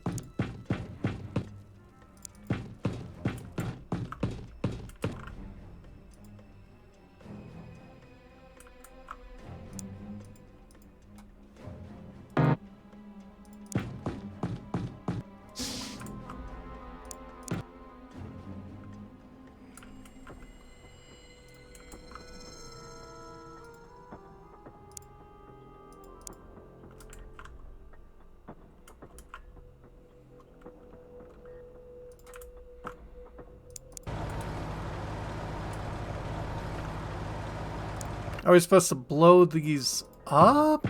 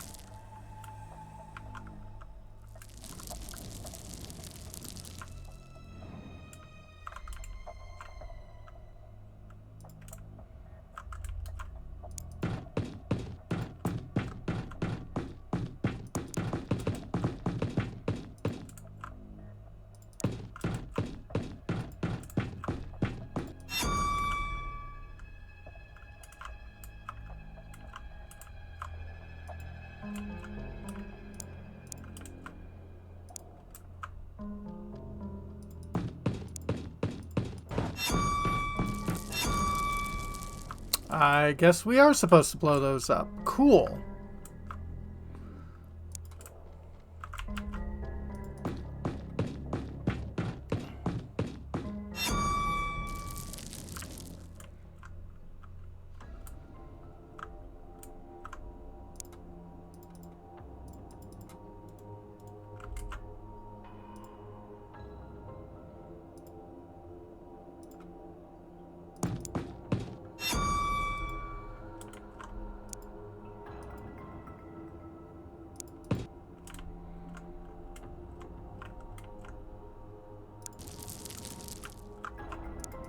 Oh, then let's boogie.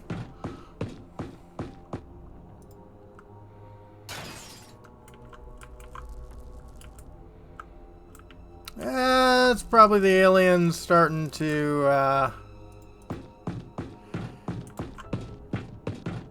come after us.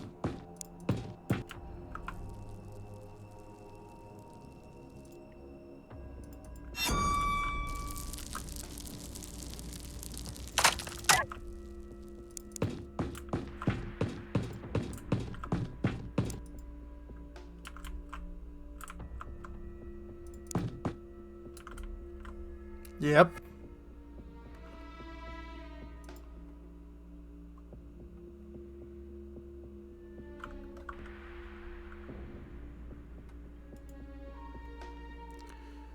"52 time units."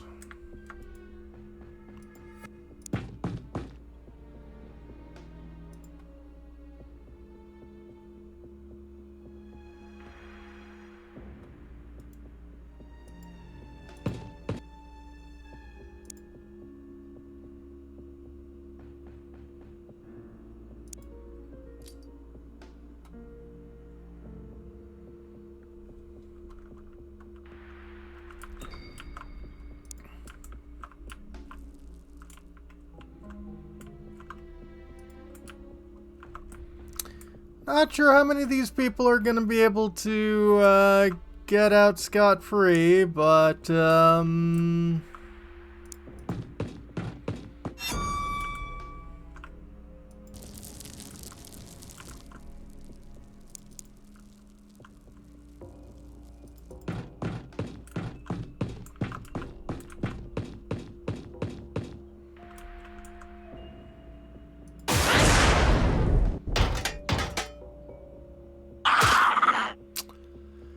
well, there goes Travis.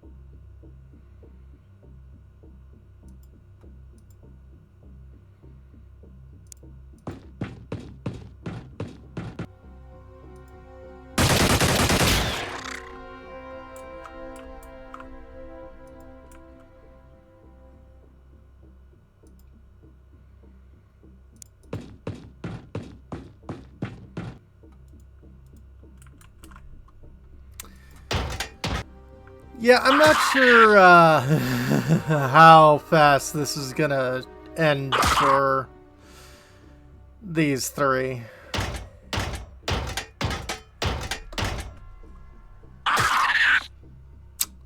Yep.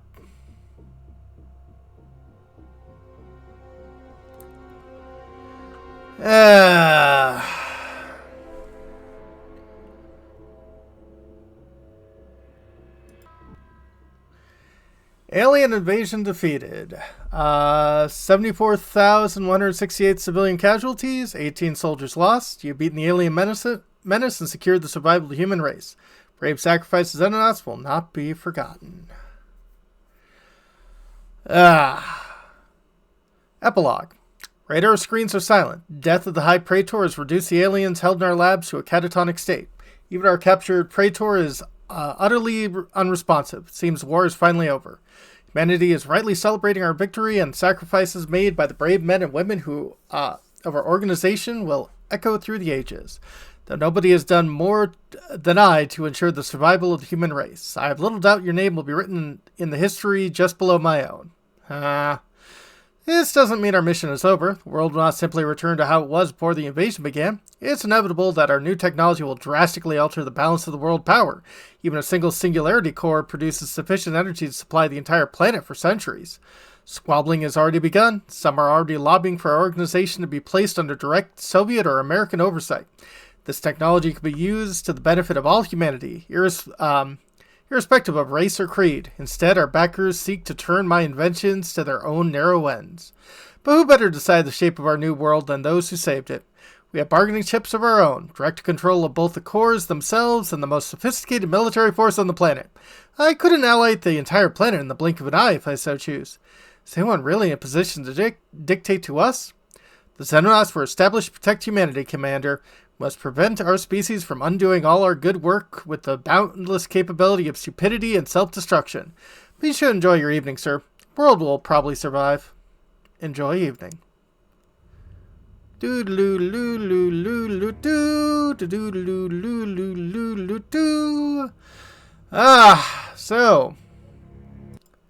that was Xenonauts.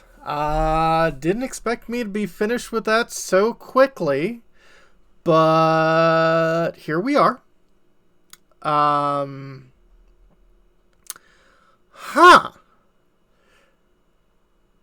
Well, I'm going to have to figure out what comes up after Xenonauts. But prior to that, yeah. We have more point-and-click adventures tomorrow with Sniff's Adventure. That should be fun. And I should finish up that game tomorrow, honestly. But yeah, next week, I don't know. I was kind of expecting this game to go on further. Yeah. Have a good one, folks.